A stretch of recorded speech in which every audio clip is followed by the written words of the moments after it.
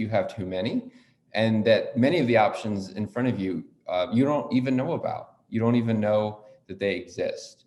And that means that it's hard to be intentional as you head towards them. So our approach is we use data to try to close down these distances and create connections between work and people and also education so that we can sort of exist closer together.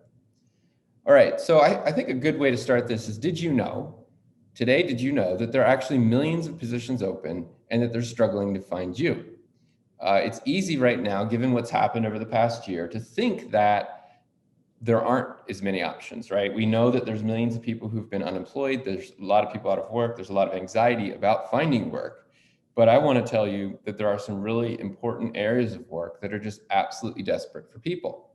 We've done some research and we looked at sort of the jobs that have grown for the past 2 years. And this is the way I'm looking at this is these are jobs that have advertised a lot, meaning that they have a lot of open positions. They're posting a lot of jobs online. And they're struggling to find people. The first thing that we've noticed, and I think you all should know this, right, is logistics, which is the movement of things to you. Think about all those boxes you've ordered, right? Online shopping and all that delivery is just absolutely massive. And there are so many jobs related to that. There's warehouse jobs, there's driving jobs, and there are all the business jobs related to that. And think about companies like Amazon and Walmart. It's just absolutely enormous, and they're desperate for people. Everybody also knows about this one, healthcare. Did you know that 3 out of 5 nurses quit or stopped working last year? That's staggering. And that means that many medical systems, hospitals, doctors' offices are struggling to find people. Technology, think about all those devices you have and all the little apps you have and all the things you log into. Even this thing we're on right now is tech. There is immense demand for people who can work in technology, and it doesn't mean just coding. There's all kinds of product and project management and marketing and sales. There's a lot of opportunity in tech, which brings me to my next one. And I think this is the one that we don't talk about a lot. And this is actually the area that if you're in a liberal arts major, or you have a liberal arts background, this is the biggest area of work for people from the liberal arts. And hey, I myself am from the liberal arts, and I have ended up more in a marketing role. And so things like sales, marketing, customer service, finance, HR, and operations are just massive. And these jobs employ more people than work in areas like tech. So you need to consider core business functions. We also see that the education sector has been posting a lot, a huge number of jobs related to the mental health of students, and also a huge amount of jobs related to teaching, especially adjunct professors. So again, that's a bit surprised. Well, I guess I'm not so surprised by that given what's happened over the past year, but it is interesting to see that the education sector is very in desperate need of people and is doing a lot of job posting. The skilled trades is huge. Think about, the building you're in, or all these facilities, roads, all the production we do. There is a huge need for people who can make things and fix things and keep things running. We can never underestimate that. And then finally, huge demand for public safety. Given what's happened over the past year, a lot of people have left the labor market, and again, as a result, there is a lot of demand. So there's obviously more areas of work. Our economy is big and diverse, and just so many opportunities, but I think these 7 have caught my attention, and I just want to make sure that you are aware of them.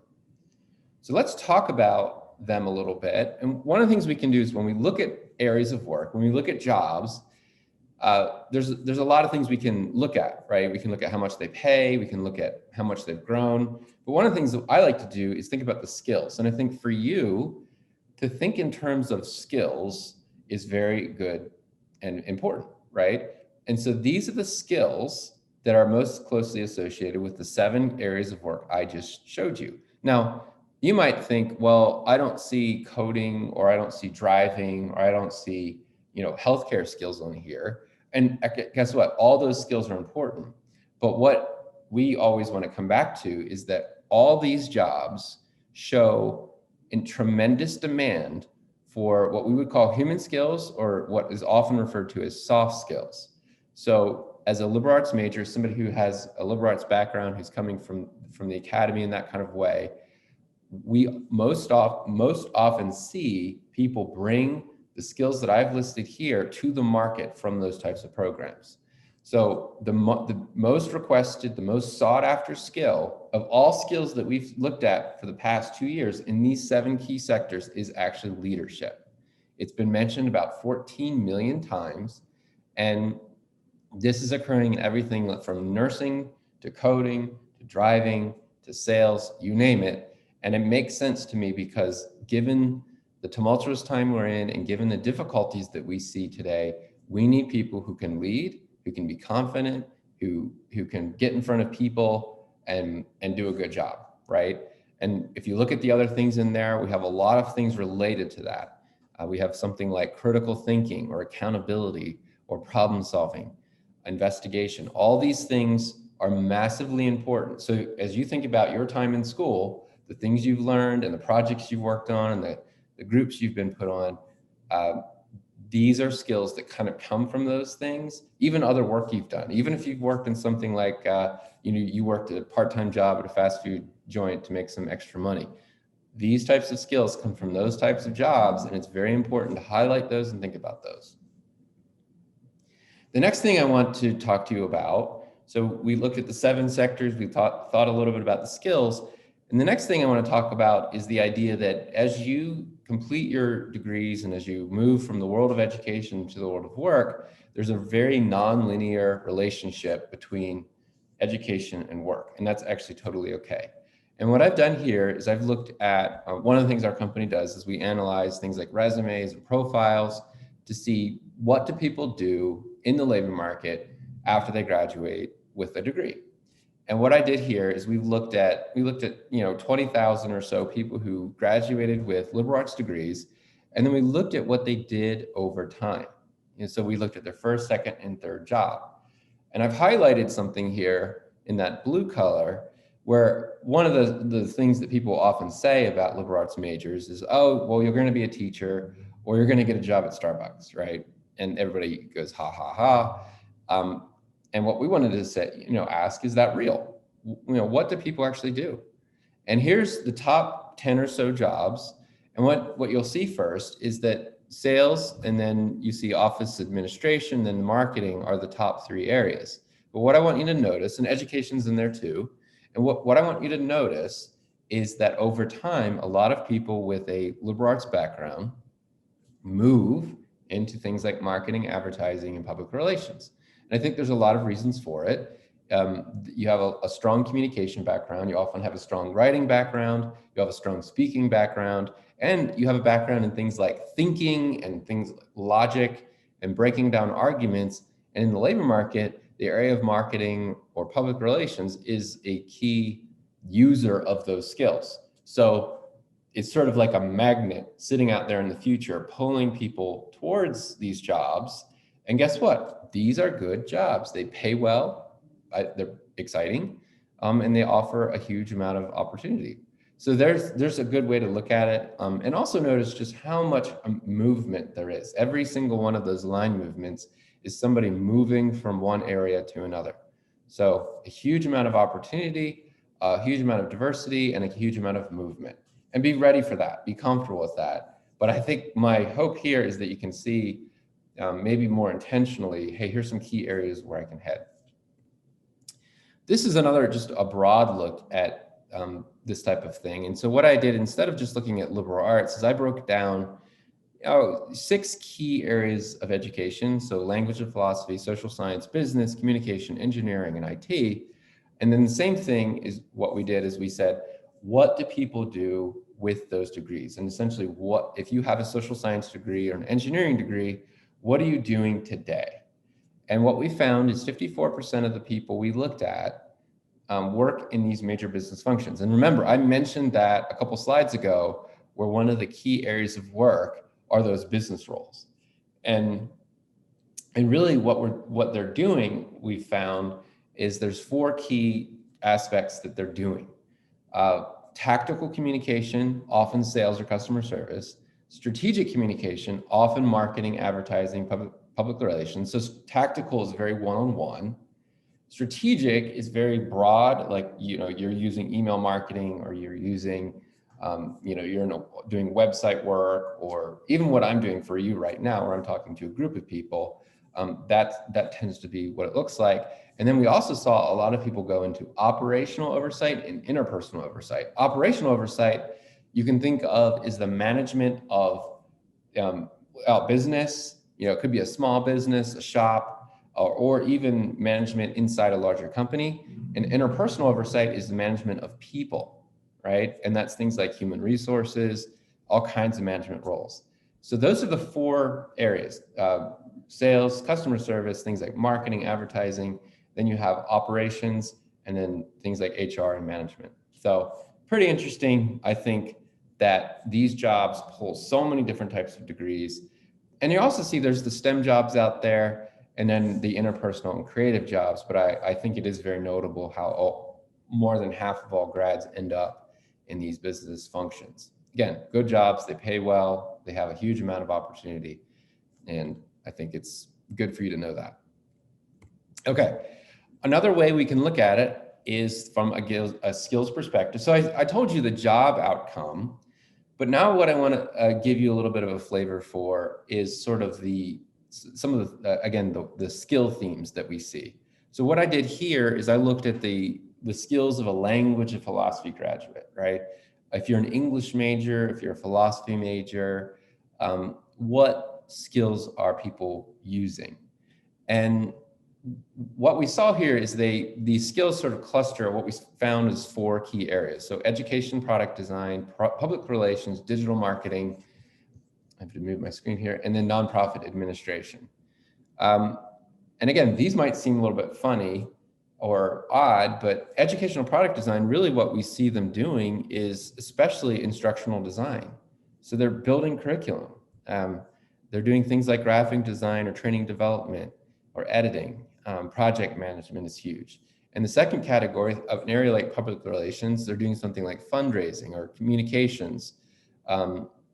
There's things like press releases. So again, you're gaining a degree right now, and you might be thinking, what can I do with that degree? If you're something like an English major, what can I do?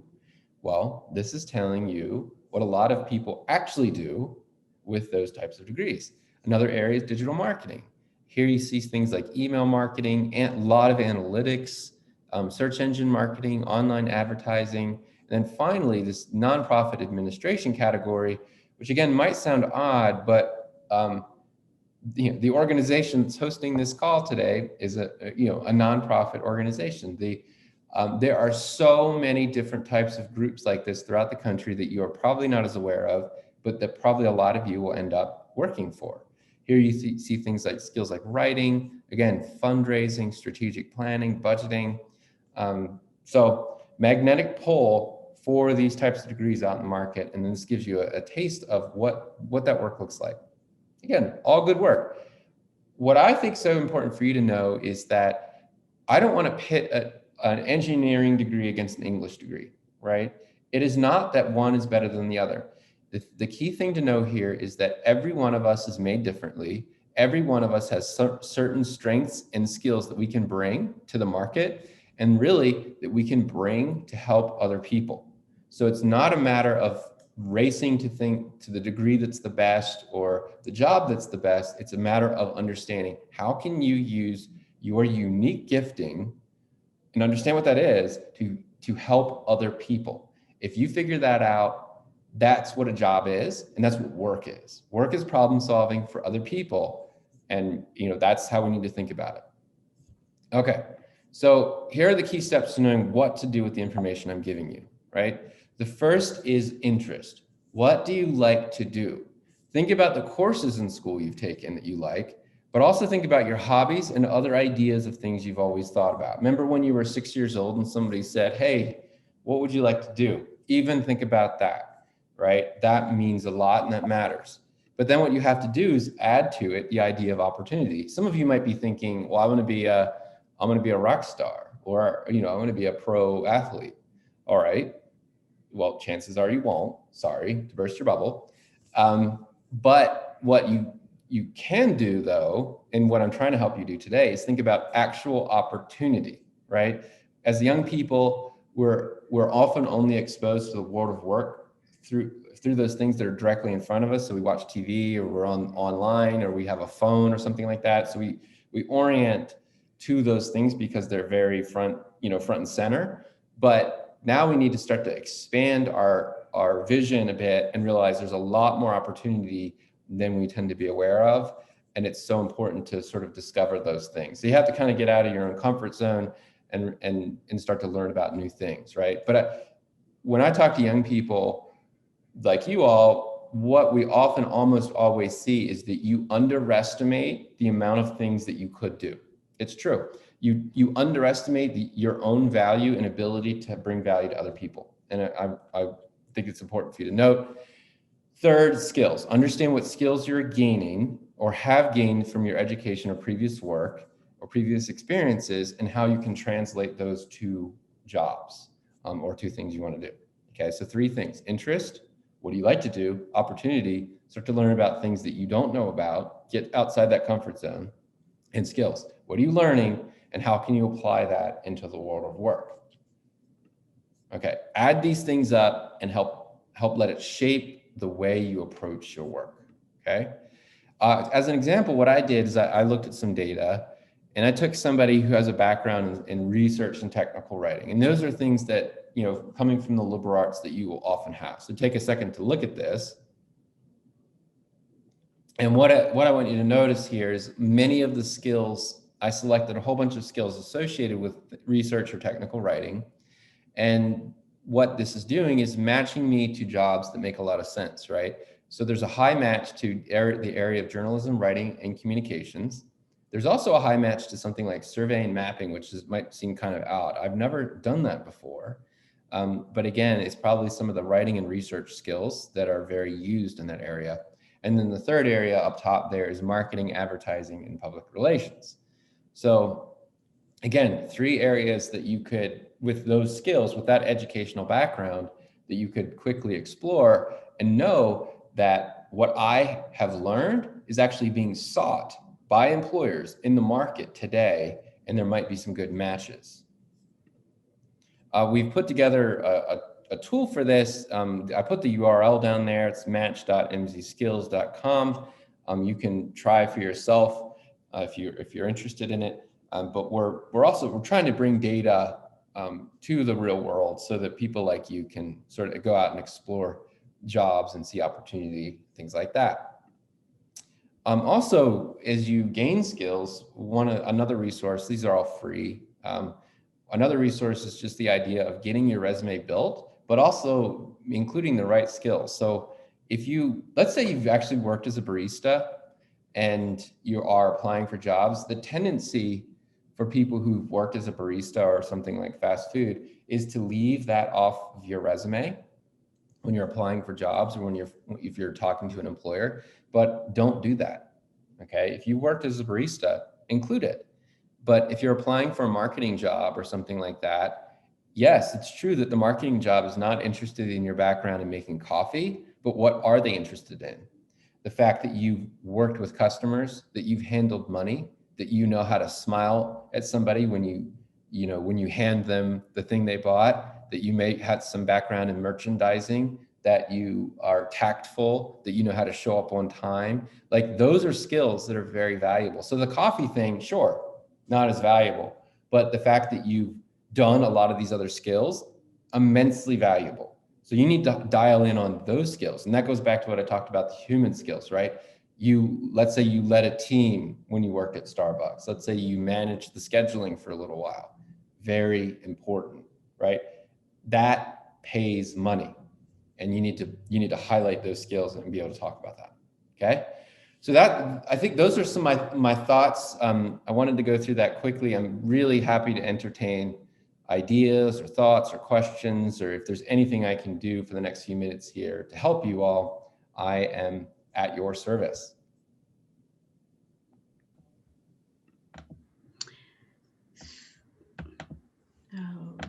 Thanks so much, Rob. I don't see any questions as of yet, but I'll give it a minute. or so just to see if anybody's going to hop in the chat box. Did you leave any contact information? I don't know if you wanted to leave any of that for any of the Yeah. attendees who may want to connect with you offline. If you want to pop that in the chat box, just so that they can take the information down and connect in your own time. Yep. Got it. Thank you so much. Yep. And I threw our URL in here, and also I put that MCSkills stuff in there too. Those are just free resources for you. Oh, there's a question. So Yeah. Andre Perry says, what types of jobs are available for the mental health industry in sports? Ooh, that's very niche. So I think that there's a huge amount of jobs for mental health in general, right? And that we've seen that in healthcare and education in particular.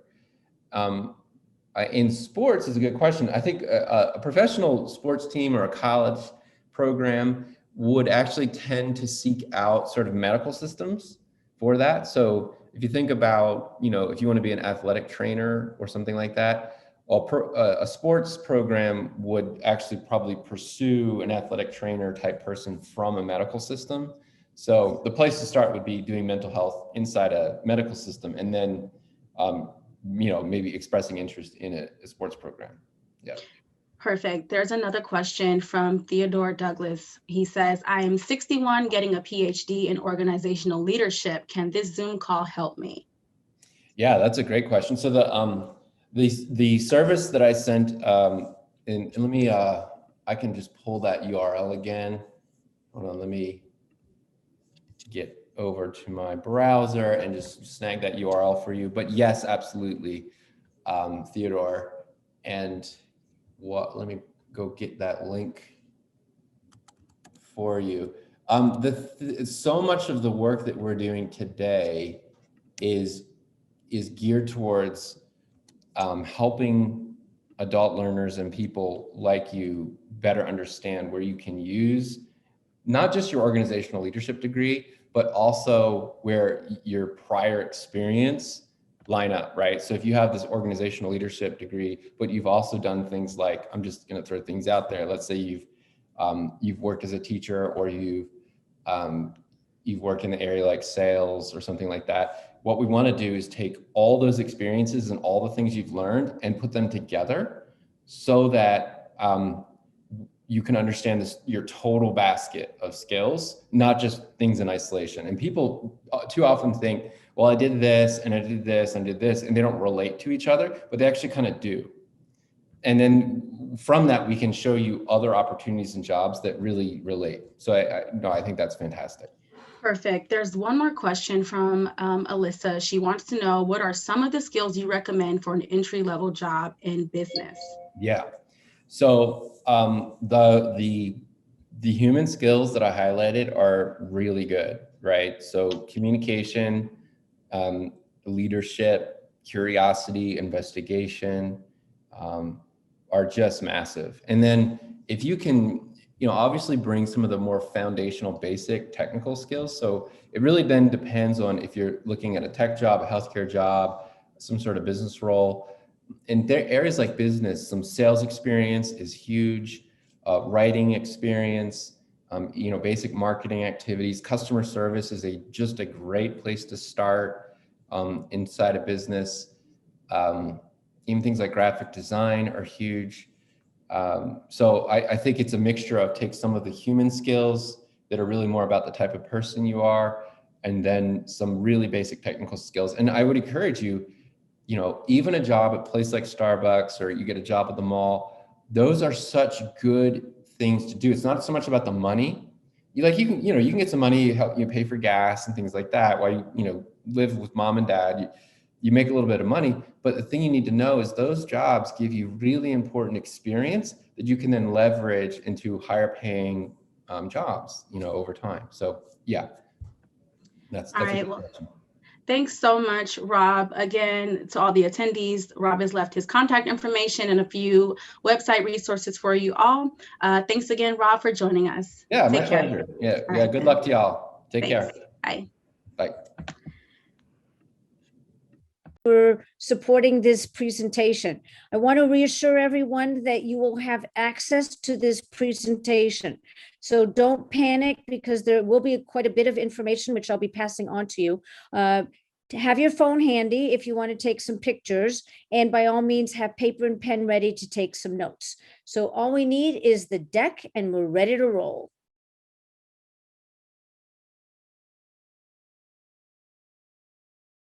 Are we good? Technical difficulties are going to be, oh, here we go. Good to be in the game. Thank you so much. So today's presentation is focusing on the future is now. And it's actually one of the themes that I'm using for this year as our theme. The jobs of the future are now. So we want with new, hopefully fit these jobs, new career track where you can use your background in liberal arts and sciences and combine your expertise with that kind of training with what's hot and coming up and the technical skills that are going to help give you added advantage when you're applying for jobs. Next. Ready? Can you advance the slides? Here we go. Okay, so by way of background, I've been in the recruiting business for 36 years and actually just celebrated our 21st anniversary, and the LinkedIn comments are flying in. We're having a great time viewing all these comments from past candidates and clients and people we've placed and catching up. So we're the relationship recruiters for sure. What we specialize in is communications and marketing. I also do a lot of career consulting, and I'm a storyteller. So I believe in the power of stories because that's going to make things memorable, both in your brain and in your heart. Next. So you might be asking yourself, here I am, a liberal arts and science major. I'm at one of the schools of associated colleges. Why am I even here today? I'm going to tell you why. Because your expertise is in demand. There are many new kinds of career tracks that are being literally created from day one to day two these days, all because of COVID and new advances in technology. So your kind of expertise will be very much in demand. And what we're seeing especially is that technical skill sets are going to separate you from your competition so that you will be the candidate of choice, as I like to call it. So in today's presentation, we're going to showcase to you about some of the jobs that are upcoming, resources and tools that you will have access to. Many are free. Go ahead. So I want to ask you about yourself. And look at the list of skills and interests that are listed below. Are you potentially interested in a career track in marketing? Perhaps you like to help other people. Are you good at writing? How about analytics, outreach, graphic design, or sales? I'm going to ask you, think about that. Are any of these words resonant for you? We're going to be using some of the chat boxes in a second. So keep thinking about yourself and your expertise or areas you might be interested in exploring further. Next. So this question, this overriding question about liberal arts and science majors, are you really in demand? And I'm going to say yes, absolutely. Why? Let's look ahead. Because your expertise is valued in all kinds of jobs across the board. Look at the list. Traditional businesses that are using technology, online businesses. Think about what has happened in this past year with anything related to Amazon. It's an online business that has flourished, and people are very dependent on it for their groceries, for items that they weren't able to get in a retail store.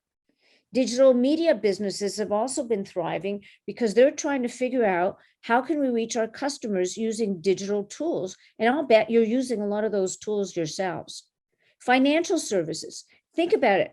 Now you can do your deposits and pay your bills with your bank's app. So all of these new tools are now part of what a business does to communicate with their customers. Marketing and PR agencies, all of them have something related to digital technology as part of their businesses. Insurance, information technology. So you might be saying, you mean I'm a valued candidate? Absolutely. Thumbs up for what you're going to bring to the, and I'm next slide. Here we go. Look at this survey. In 2014, 1/3 of all Fortune 500 CEOs had backgrounds in liberal arts. Fortune 500, there's only 500 companies in the Fortune 500. And why do they want to hire people like you? You have good communication abilities, critical thinking, research skills, creativity, think of that word, and empathy.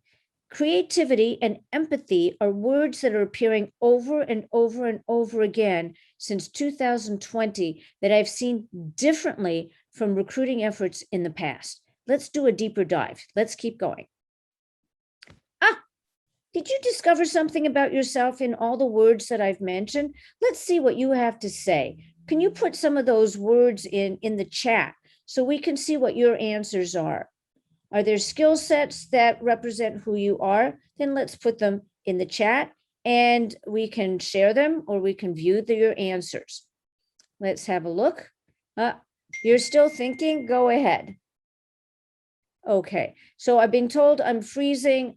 I am sorry, I'm freezing. I'll just keep going and hopefully we'll be able to do this. Here's an answer. I am creative and empathetic. Love it, because these are some of the key words that we're seeing over and over again that describe what employers are looking for. Thank you, Theodore, for posting that. Any other points that are coming up here? We'll keep going. This is your journey of discovery. And think of that word, journey and discovery, to think about who you are and your process as you're going to be looking for a job. I love dealing with people. Oh, here's another one. Thank you. So we'll keep going. Now, let's look at this other list. My good friend Marty Constant came up with a list of desired skill sets in 2021. Emotional intelligence, we'll define those terms in a second.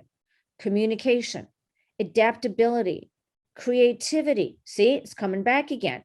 Collaboration, leadership, and time management.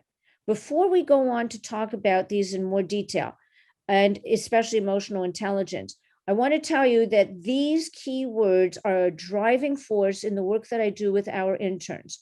We hire many, many interns at Lynn Hazen and Associates, and right now they're all undergraduate students, liberal arts and sciences, and their ability to work together, to work on teams, to collaborate, all online. No one is looking at each other's eyeballs in the present tense in person. They're all working online together. And we have had an amazing time collaborating and creating incredible projects and deliverables together.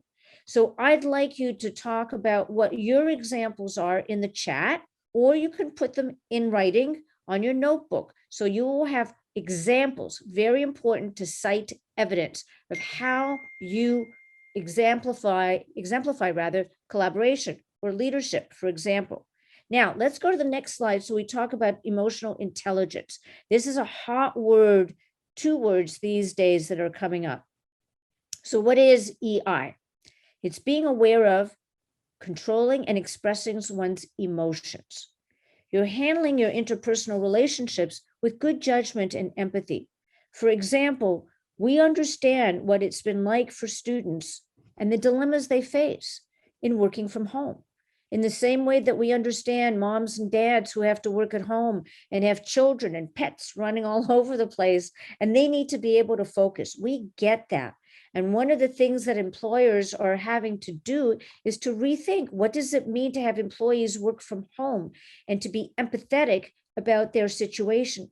Because the more we understand how they feel, and we can help and encourage them to be successful, and we all have challenges at home.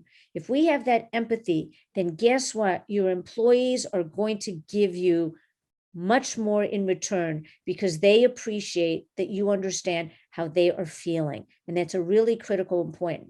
And I have seen in job specs all over the board, emotional intelligence and creativity coming up over and over in 2021 that was different from previous years in the recruiting business. And I can tell you this for sure. Next slide. Do you need a technology degree? That might be a question you might be asking. Actually, I'm going to tell you no.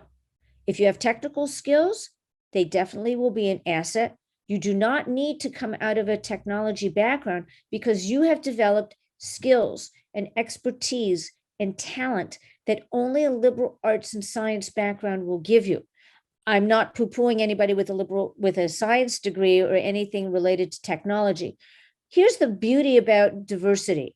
We like to hire people with a variety of skill sets because all of them combined make a richer talent force and employee base. Let's keep looking. Now, ask yourself, do you use Google for school? Do you do research for term papers? How about Excel? I'm sure you've been making charts or graphs with it. How about PowerPoint? PowerPoint's a hot one in my business. All of our interns have been creating incredible PowerPoint presentations. Are you on YouTube looking up videos? I'll bet everybody will answer to being on Zoom. So you're using any of these skills or tools for school, put them in the chat so I can see what skills and tools that you've been using and growing. I have to tell you, one just yesterday told me that she knows how to do video editing online. And I had no idea about her expertise in these areas. So don't be shy. Let's keep looking. Next slide. Now, outside of school, perhaps you've been entrepreneurial. Have you been using Instagram perhaps to create visual content? And our clients love when candidates are applying for jobs and they do a wow project and create all kinds of new visuals using Instagram to show them what they're capable of. And especially when they don't use those tools, you're bringing value add in areas that they don't have. So you're going to make a difference. Perhaps you've been on Facebook selling products using Marketplace.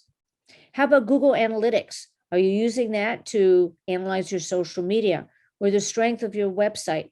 Actually, one of our interns learned how to use Google Analytics and gave us an analysis of our website's strength in terms of Google and made some suggestions of how we could improve our site. Perhaps you're on LinkedIn.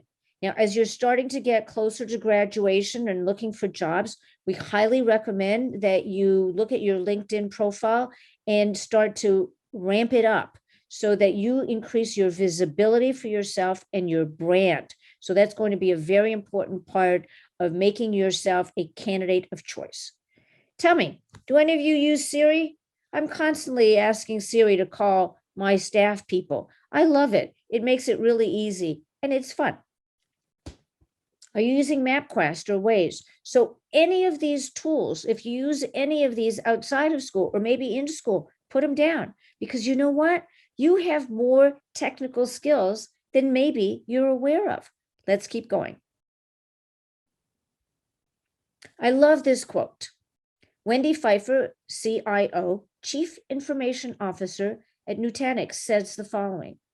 I speak to many new job applicants who, whoops, I'm trying to read this a little bit sad, who have to run on online stores, created social media campaigns, manage complex financial transactions, all online, all using available skills, but do not consider that they have any special technical skills to bring to their jobs. So I'd like you to take that medal and I want you to brush that off because you have special skills that you can bring to employer. We just want to hear more about them.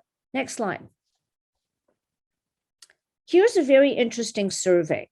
This survey was published in 2020, and the National Association of Colleges and Universities put this survey together in August 2019.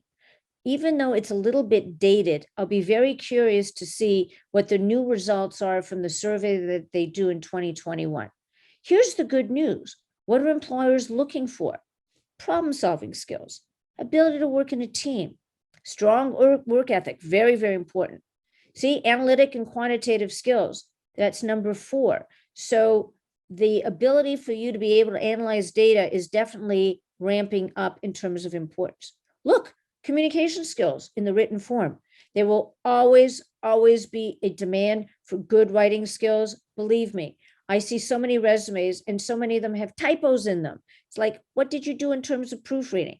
So if you're a good proofreader and you can double check your resume to make sure there are no typos, you're going to get some visibility. Leadership. Now more than ever, we need people who can inspire people to do projects, to work with them, to bring out their best interests as well.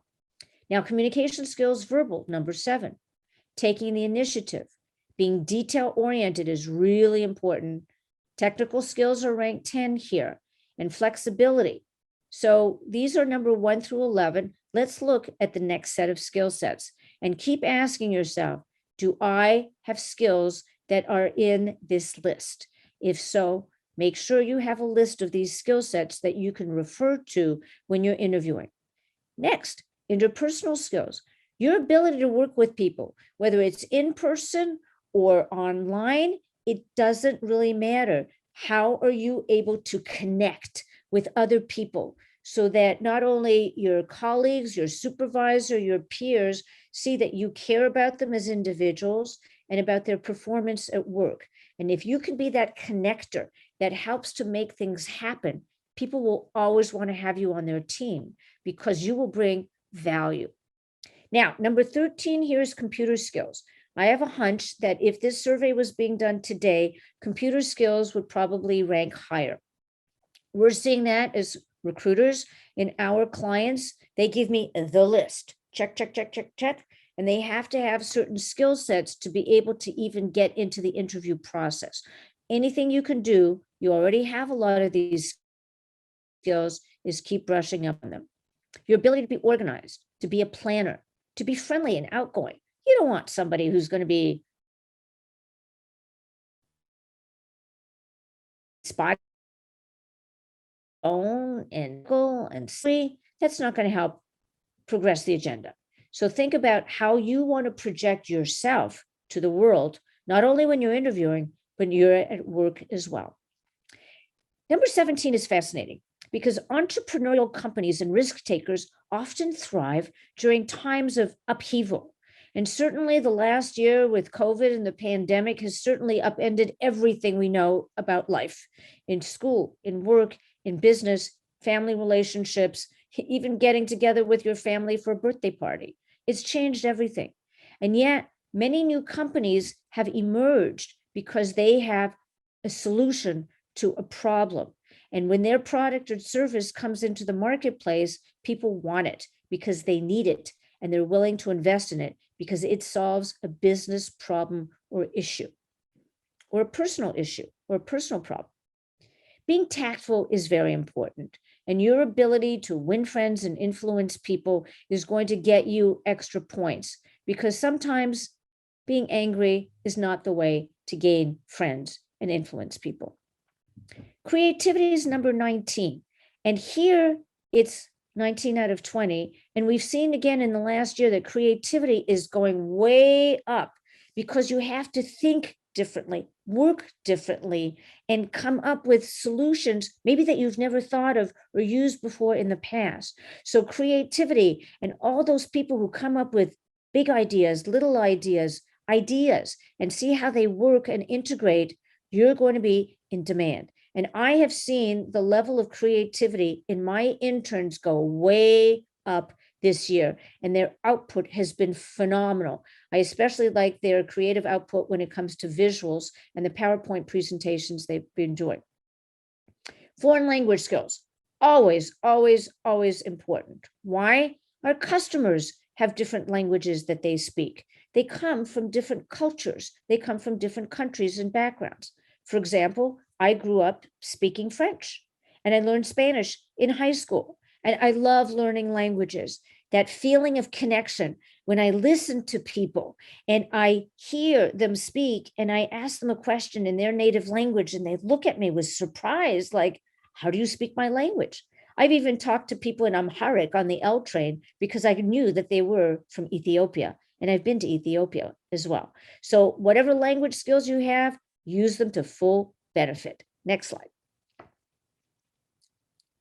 What I like about this next slide is taking two elements of two different skill sets and putting them together. Data is hot. Why is data hot? Because we now have the tools to be able to measure the numbers. And why is telling stories equally as hot? Because when you humanize the experience of what the data gives us as evidence, then you're going to remember. Again, what I call sticky in the brain, and it touches the heart. So when you can tell the stories, think about all the cases about vaccines now, the number of people getting vaccines, the stories about how they got their vaccines, the importance it's given them to their lives. Now we're humanizing the data, and we're seeing a huge trend in this direction about being able to take the technical data and the human perspective and the storytelling and combine them all in one. And when you do that, it makes it memorable, and I can guarantee you'll probably be able to repeat it verbatim. Next slide.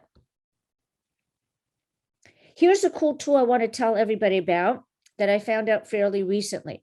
So there's lots of tools that you can learn, and you can take tests also online for free. So LinkedIn has a link, it says under resources.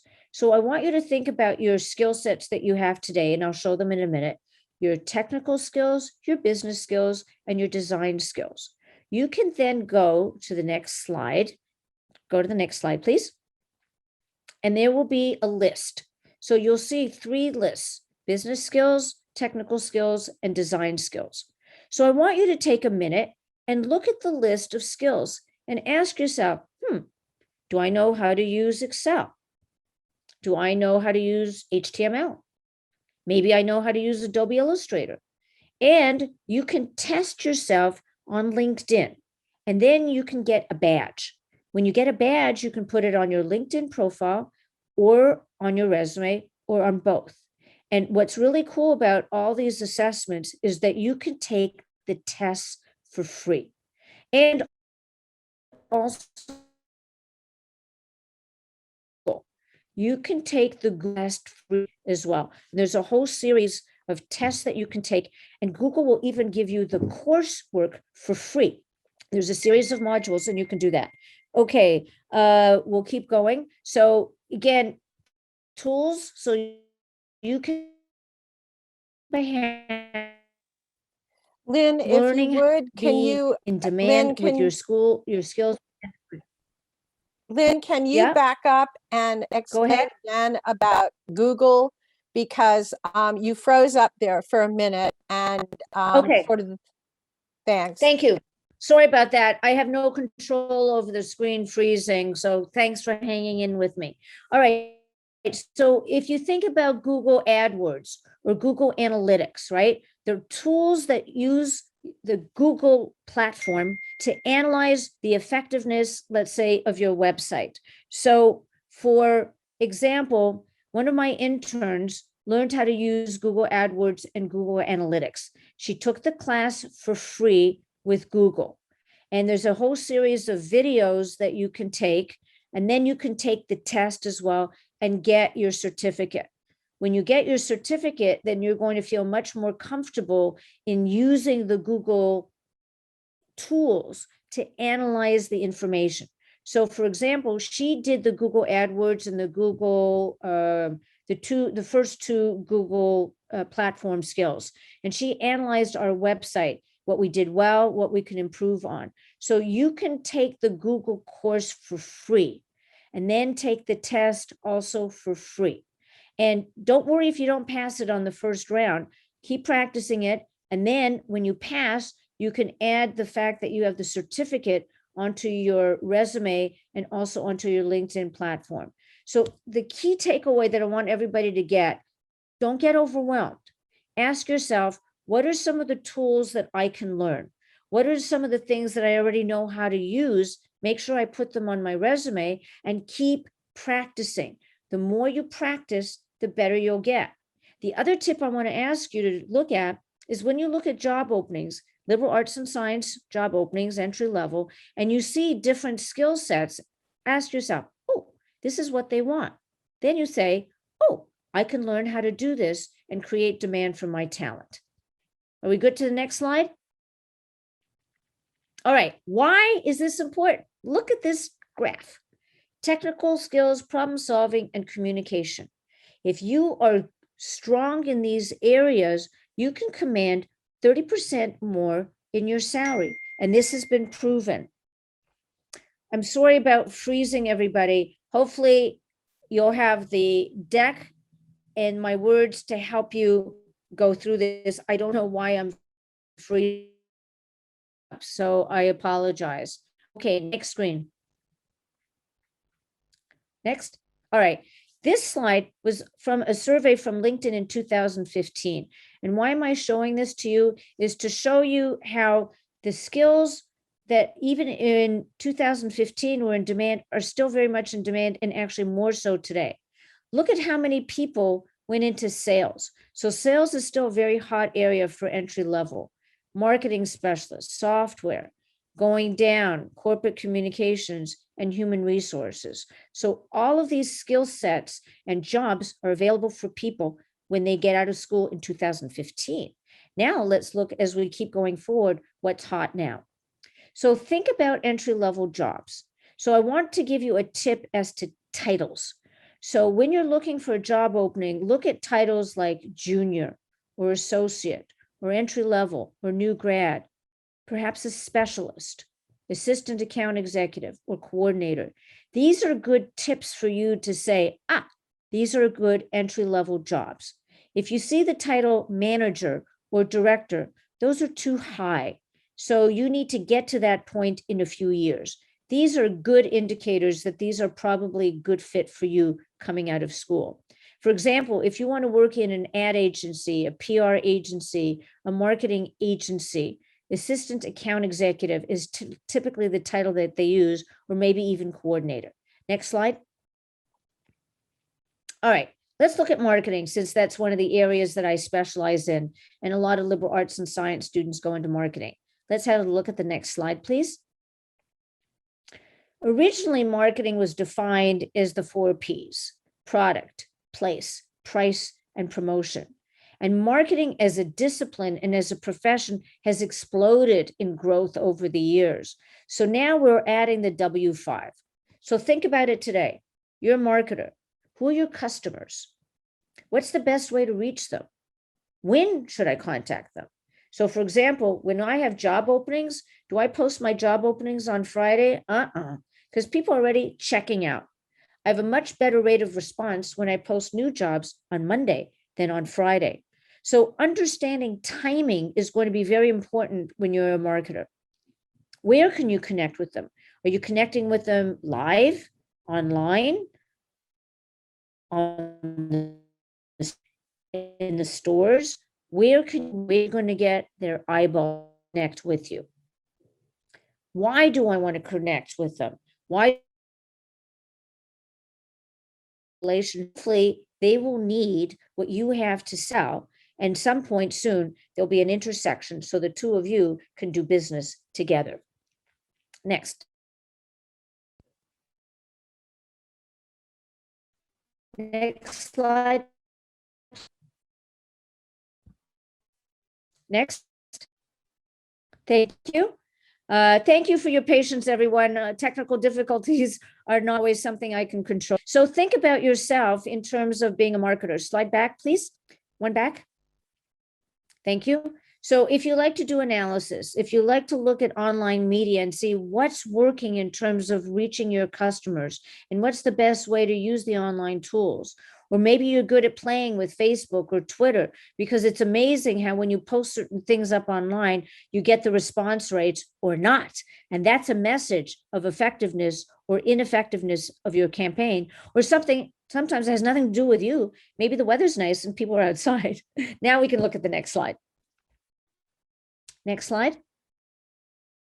So here's a list now of tools or skills that might be helpful for you as a marketer. So look at project management, and we'll also be talking about project management soon. Content marketing, see the word creative? We talked about that before, and all the different kinds of programs and tools that are available. So ask yourself, which ones do I already have experience with? Which ones do I want to learn more so I add value as a candidate? Next slide.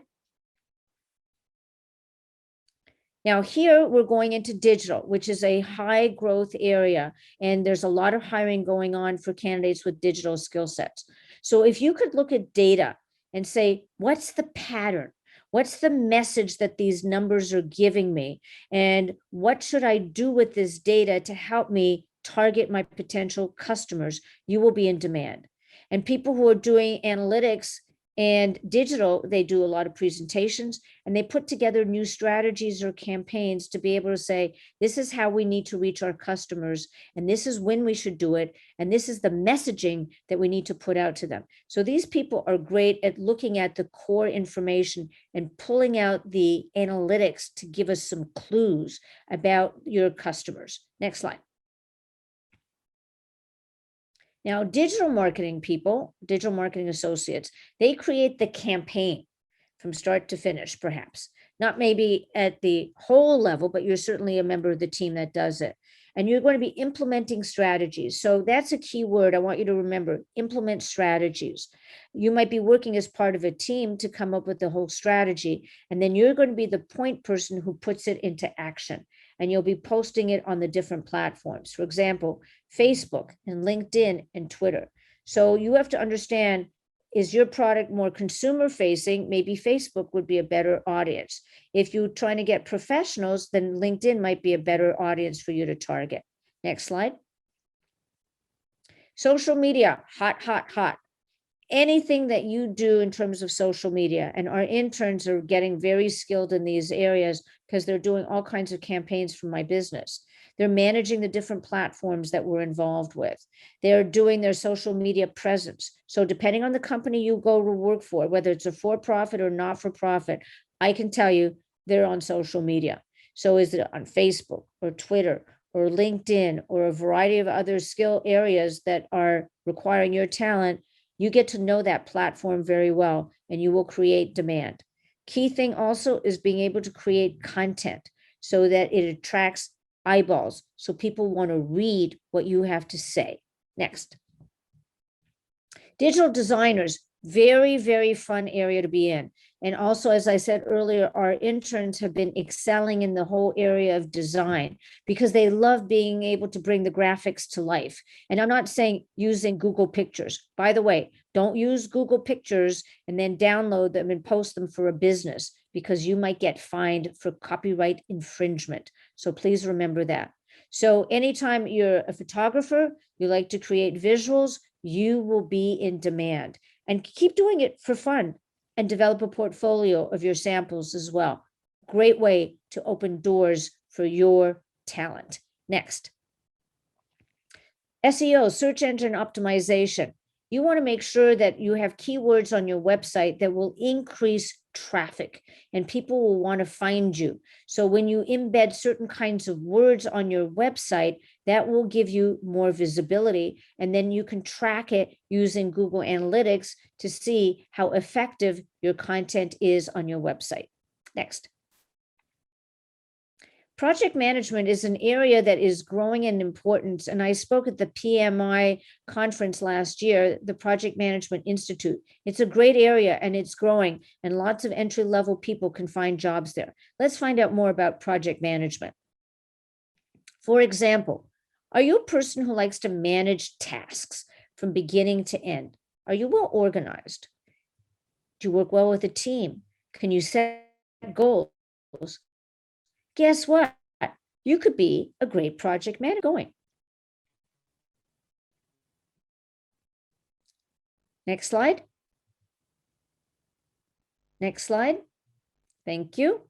Look at all the skill sets that you might already have. Are you good at decision making? Can you make a decision? Are you good at planning? Back to communication. Are you good with maybe Zoom? I hope everybody's good with Zoom by now. And maybe you know how to use Microsoft Project. So all of these skill sets come into play if you're looking for a career track in project management. Let's keep learning more about project management. Next slide. So in project management, you can also be a project coordinator. as an entry-level job. And also a lot of ad agencies and PR agencies and agencies in general hire project coordinators. It's a great point of entry. You get to see a lot of things that are on the plate, so to speak, in terms of deliverables and working with different team members to produce whatever your final deliverable is. So you're working with people, you're taking notes, you're very well organized, and you understand what it's like to be on deadline and to have your deliverables come together. Next slide. Writing, core competency. And it's one of my favorite areas to recruit in. And we keep hiring people who are writers for freelance and for full-time. You get your writing skills down pat and you will have a job for life. Let's see why. For example, are you a person who likes to create content? Think about the World Wide Web. Anything on the web has to be written in some capacity or the other. So you're creating content. And perhaps because there's so much technical information out there, you want to be able to simplify the information for others to be able to follow you, especially in the fields of healthcare and technology. So if you can simplify that information so the rest of us can follow you, then you're going to have a great demand for your expertise. And then can you do the research and then analyze it and make it understandable? Again, back to creativity. Writing skills are always in demand. Next slide. Again, what are we looking for? Your ability to communicate, your ability to write. Use keywords when you're doing your research to find the information that you're looking for. And you can use all kinds of tools from Google Analytics to help you. And again, writing skills are critical must-have skills for any profession. If you can write well, you will be in demand. And actually, people will then come to you and say, can you help me? I really need your expertise in writing, because we use writing skills every day when we're updating our website. For example, we're creating our newsletters or our client newsletters. It goes on and on and on, and you will be in demand. Next slide.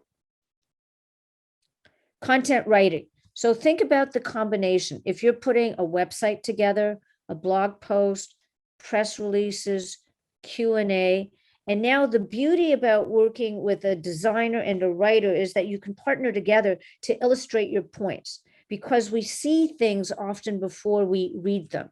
So you want to be able to marry your two competencies together.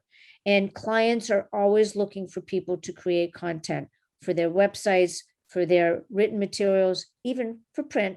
There are still ads that are being created. Next slide. Search engine optimization.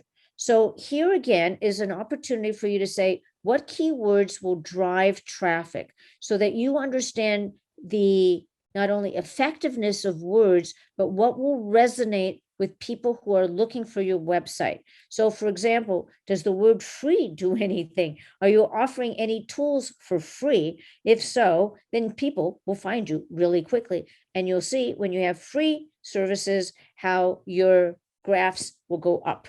Next, web developers. We hire a lot of web developers for our clients. So again, it's the hybrid. We're managing the website, you're seeing how the traffic is going, and you're taking the technical expertise you have and the communication skills. So putting it all together makes you a very valuable candidate because you have multiple skills that you can offer a potential employer. And what's interesting about any of these jobs is that there's always new innovation coming into play, so that when you keep learning these new tools and technologies, you keep creating demand for your expertise. Next slide. This one is visually very interesting, of course, because of the beautiful flowers. So somebody is creating beautiful websites for Flowers for Dreams, and you can see how exciting it is to look at these slides and say, oh, they're beautiful. I want to order my flowers from Flowers for Dreams. And see how keywords like the word love and the pictures of the flowers really give you that pop factor. So web design is very strong in terms of visuals as well. Next one. Now, where are you going to be able to find job openings today? You're looking for jobs. You might be looking soon. You might be graduating soon. We have good word. There are jobs opening up much more now than a year ago. Let's look where you can find these jobs. You can certainly look at digital ad agencies, PR agencies. Don't forget about the not-for-profit sector. If you are passionate about a cause or an issue, there are still many, many not-for-profit organizations that are involved with children, with learning, education, healthcare, diseases, whatever it is, there's an organization that represents those interests. Obviously, corporations. E-commerce is booming.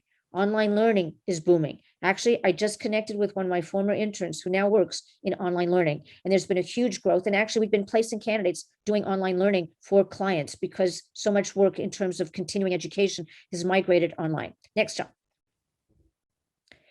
Here's a link. You'll be able to see it on the bottom. Here is a list of the top digital agencies in 2021. And for example, I just saw Mably posting that they have jobs open. So go ahead, start learning about these agencies, create a database for yourself so that you see not only when they're hiring, but learn more about them so that you can ask yourself, am I going to be a good fit for these agencies? What kind of skill sets are they looking for? And would I be a good fit? So again, my gift to you. Next. Here's some good news. If you look at Associated Colleges of Illinois, look at all these names of major corporations that actually hire on your campuses. So my tip to you is make sure you find and go to your career services offices. Introduce yourselves to them. Let them know what you're looking for, because chances are they might even have a job for you that might be a good fit.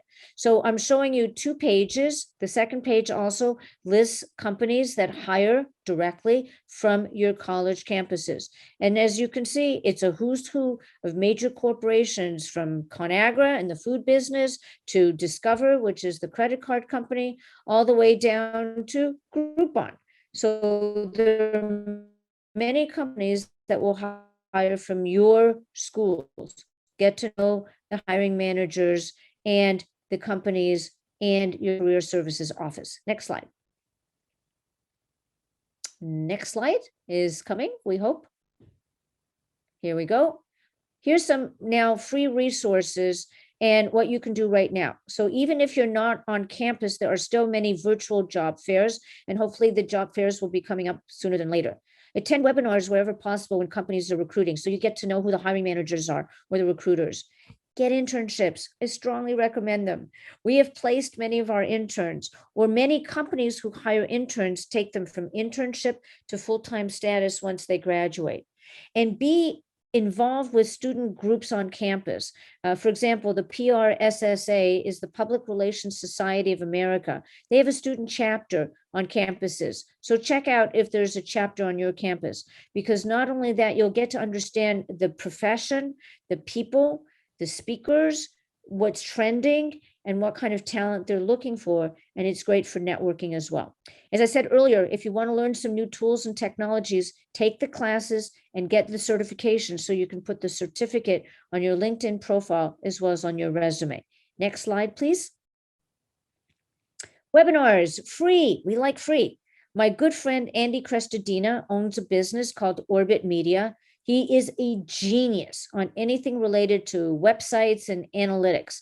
And I attend his free webinars. They're free during COVID every 2 weeks. And you get a copy of the deck and his audio. Highly recommend that you sign up for them. He is brilliant. And I always get takeaways from every session that I participate in. Next slide. Next.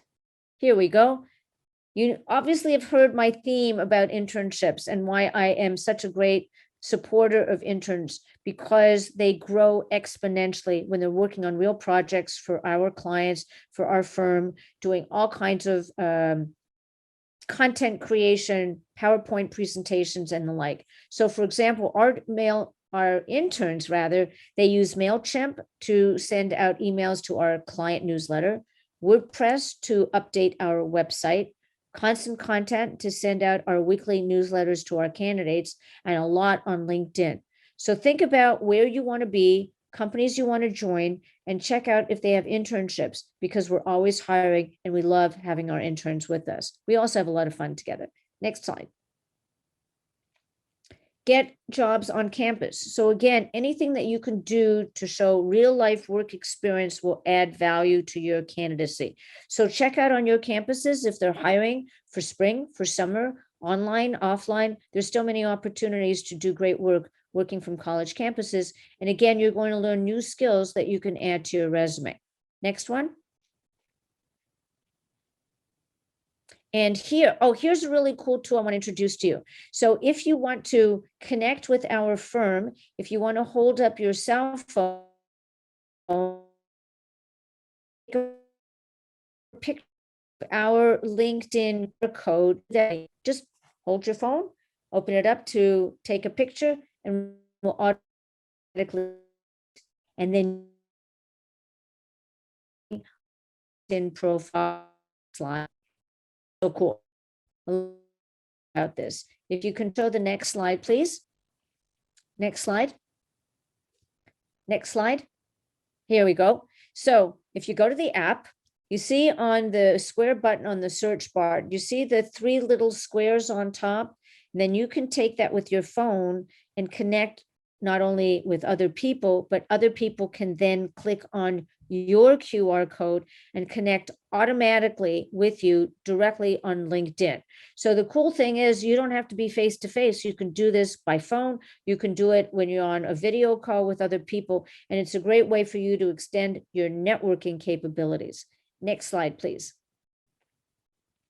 There are a few organizations that I want to showcase with you right now. So Girls in Tech is a free resource for people, for girls or women, lots of opportunities for networking, events, job boards, and cool tools that you can learn. And there's a link on the bottom. Next one.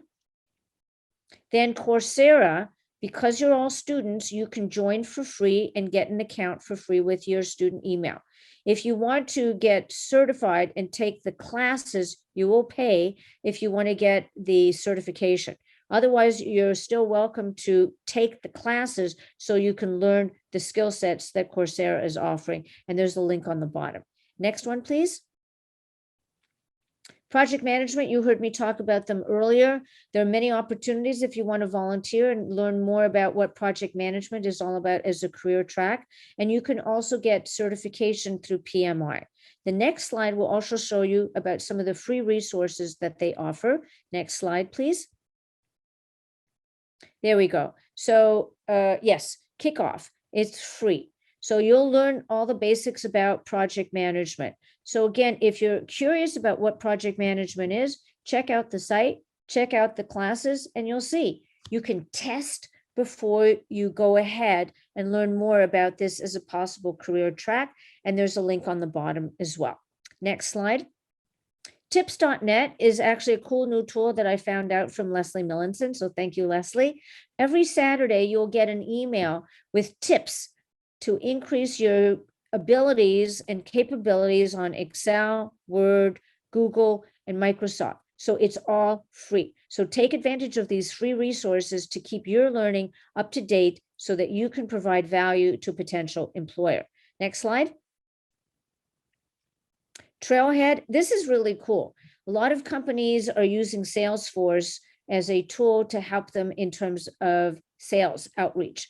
So this is a gaming system that they use to teach you how to learn about Salesforce. What a fun way to learn about a technology is to make it into a game. Actually, that's a very hot trend in general for a lot of companies, is to use gaming tools to teach content or skill sets to employees or customers or whoever's using their technology. Cool tool. Check it out. Next slide. HubSpot also offers all kinds of free classes and certifications. You could pick 384. I'm sure there's going to be one at least that will speak to you. And their courses include content for marketing, sales, and service-related areas. Next slide. Here we go. And here's the key thing is you don't need to abandon social science. It's a matter of you having marketable skills. And I can tell you as a recruiter, my entire life, 36 years as a recruiter, 21 leading my company, it's always about learning and growing and learning new skill sets and learning new professions. So once you get your degree, that helps to open the doors to new opportunities. Then the rest is, how can I combine my education with learning new skills to create demand for my talent and my expertise going forward? Next slide. Why? Your brain, your talent, your motivation, and continuous learning is all about career success. So with my next slide, we'll be able to give you my contact information, and we can open the opportunities now for dialogue, for questions, or anything in the chat. I do apologize for the inconsistency. I hope you've been able to get as much possible. Again, you will get access to the entire deck as well. Any questions or comments?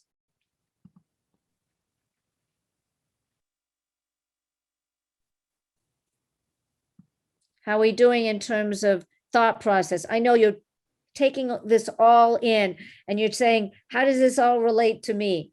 The good news is, take your time, go over the materials, and I'm sure something at least will pop for you that you can use. Lynn, I have a question for you. How long do you estimate it will take for students who are graduating this year in May? How long do you think the average is for them to go from graduation to starting a new job? That's a really good question. It really depends how close the talent and the need are and how much they all blend together. There's no magic formula. It could take a month, it could take 2 months. Here's something I do encourage people to think about: temp to perm. A lot of companies are hiring. We just hired actually a candidate for temp assignment, and it'll grow into a full-time position. Now, he's a more experienced candidate. However, what we're seeing are new models of engagement. So it might be an internship program that might turn into full-time. It might be a temp assignment that becomes full-time. It might be even a full-time position that they're ready to hire. And part of this is learning and following the news on certain companies. So if companies win clients or win new business, they're going to need to staff up. So that's why I really encourage all of our candidates, especially if you're soon to graduate, follow the news. Keep on track of what companies you want to work for and see if they're growing, if they get new clients, if they get new business, if they win new contracts. So you'll be ahead of the curve. And that way, they know who you are. And if you can establish a relationship with a recruiter ahead of time, then when that job becomes available, you won't have to be presenting your credentials for the first time. There's no magic formula. However, the more active you are in terms of looking for job opportunities that match your interests and keep actively looking, the more you're out there doing, the more you're going to get in terms of a return on your investment of time and effort. We're seeing, like, for example, last summer when I hired my website associate, it was actually one of my former interns, and she got hired within a month, very, very quickly. And the client didn't want to see 25 resumes. She only wanted to see a few. So I take it, though, that you would encourage our students who are graduating this year to connect with you as soon as possible. Well, I always want to be very honest in terms of maintaining a relationship with our firm.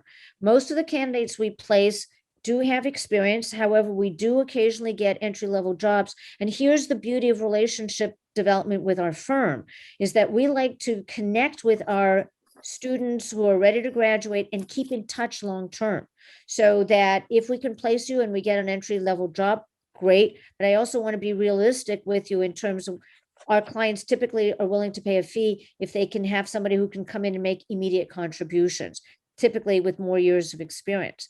However, we're the relationship recruiters, and we have made many a placement over time with candidates who are entry level, who are past interns. So it's worthwhile to register with our firm, send us your resume so we can keep in touch with you. Definitely connect with the career placement offices within your schools, because they will have more entry level jobs than we do.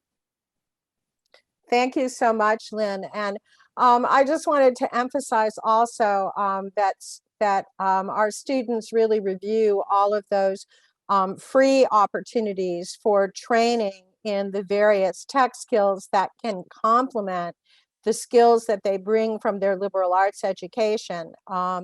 You can complete lots of these, for example, Coursera courses. I just looked at some that were on grant writing, and you can complete those courses for free. You don't get credit for them, but then you can put on your resume that you have completed those courses and you have those skills. So it's worth considering that as a project even for over the summer to boost what you can put on your resume. So thanks so much, Lynn. We really appreciate all that you've contributed to our programs this year. It's been great. And Constance, you want to put up the polling to see how people enjoyed this session? Absolutely. Let me get that started.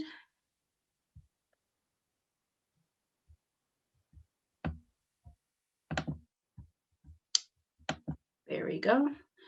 So we'll go ahead and give you guys 1 or 2 minutes to answer the 3 questions.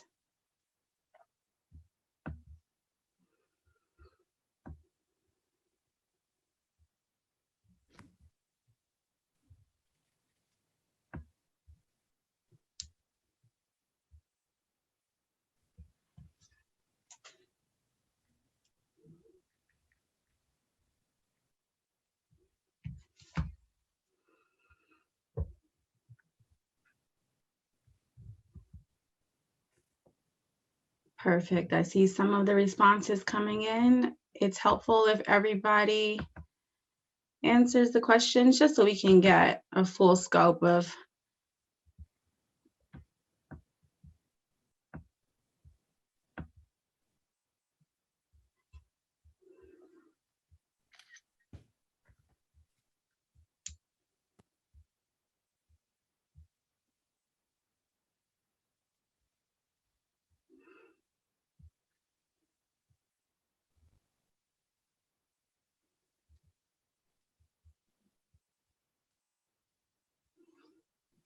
I'll leave this up for just a couple more seconds before we transition to our next session.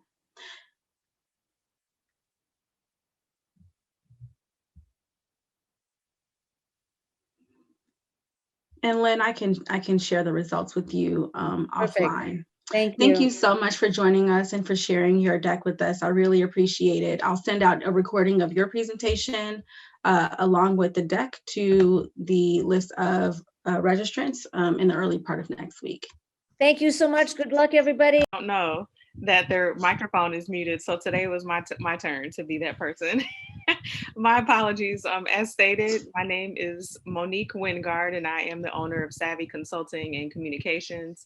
And the way that came about for that I even started the company was because I had acquired various digital skills that I was using at every job I had ever had, and decided that it was time to, rather than working just one job using one of those skills, it was time to be able to go out, branch out, and work with several different people, different clients, companies, organizations, and use them all and teach others along the way. So again, thank you for having me. I'm going to go ahead and share my screen here, and we are going to get started. So what I am going to share with you today are a few, just a few, because there are so many, a few of the tools that will be really vital in your success, whether you are still a student, if you're getting ready to graduate, and even moving into the workforce. So just very base level, both skills and tools for your success. Alrighty. So a few of the tools that we will discuss today include what I call building your digital toolkit. And what I mean by building your digital toolkit is always having a set of at least, let's just say, 5 baseline computer programs, apps on your phone that are your go-to to get something done. Oftentimes it means to get it done quickly, but more important than getting it done quickly is about being efficient. So something that will allow you to get your work done, submitted, or even if it's about you developing something that is for yourself and your brand or your assignment, it's about getting it done both quickly but efficiently, because technology, of course, is supposed to make things easier. One of the first digital tools that I worked with, and I'm sure you all are familiar with, is Microsoft, the Microsoft Office suite, which it is now just called Microsoft Suite. And so we'll go over that. If you are not a Microsoft user, of course, Google has the answer to that, as does Apple, but Google Workspace, which has all of the tools that are similar. I'm not quick to say the same because there are some differences, but Google Workspace has a lot of tools that are similar to what Microsoft uses. And what's actually not on here is Apple. So if you've ever purchased any Apple products, you would see that it also has its version of what you'll see on Microsoft, and additionally what is available in Google Workspace. Scanner Pro. So that's something, as even while I'm presenting, if there's anything that you hear me mention, feel free to go ahead and look those items up, either via internet or even in the App Store. Scanner Pro is one that you can find in the App Store on your cell phone. And I'll go into a little bit more about what it does. I almost started in on it because it's one of my favorite tools to pull up when I'm in a crunch. Grammarly. So go ahead and write that down. Grammarly is another tool that is really good to have already installed on your browser, especially if you use Google Chrome. I apologize, I don't know if it is available on Safari, but Grammarly is available as a standalone website. And additionally, you can install it to your Google Chrome browser. And so we'll discuss that a little bit later as well. LinkedIn. I actually just about 2 days ago did a session just completely and only on LinkedIn because it is such a powerful tool. And whether it be for job seekers, college admissions, branding, you name it, sales, there's so much. And there are, I believe now 500 million. 500 million users.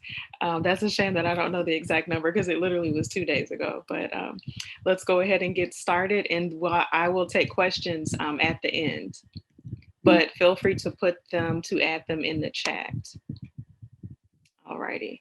So when I say building your digital toolkit, I do also mean social media. That is another tool that is going to be vital to your success, almost regardless of what industry you decide to enter. There's some aspect of social media that is almost required. Many people are, again, required to have some baseline knowledge of what it means to either manage social media, and that could mean, do you know how to post? Do you know how to log into, which is probably second nature to many, but do you know how to use a third-party tool like Hootsuite, like Buffer or Sprout Social, where in the workplace, it's a little bit different than just logging into your Facebook account or your Twitter account and posting for yourself, or, live tweeting about a TV show. Having a baseline understanding in your digital toolkit about social media is extremely vital. And what I mean by vital as well is being able to automate it, because I'll keep saying technology is supposed to make our lives easier. And so making sure that along the way that you're finding out ways that you could potentially chip in at the job and be that person that helps with content and the ability to automate it so that you're not constantly having to be glued to the computer and posting on social media sites. And a lot of what you will discover with social media and in all of the tools that I mentioned today is that it requires some trial and error, meaning you do have to jump in there and try them out. Sometimes you'll make mistakes. You would be surprised that the only person that realizes that you are making such a mistake is you. And so when you can get out of your own way and just start testing out these different things until you get better and better, and maybe someone does notice, hopefully they recognize the fact that you're learning and are willing to show you the proper way to maybe use a hashtag as it relates to the workplace. Again, we're not talking about personal use in the workplace or in terms of education. And learning all of these things will eventually lead to you mastering it and you being an asset to any industry that you decide to work in. Now, first, Microsoft Office. So it is a one-stop shop to getting your work done. And one of the main tools available in Microsoft Office is Microsoft Word, which is considered a word processing tool. And word processing obviously is, the app that you would open to write papers, reports, and to either print them out or download it and send it via email. So using Microsoft Word in its full capacity would mean, do you know how to create a table? And learning all of the functions at the top and creating a table would mean columns where you have things actually divided out by sections and columns, and not just a bullet list going straight down the page. It would additionally mean learning how to create mailing labels.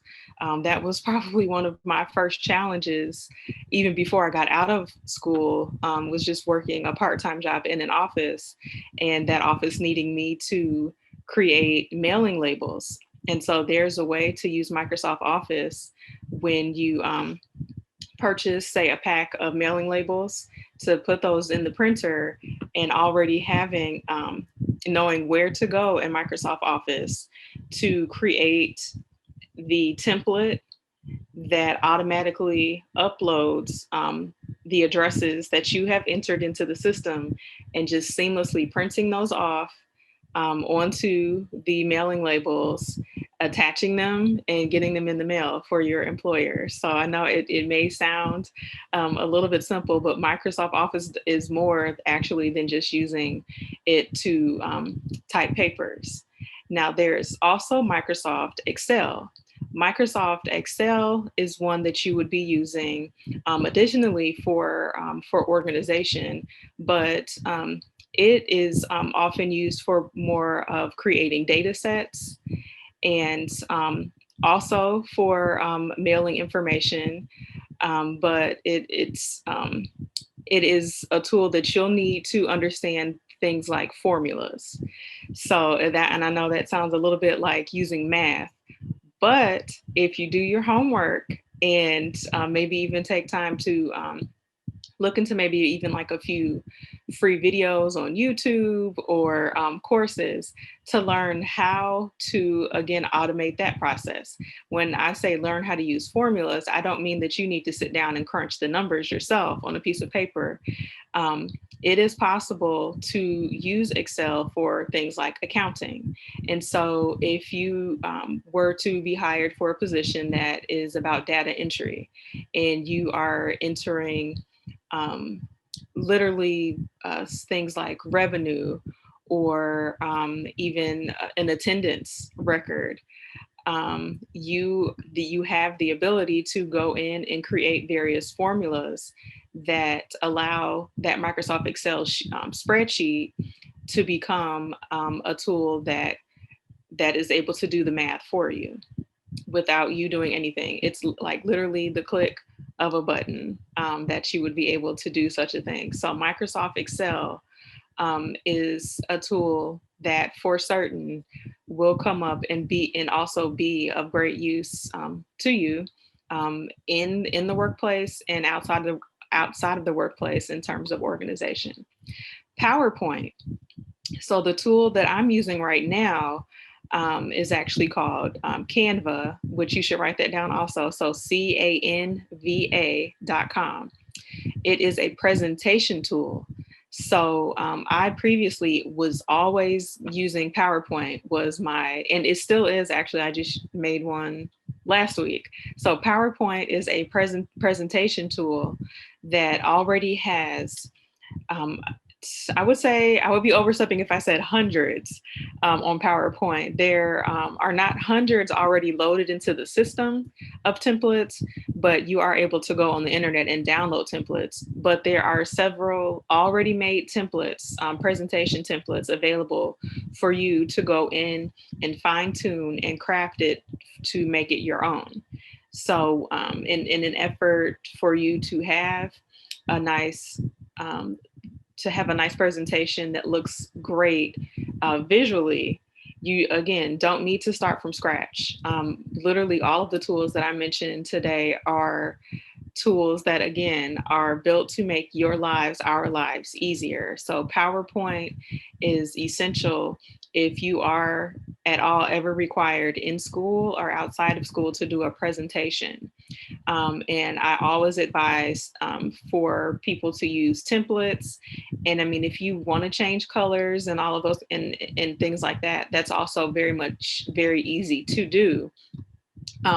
But not necessary, because they've done most of the work for you on the design side, because everybody's not a creative, but you know, everybody has something to say, something to offer, and PowerPoint makes it a lot easier for you to communicate those things in a way that is visually pleasing. Now, Microsoft Outlook. I must also say that any of my entry-level positions, I have often had to step away from using my Gmail and step into using Microsoft Outlook.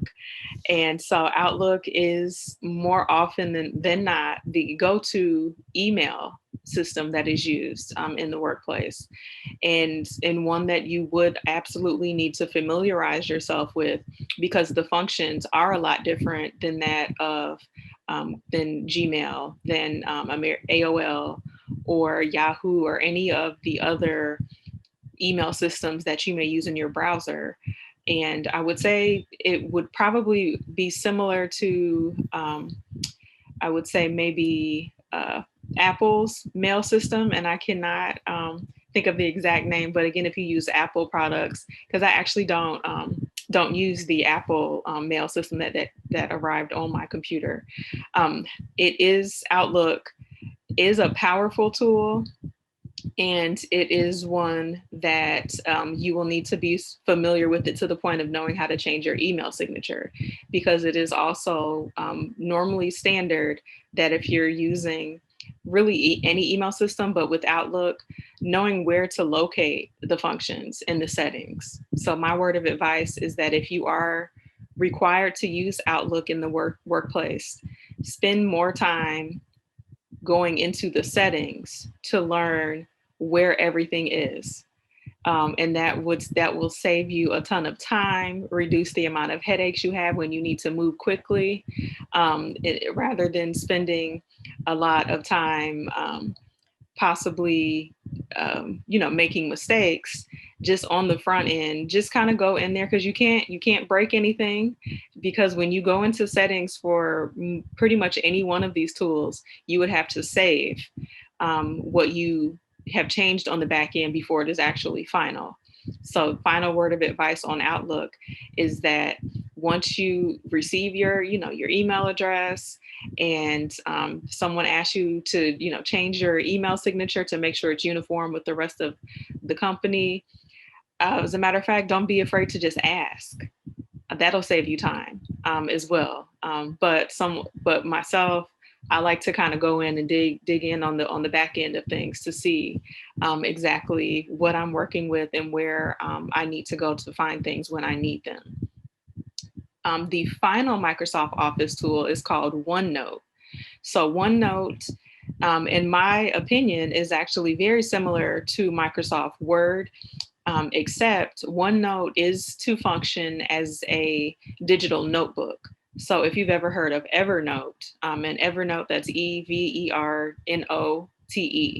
which are online notebooks, literally, where you can flip the page and store your information all in one place, and actually categorize each notebook, online notebook, with the different themes. You can create different color tabs, and actually share certain pages or the entire notebook. So I consider OneNote to be a really great tool when you are working in a large group. And I should also mention that everything that I mentioned here today, there's always another version. So I'm going to be mentioning other versions of every one of these tools. So in the case of OneNote, I mentioned Evernote as an alternative. And it's important for you to figure out which one of anything that I mentioned today works well for you, because you're the one that has to use it. So keep a record of these and go and try each one out, but try to get familiar with various tools. And once you figure out the one that works really well for you, especially if it comes down to a matter of whether or not it's available on mobile, that could be a determining factor, which it has been for me, because I'm always on the go. And it's important to keep in mind also that a lot of technology is being built for mobile and not necessarily our desktops or our laptops. So, alrighty. Google Workspace. So I'm lighting up because Google is, in my opinion, a lifesaver, because it allows me to access everything that I need anywhere I go. And that's including if I don't even have internet access. You can set up your Google Workspace to still have your information available to you, even if for whatever reason it happens, your Wi-Fi is not working, the internet goes out, but I can still pull up whatever Google document that I'm working on and continue moving along. And once the internet comes back up, all my information is still there and ready to send. So it is a really great collaborative tool, and has Google Docs, which is similar to Microsoft Word. There's Google Slides, which is in my opinion, the answer to Microsoft PowerPoint, which I used Google Slides actually last night for a presentation, and I was able to just share Google Slides with the individual that I was presenting with, and we were able to work together on the presentation rather than having to download a file, email it, somebody make changes, and you're changing the file name. So that's the very early days for me anyway, of how files would be shared collaboratively and edited, and until we got to the final version. Those days are long gone if you so choose to let them be gone by using tools like Google Workspace. Additionally, Google Workspace does have a version of Microsoft Excel, but it's called Google Sheets. And it has all of the same functions as as Microsoft Excel. But again, you can collaborate on that particular file with someone else and work together at the same time in that document, or you can share the document and allow people to come in and just kind of see the progress you're making on the file, and go from there. And then finally, what you will use probably most often in Google Workspace, or probably already are, would be Gmail. And so Gmail is the standard email function in Google Workspace. And my advice again with that is that when it comes to email, sending and receiving email, that's standard, but knowing the power of the tool that you're using is even more important. So going into the settings and seeing how to turn on an autoresponder, and letting people know, like, if you're not going to be answering email on a certain day, or maybe spring break is coming up, and you want people to know that I'm not ignoring you. I'm just out of town and taking a breather, or, you're taking a tech detox, whatever it is. Any of the email tools that I have mentioned today, but specifically Gmail, what I'm discussing right now, you can turn on an autoresponder and to leave a short message that people will automatically receive if they email you, so that they have some idea of when to expect a response back from you. If you really want to get fancy, you can even go in there and change the background color and everything else of the email that you have to log into every day, and, kind of spice things up. And that includes adding a picture rather than just maybe, going from blue to red or pink to yellow. You can add a photo of the beach, so that on that Monday morning, you may not want to check email, but at least when you log in, you can look at a really great picture of what's to come, hopefully for you on your day off. So, and please, just a reminder that I will take questions at the end. I can't see them right now, but as I go along, if you think of questions, put them in the chat, and I will make sure to address those at the end. Okay, now Scanner Pro. Scanner Pro, when I say or mention at the beginning of this presentation that it has been a lifesaver, Scanner Pro is a mobile app, and it allows you to scan literally, any picture, document, and it automatically will convert whatever you take a picture of with your phone, and it will convert it into a PDF. It will convert it into a JPEG for you. So without you having to go and, get stationary somewhere and rip out the laptop, or no, I take that back. It skips you having to go to FedEx and use their tools, or have them do it for you. If someone needs a signed copy of a document, that includes a lease. That's how I actually, for a lease and several different contracts, I'm able to just sign on the dotted line, because everybody does not accept electronic signatures. And I'll get into that actually towards the end, using Adobe, where you can create PDFs and sign it electronically. Everyone will not accept an electronic signature. So in the event that you have a hard copy document in front of you and you need to sign it and you need to get it in like yesterday, if you have Scanner Pro on your phone, you can take a picture, turn it into a PDF, and even send it as an email, all right there in that app.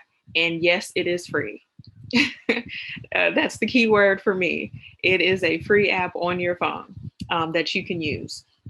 And so you'll see here that that includes things like receipts. So if you are someone who is a business owner or planning on being a business owner, it will be obviously important for you to keep accurate records.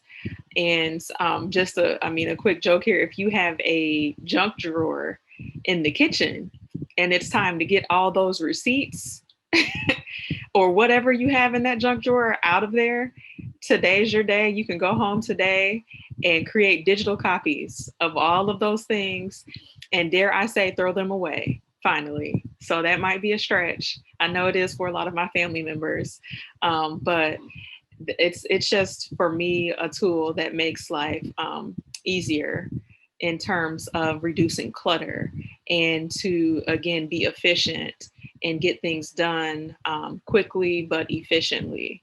And IDs. So if you've ever been in the situation where you need to submit a copy of your identification, same thing.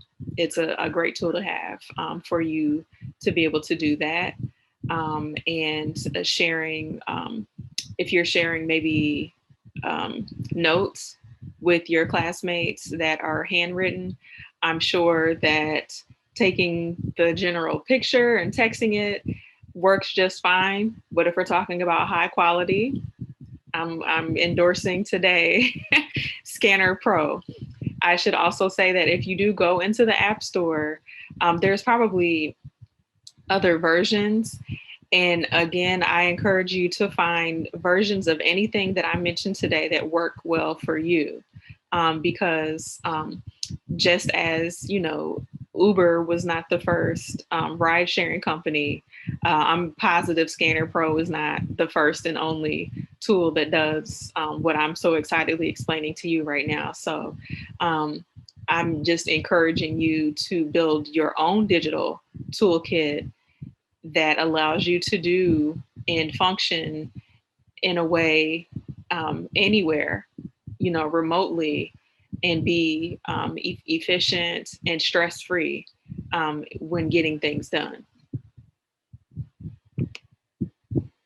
Okay, now Grammarly. So Grammarly is a virtual grammar coach and copy editor. And so if you are someone who, let's say writing is not your favorite thing to do, but obviously we all have to do it. Maybe you actually do love writing, but in the back of your mind, you're always like, oh, I wish I had somebody. I wish I had somebody that could take a second look at this for me, but that person is just not there. Or even after you had somebody look at it and you're just like, yeah, I don't know if you know what you're talking about. It is the quintessential, digital grammar coach and copy editor, someone to look and make sure, did you miss punctuation? Did you get a little too comma happy here in that paragraph and we need to delete one, maybe you need to add one. It will even let you know if you have been a little bit too wordy in a sentence, and to show you how you could potentially reduce the amount of words that you've used, and to show you a more succinct way to communicate the same message. And so I would highly recommend, again, if you use Google Chrome as your browser, there's a way to install Grammarly into your browser so that even when you're typing an email, and again, if you're like me and you cringe at the thought of, oh my goodness, I just sent that email and it's too late, and there's like, you misspelled something in there, but it's too late, but you already sent it. I rarely have that problem now, because if I do misspell something, use something maybe like in the wrong context, if I'm just moving quickly, or I make the mistake of thinking that I can be up at 3 o'clock in the morning and answer emails coherently, Grammarly steps in and saves the day and saves me from myself often. In terms of plagiarism, because I know that even saying like, wow, there's a tool that does all of that, how are you ever going to learn? Lucky for you, Grammarly will actually send you a report either weekly or monthly and show you how your writing over time is improving. It will let you know that you are doing, show you the percentage of how well you have started using punctuation, or if it notices that you're using commas too much, but you've gotten better at that, it will send you a detailed report of your improvement. It sends you a report of your vocabulary and how that may be improving. And it will show you that result in comparison to all of the other users who are using Grammarly, to let you know, where you fall on the scale of other people who are using the same tool. So highly recommend it. And I'll also say there are other tools. So while I'm excited about this one, do find some tool, because we are in a digital age. There's nothing to be ashamed of about that. So use all of these things to your advantage. Now, LinkedIn. I wish I could do like a deep dive of all of the amazing things I think about LinkedIn. And so what I will say very quickly is that if you do not currently have a personal website, and not only do you not have a personal website, but your resume is not available online, I recommend LinkedIn for you. If you, and as a matter of fact, you don't even have a plan to create a personal website. This is your way of owning your brand. And that's the buzzword of probably the century is, branding, or, owning your brand, or, anything about branding. It's the world we live in. So you may not consider yourself to be a brand, but you are an individual who has a unique story that is like no one else's. And so it is up to you to make sure that it is being communicated properly and in the way that you think that it should be. And LinkedIn allows you to do that, all the way down to having a professional headshot or photograph of yourself that if somebody needs one, you can direct them to LinkedIn. You don't have to email the photo. You can direct them to your LinkedIn page. If someone needs a copy of your resume and say you're not ready quite yet to send a copy of that, LinkedIn allows you to download a copy of your LinkedIn profile and to send that to the person until you actually do have exactly what you would like to have on paper in terms of a resume. So all in all, with LinkedIn, I encourage you to create the page, not only to go ahead and own your brand, but to start being visible to the people that you want to work with or work for, and to find other like-minded individuals in the industry that you also want to be a leader in. So if you have questions about that, I actually am on LinkedIn. I do a LinkedIn Live every week, every Wednesday at noon, just to give quick tips. So, and if you have questions today, obviously let me know. Okay, because it looks like I'm going to have to, I'm not sure exactly how much time I have left, but I will go through these additional tips very You've quickly. got just under 15 minutes. Just under 15, because I want to leave time for, and I can't see if I have questions. Right now there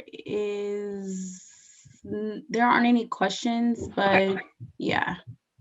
Okay, great, because I might actually go back over some that I kind of brushed through. Okay, So perfect. So a few additional tools and tips that I would like to offer to you is to be familiar with basic photo editing. So with basic photo editing, let me see here, a few notes. One second. So with photo editing, if you could drop in the chat, actually, if you are already familiar with photo editing, and if you could share, sorry about that pop up there. And if you have a favorite tool. So if you have a favorite photo editing app, you can just say, yes, in the chat that you do have a favorite photo editing app. And if you are already familiar, or yes, I am familiar with photo editing. For those who are not, if in the event that, say again, you have to chip in with content creation of any kind in the workplace, and maybe it's not even the workplace, it could be an organization that you're a member of, and they need somebody to step in that role. Regardless of the circumstance, knowing how to do a basic cropping, maybe changing the lighting. Even down to maybe getting rid of a blemish. It can all be done with various free tools. One of them being Facetune. So Factune, available as a mobile app. But on the more professional side, and if you needed to create, say, an advertisement for your employer or for yourself, I recommend Adobe Spark. So that's Adobe, and some of you are probably familiar with Adobe Photoshop. And so Adobe Photoshop is so very expensive. in a way to still have access to that same tool and its functions for free on your phone. It's called Adobe Spark. And so I highly recommend having that on hand to be able to edit photos on the go, to create advertisements, whatever the case may be, but just to get familiar. Maybe a time will come up where someone else is looking for that kind of information and you can let them know. Another tool is called YouCam Perfect. So that's YouCamPerfect. Again, that's one that is photo editing that would allow you to create or enhance a photo before you maybe put it onto an advertisement or even share it. Maybe it's a photo of yourself. Someone needs a nice picture of you and you have one, but you're like, if I didn't have what that little, blemish right there, or the lighting is off, Facetune and YouCam Perfect will fix you right up, send it over, your work is done.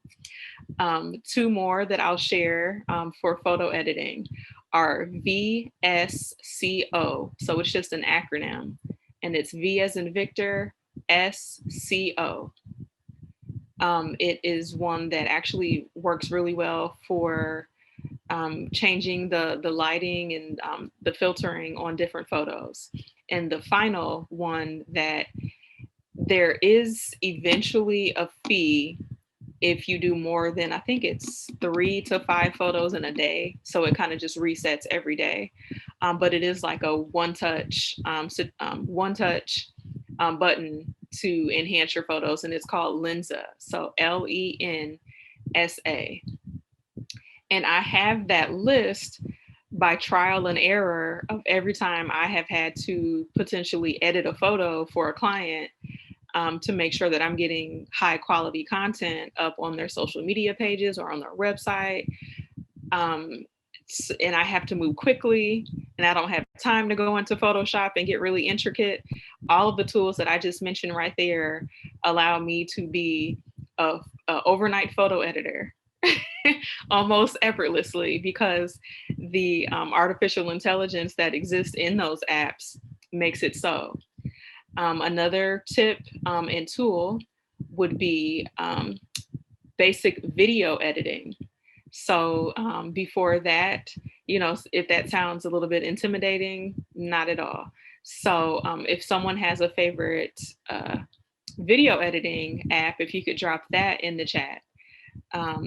And I would be interested to see if we have any similar tools that I'll mention right now. So YouTube. If you do have a YouTube account, YouTube does allow you to do some very minor editing right there on the site, where you can chop down the photo before you, the video before you post it, where you can add additional maybe photos on top of the video. But YouTube does now, in the, I believe it's called YouTube Producer or Creator Studio, you can do some editing right there before you put it there. iMovie, again, for the Apple people, do not shy away from opening iMovie and just kind of playing around in there until you become a master at doing the most basic of video editing, because the time will come where you will wish you knew how to hop in there. And I believe iMovie is also available on your phone. My absolute favorite is called InShot for video editing, because everything is right there readily available to add music. You can add fun stickers. I almost said GIF, but I think the final word on the debate on whether or not it's GIF or GIF is that it's GIF. So you can add GIFs. And I hope I even picked the right side of that just now, to the video. So InShot, remember InShot? It is not available on desktop yet. I wish it was, but it is a really powerful video editing tool when you're trying to upload something and you're just like 3 seconds over, and you need to shave those off at the end or the beginning, or even in the middle. You can go in the middle and kind of chop it down in Shop. The final one is another Adobe product, and it's called Spark Video. And both Spark Video and Adobe Spark, again, are both free tools available on your phone that will allow you to do really high quality advertisements, photo editing, and Spark Video allows you to do a really quick and high quality slideshow, but it will flow as if it is a video. So if you do need to ever do work like that for a presentation or on the job, Spark Video, which is an Adobe product.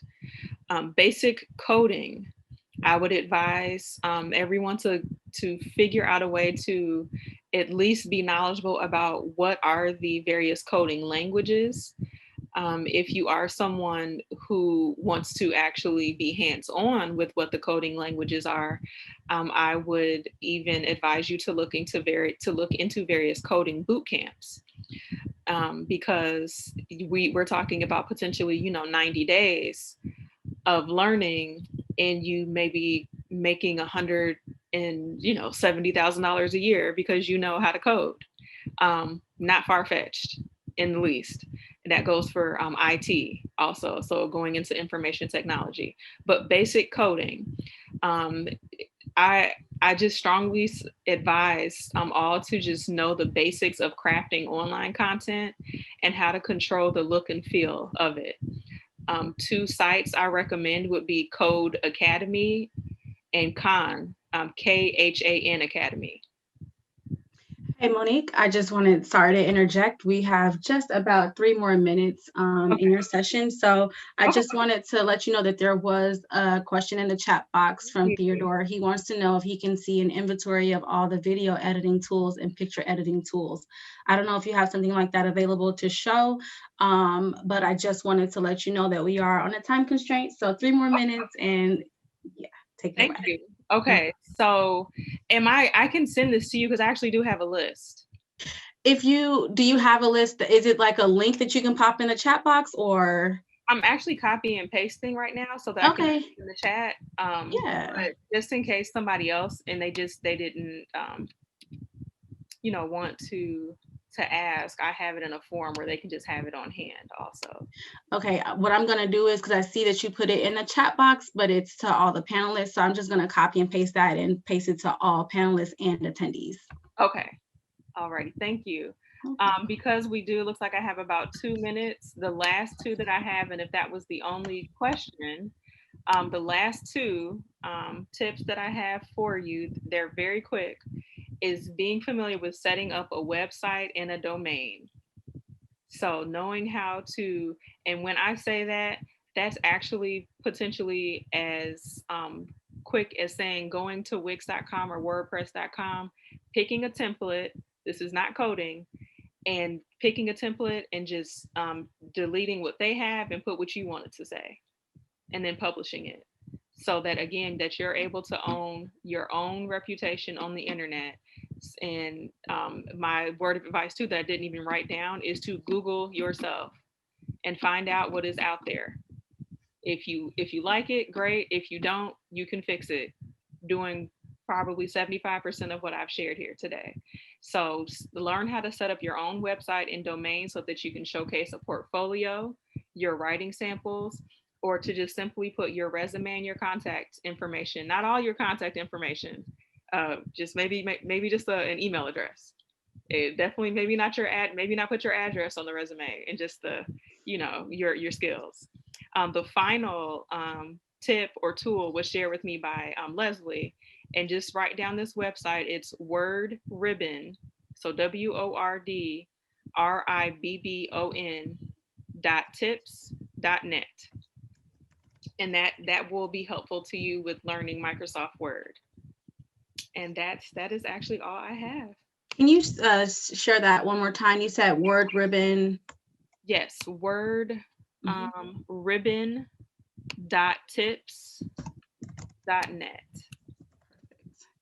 I'm just gonna put that in the, okay. There we go. You just did that. All right. Well, thank you so very much for sharing your content with us, Monique. We are actually going to go ahead and break for lunch. But before we do that, I did want to go ahead and put the polls up. If you have no more information for us, Monique, then I'll connect with you offline after the event is over. Thanks again for sharing your content with us today. No problem. Thank you. Take care. Bye-bye. All right, I'm going to go ahead and launch the polling for session 3. Please take some time just to fill out the form. It's only 3 questions long, but your feedback is really important to us. So go ahead. I'll leave this up for about 1.5 minutes. And then once you are done answering the polling questions, feel free to go ahead and break for lunch, and we will see you back here promptly at 1 o'clock for the panel discussion entitled From College to Career, Technology Ready or Not.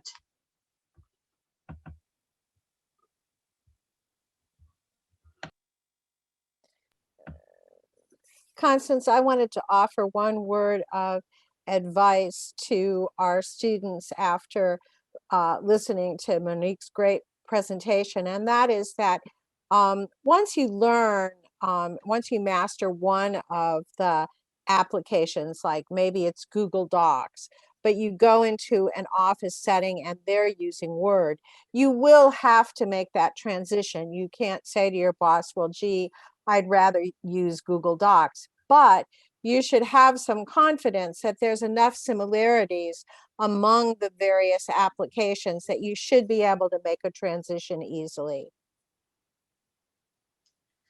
Great advice. All right, I think we're just about gonna wrap up with the polls. If you have not answered the few questions there, please go ahead and take the time to do that. I will leave this up for about 10 more seconds. And like I said before, once you are done answering the polling questions, you can break for lunch, and we will see you right back here at 1 o'clock.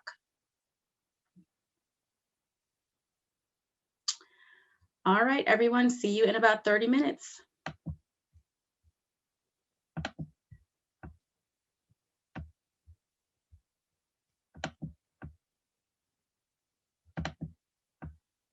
Liberal arts degrees are highly valued by employers looking to hire now. So this panel is really a way of illustrating that to you. We have 3 or 4 panelists. We seem to be missing someone right at the moment, but I bet he'll show up in a minute. First, we have Hannah Gibson, and she has a degree, a bachelor's in psychology and organizational studies from Denison University, and she works as a talent and culture team member at Morningstar, which is a technology-based company. We also have Alexandra Martos. She's currently an MBA student at, and I don't know how to pronounce this, is it ISAD? ISADE. She's getting her MBA there, but until quite recently, she was materials manager at Swiss Steel International USA and Canada, which is a steel distributor that she joined right after she graduated from North Central College with a BA that combined marketing, psychology, and German. And finally, we have Donald Narcisse Jr. He's an application support analyst at Citi.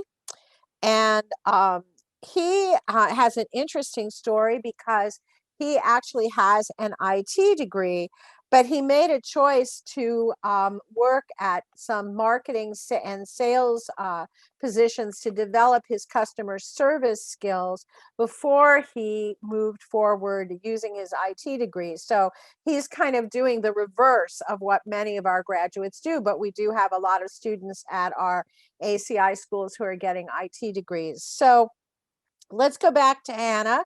And Hannah, can you tell us a little bit about what your career path has been? Yeah, absolutely. First off, thank you, Leslie, for having me here. So as Leslie said, I graduated from Denison University with a degree in psychology, and that was in May of 2019. And then I started working at Morningstar in June of 2019. So I'm, 2 years into my career here at Morningstar. And when I graduated with a degree in psychology, I wasn't sure exactly what I was looking to do. I knew I didn't want to go be a psychologist. So I was just looking for a developmental program. So that's what I'm in now at Morningstar. So the way that it works, you start in a customer support representative role, and then you can rotate from there. So my first role was learning some of our software that our financial advisors use, and then answering their questions as they called into our support line. So it was a very steep learning curve of picking up this software technology very quickly at the beginning, and then being able to talk to these financial advisors who had been using our products for 10 15 years, and answering their questions and being a like a subject matter expert on those products. And so I think, and we can talk about this more as the panel goes on and if people have questions, but coming from a liberal arts background, learning these technology skills was not something that I had learned in school, but learning how to pick up the skills to be able to adapt to this technology definitely was. And that's helped me I've had 3 different roles now at Morningstar. And as Leslie said, I'm currently an operations specialist on our talent and culture team. And so there's a lot of different technology platforms we use. And none of it was something I was familiar with in school, but I've picked it up throughout my learning experience at Morningstar.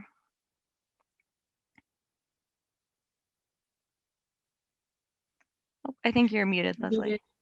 I'm that person who didn't unmute. And we do have Joshua Childs with us, even though I could not see him on my computer. He is here.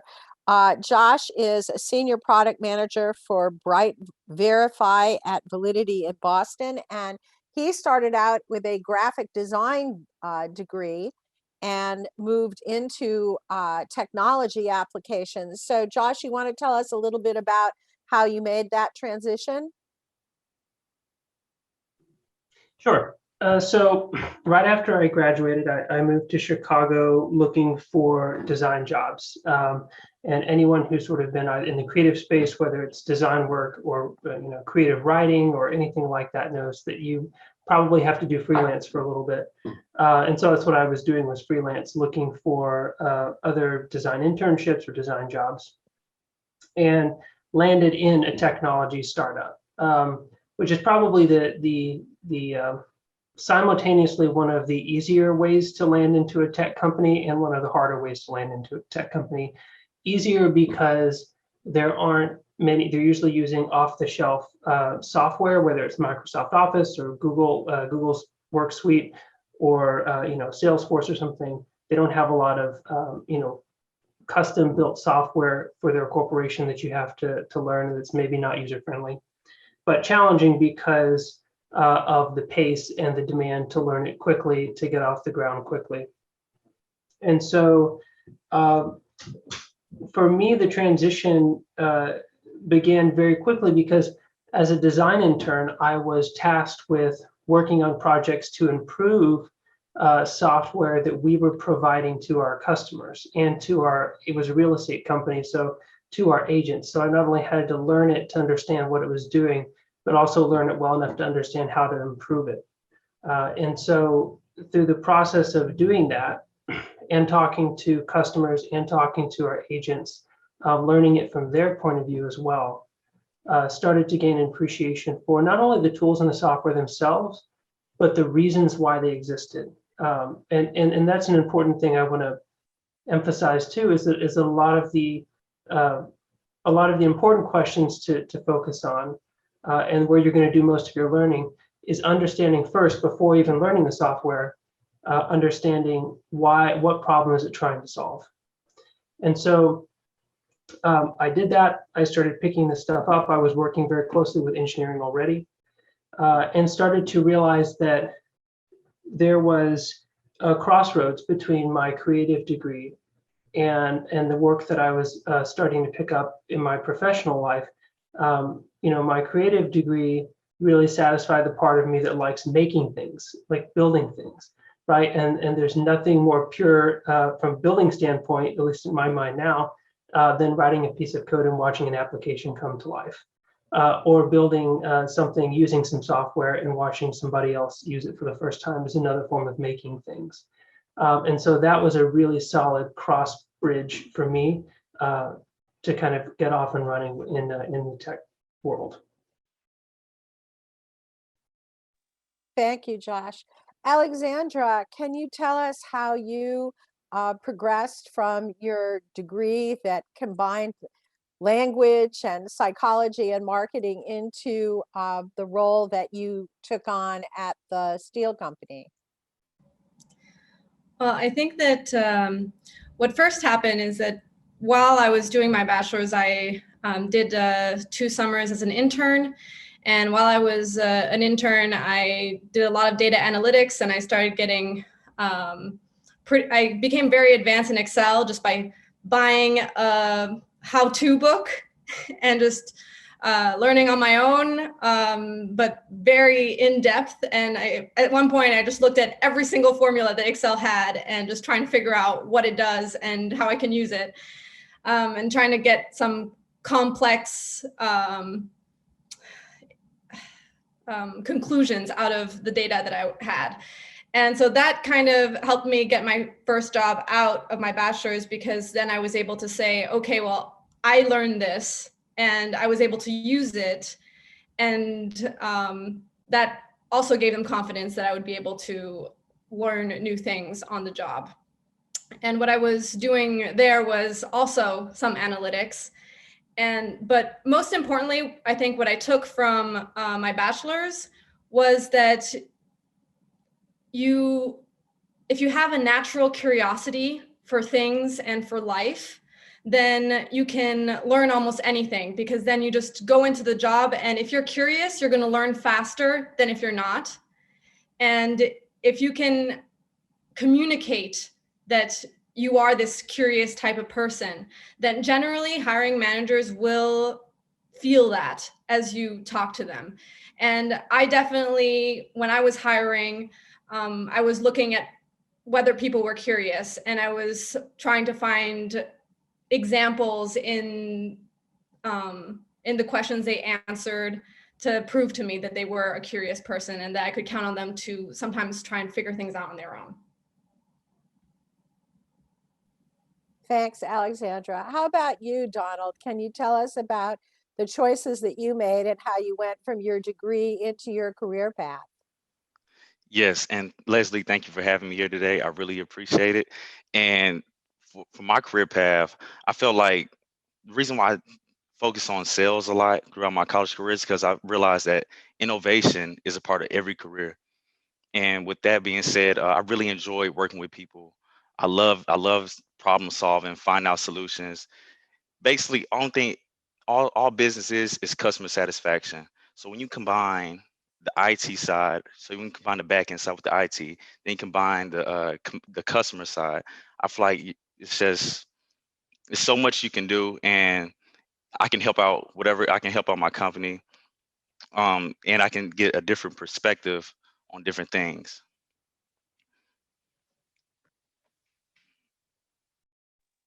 But you did not take an IT job right out of school, correct? Uh, no, I'm doing application support for Citibank. Yeah. But Yes. before you worked for Citibank, what were you doing? Oh, I was working at an apartment complex doing sales over there.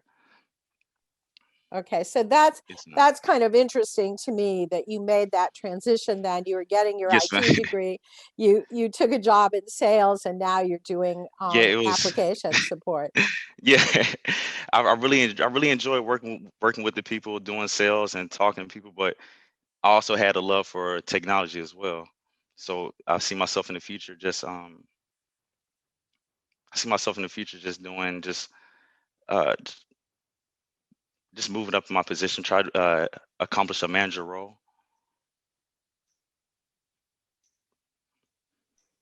Now, for Hannah and Alexandra in particular, and to some extent Josh, who you had to learn technology on the job. What was the most challenging thing about doing that? Can you offer any advice that will help students who are going to maybe make the same kind of transition you have? Alexandra, do you have an answer for that? Well, so right after I started studying, I also went back to school. I went to IIT and I studied database management and analytics because during my internship and then on the job, I just realized how important databases were in any job nowadays.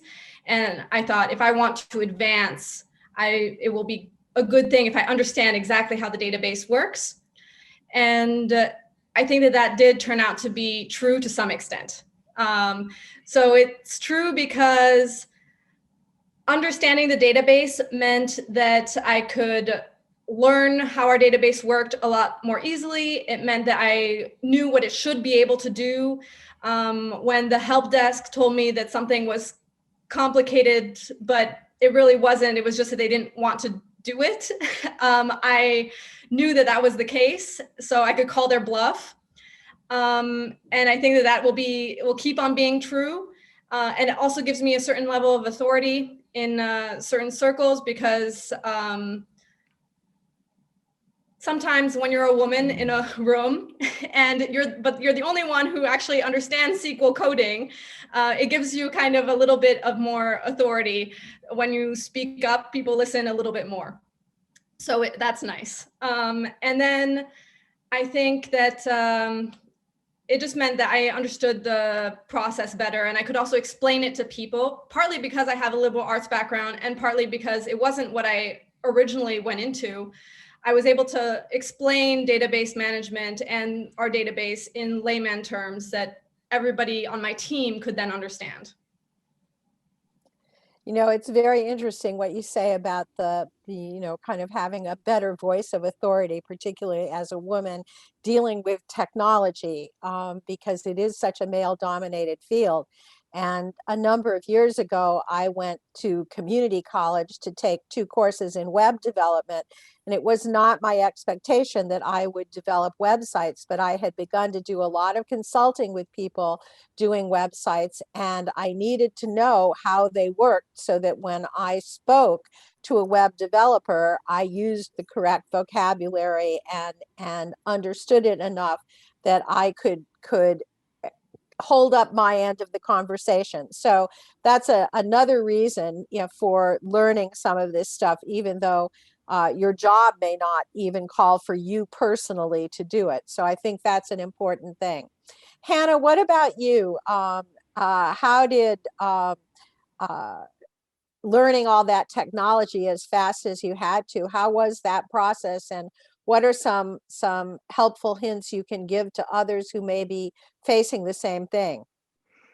Yeah, I think a big part of it was it was intimidating being around people who knew so much more about the products and knew the products better than I did. But I think coming into it and coming from like a liberal arts and also like a psychology background, doing a lot of different experiments in college, asking the right questions was a really big part of the learning process.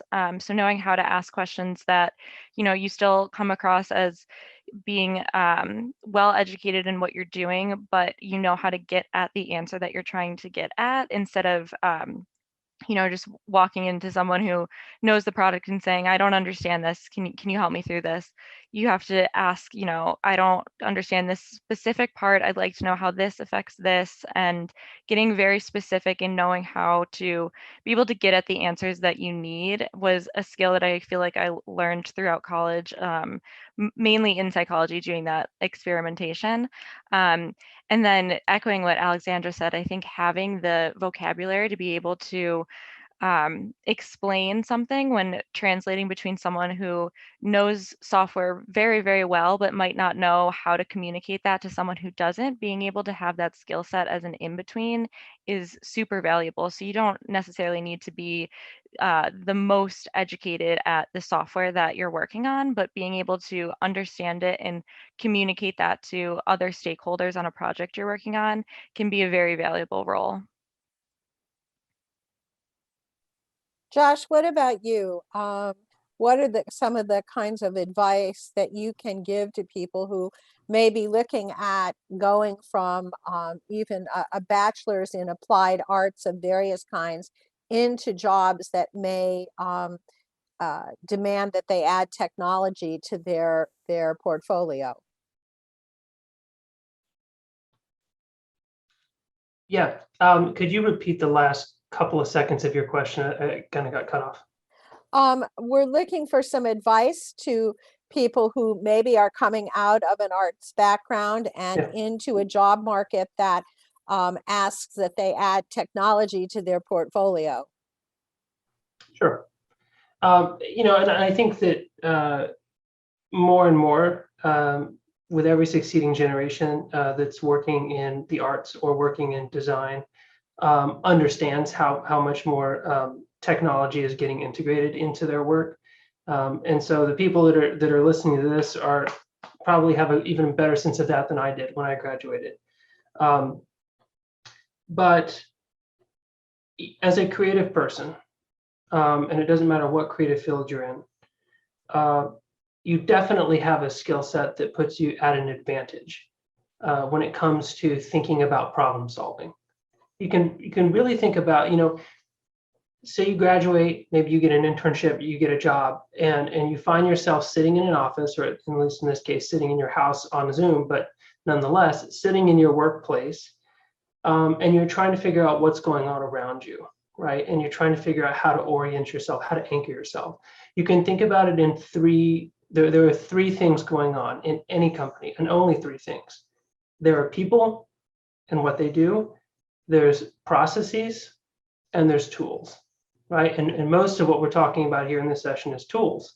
But if you understand, or at least look for who are the people, what are the processes, and what are the tools, then you can use your skills as a problem solver, as a creative problem solver and a creative thinker to craft better processes. But then also, if you understand what the processes are, you can understand why the tools are being used the way they are, what their purpose is.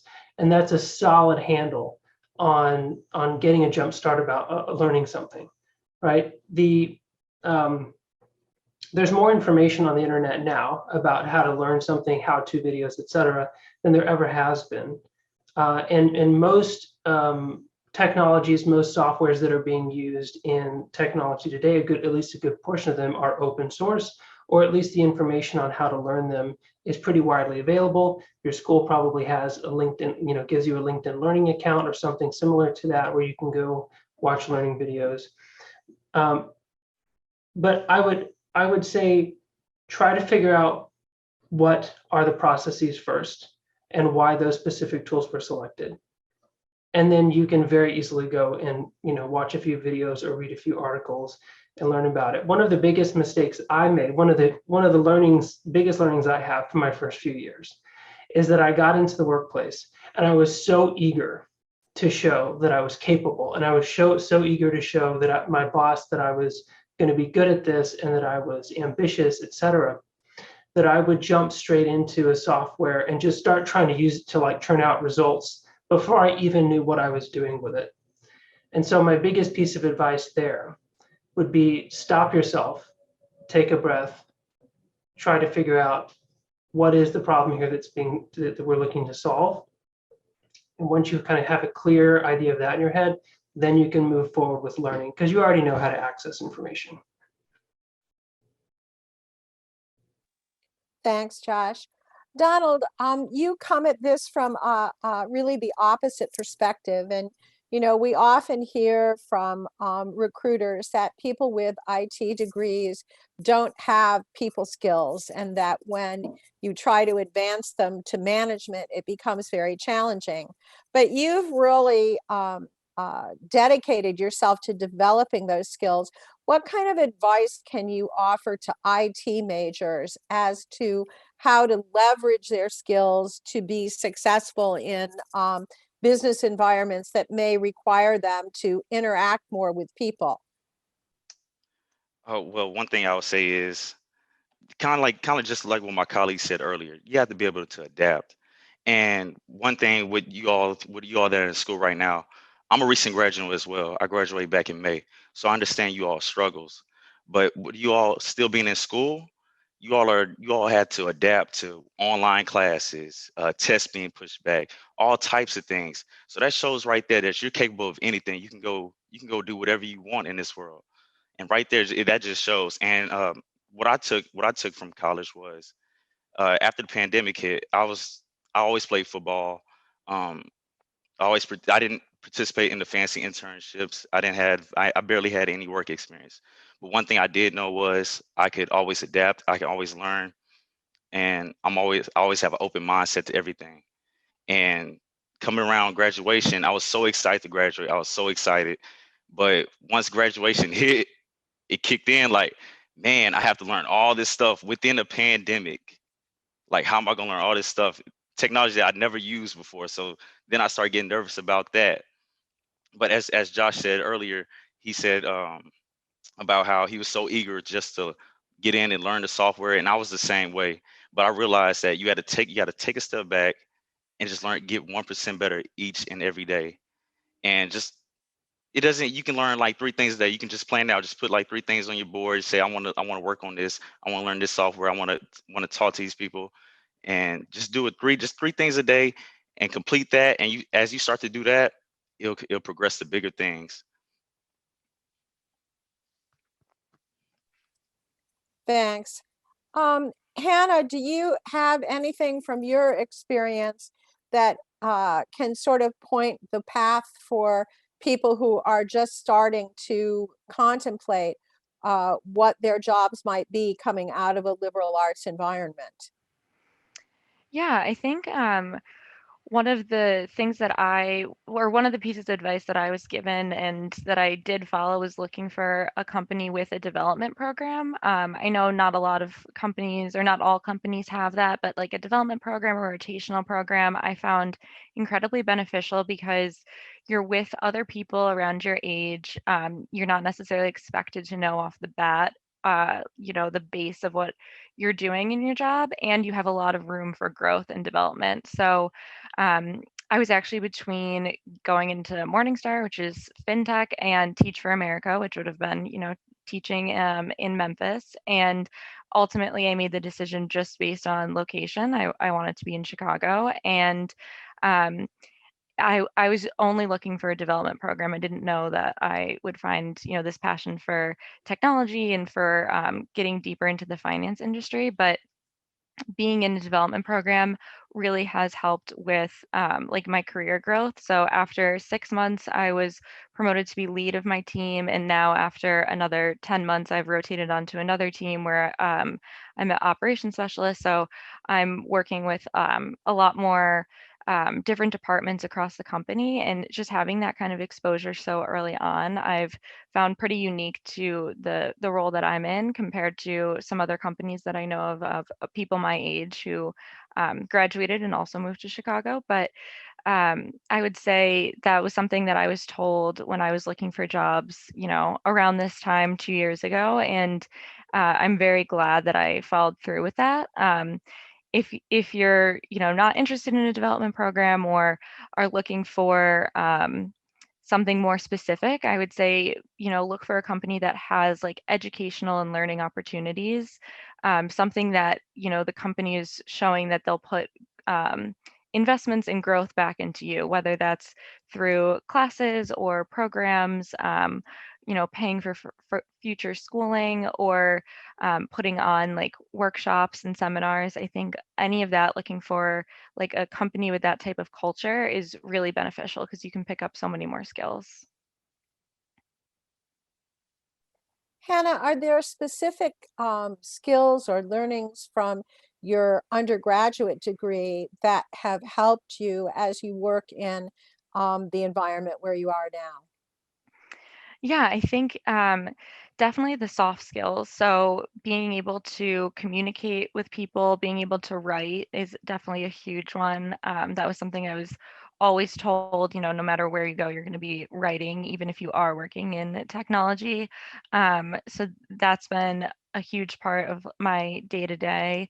And then just again being able to like interact with people. I think some people only take classes, if they're not from a liberal arts background, they might only take classes in one department, but being from a liberal arts background, you have to be able to learn all these different departments, the different ways that they teach and the different ways that they interact with their students and their peers. And so it's really been those people skills that have translated well. Thanks, Hannah. Donald, you're actually in, I believe, a rotational program like Hannah came into. How has that broadened your skills, do you think? It's broadened my skills a lot. It's different tasks every day. It was very challenging. It still is challenging, but it was very challenging at first, dealing with me coming. I came in right at the peak of the pandemic, right in June, and things people didn't know how to train because that was their first time training as well. So with that threw a lot of things off, and then I didn't I didn't understand the software as well. So the training was very hard, but as I started to progress on throughout the program, I started to learn more. I started to learn more about myself. I've grown more as a person. I started to get closer with my team. My teamwork skills have improved so much. It's been a great. It was challenging at first. I'm like, it's still challenging. It's still challenging now, but things are getting better. What about the issue of having onboarded and working remotely entirely so that you haven't actually met your team members? Man, it's different because when we have Zoom meetings, everybody's cameras off, so it's hard to kind of get a feel for a face. But we do have some meetings every 2 or 3 weeks. We have face-to-face meetings, but it's very tough. You do have to reach out, but it does work on your networking skills more. I will say that you do have to reach out to more people. You can reach out to people higher up. It's easier to get in contact with people. I would say that for the most. Josh, where do you see yourself going? What's your career path from where you are to maybe where you might want to be 5 years from now? That's a really interesting question. My boss asked me that too. My general answer to it is that I'm still going to be building things. I'm still going to be doing what I've loved to do since I was a kid. And every one of us has that thing. It could be pretty abstract. And I would say mine's pretty abstract. Like making things can be defined in a lot of different ways. So I'm still going to be making things, whether that's in software, I don't know, whether it's in physical product design, such as housewares or whatever the case may be. Could be gadgets, phones, whatever. Could be that, but it's always going to be in product design and development. Hopefully more senior as I go along, but I will be looking to make sure that every time I make a move that it gets a little bit closer to the ideal, which is making a positive and sustainable impact in people's lives. At what point did you discover that the fact that you had moved off of graphic design as your career into where you are now was satisfying and was okay? Because I know a lot of young people start out thinking they're going to do one thing and they end up doing something that's quite different, and that's a hard adjustment to make. Yeah, I hear that. I don't think that that's ever something that you fully are just sort of like, it's always in the back of my head. I'll put it that way. Love of graphic design is always in the back of my head. But it's like you just said, the most important thing to realize is that where your life is today, you can't draw a straight line from here to the rest of your life, to the end of your life. Like that's just not how it works. there's going to be unforeseen change, right? And so you're never just one thing. You're never your worst thing. You're never your best thing. You're never one, it just doesn't draw a straight line like that. And so where I take comfort when I think about, what if I had just continued doing graphic design? Like, where would I be? Is I think about the ways in which I've still carried those skills forward with me, even if my title isn't designer or creative director right now. The design sensibility, the eye, the way of thinking that my particular degree gave me, I use it every single day, even if I'm not putting pen to paper or like opening up Illustrator or something or doing like that. It gives me, as Alexandra was saying, sometimes it gives you an authority to speak on a subject that is so helpful when those things come up, and you never know when it's going to come up. So I would tell people, be comfortable, go with the flow. You're graduating, you have at least a few years. Say, even if you got a job tomorrow, you have at least a few years before anyone expects you to be an expert or a specialist in anything, right? That's not a negative comment, it's a positive comment. You have room to move. So explore, like ask questions, go into every department and knock on people's doors and follow every lead that's curious to you, because you don't know where they're going to lead and you don't know what you're going to fall in love with. Thanks, Josh. Hannah, what about you? Where do you see the role that you're in now taking you, say, 5 years down the line? And how do you kind of look back on where you were coming out of college to where you are now?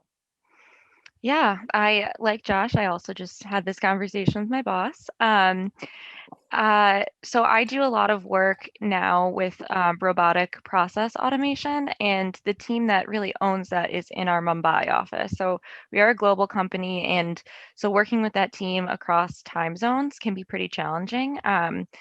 Additionally, with our Shenzhen office, so I would like to continue working with this process automation. It's really satisfying to take a task that people don't really necessarily want to do. The example that a lot of people use is like filling out expense reports. A lot of our like manual tasks we've now pushed off in this robotic processing, and so I want to continue to do that. But I think to stay with Morningstar and to really make the process easier, I would like to move abroad eventually. So I don't know what that job would look like necessarily, but crossing that like time zone gap is something that I would like to tackle, in the next 5 years. I am, only 2 years out of college, so I don't know what that will look like exactly, but it's definitely not where I saw myself 2 years ago when I was graduating.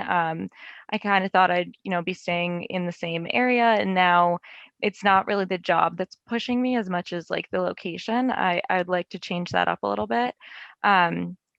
And I really didn't know what that would look like when I was graduating. I didn't know if I would be just wrapping up, a 2-year teaching program, or changing careers, changing jobs. But to know that there is something that I found that I really didn't know anything about when I was graduating, this automation processes, that is such satisfying work, and could take me to, another country. I think that's a really exciting possibility. Hannah, is there anything specific that you can say about what you've discovered about yourself that is being maybe a different person than you were when you looked at maybe going to Teach for America? There's a big distance between Teach for America and process automation. Yeah, absolutely. I think almost I was limiting myself a little bit in my degree. So I came out with a psychology degree, and there are a bunch of people who go from my school into Teach for America. It was a really big recruiter at my school, and I was kind of thinking, this is just like the natural path that I'll be on. And going through that interview process, I realized, this really isn't for me. This isn't what's going to make me like happiest in my day to day. And although that's also very collaborative, I would love to, or I do love like collaborating with a team of people trying to solve problems. I think that was a little bit of the difference. And, teaching definitely still has that problem solving aspect as well, but doing this in the business world is what I found that I really like. And I hadn't done anything like that before.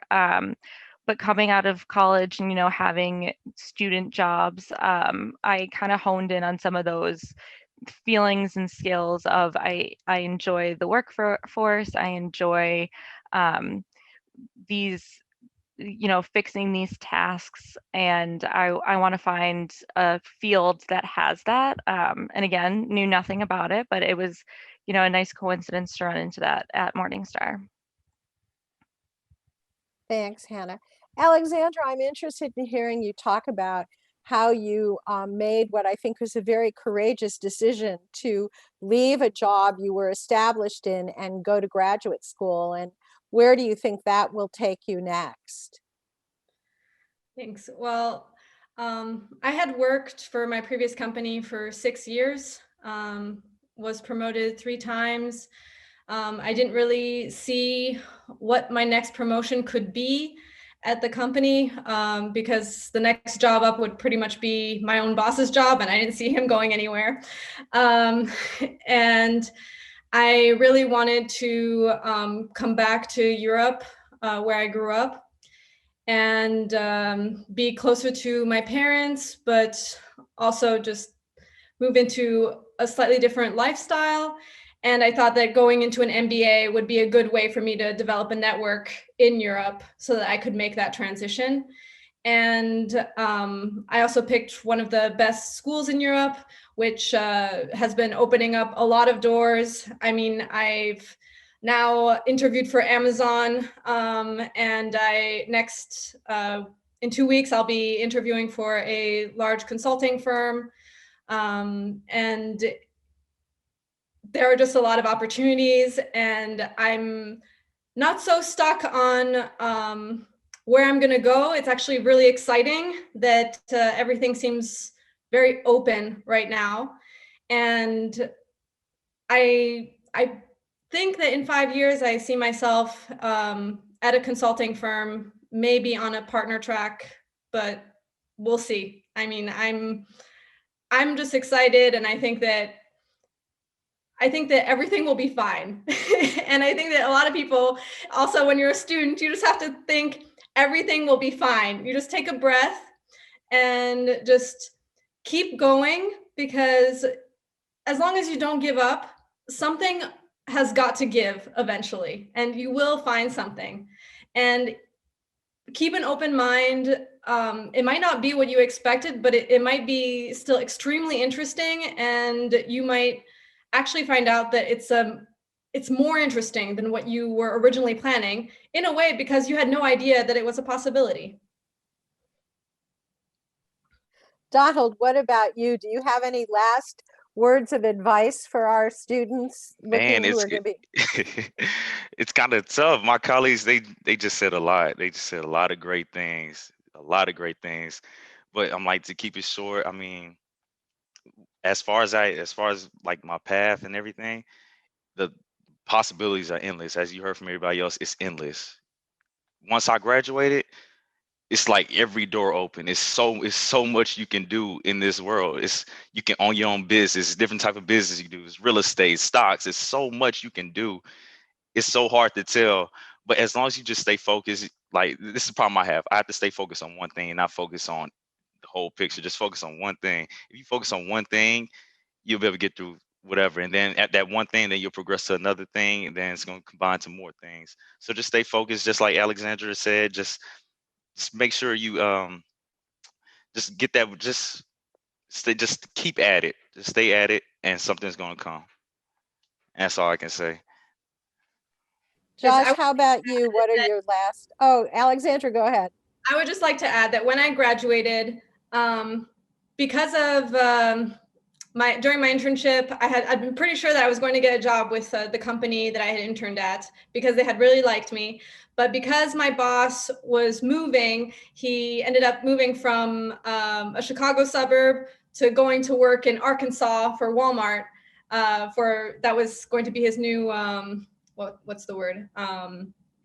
Like his new client, like going from Walgreens to Walmart. And I was not willing to move to Arkansas because he asked me if I wanted to go. And so that was a surprise. And I did end up without a job for 3 months after graduating, where I was very stressed out because everyone else had gone to all the career fairs and I had not. And so even when you're on insecure footing, just keep going, relax. There are people out there who are looking for people like you. There's always someone. Okay, Josh, what about you? Last words. Sure. I would just say that you have more power than it feels like you have right now.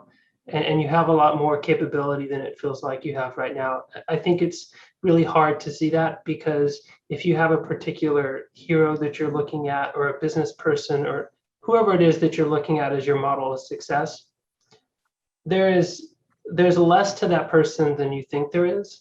And what I mean is their notoriety hides a lot of the mundaneness around their day-to-day work.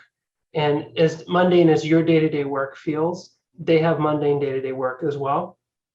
And some of their experiences have led them there. And the sum of your experiences are going to lead you to really cool places as well, so long as you're open to having new experiences and trying new things. So it's like everyone here is saying, like, stay open and keep pushing and don't be discouraged. Josh, thank you. And we're out of time for this session. Thank you, Alexandra, Donald, Josh, and Hannah. We're so glad that you were willing to share your experience with our students here today. And we hope to talk with you again in the future. Take care. Thank you. All right. Thank you all. You have a great. How's everyone today? I think we're good, Tarsa. Wonderful. Well, thank you so much for having me. I am very excited to be here. I'm certainly looking forward to talking to you and sharing this information with you. And yeah, for us to be able to just have some great dialogue afterwards. So my name is Tarsa Washington. I am a community business ally and financial coach, and I'm here representing Allies for Community Business. And so there's a lot of great information that I'm very much looking forward to sharing with you. And so I do want to start off by sharing some information about our organization. And looking at our organization,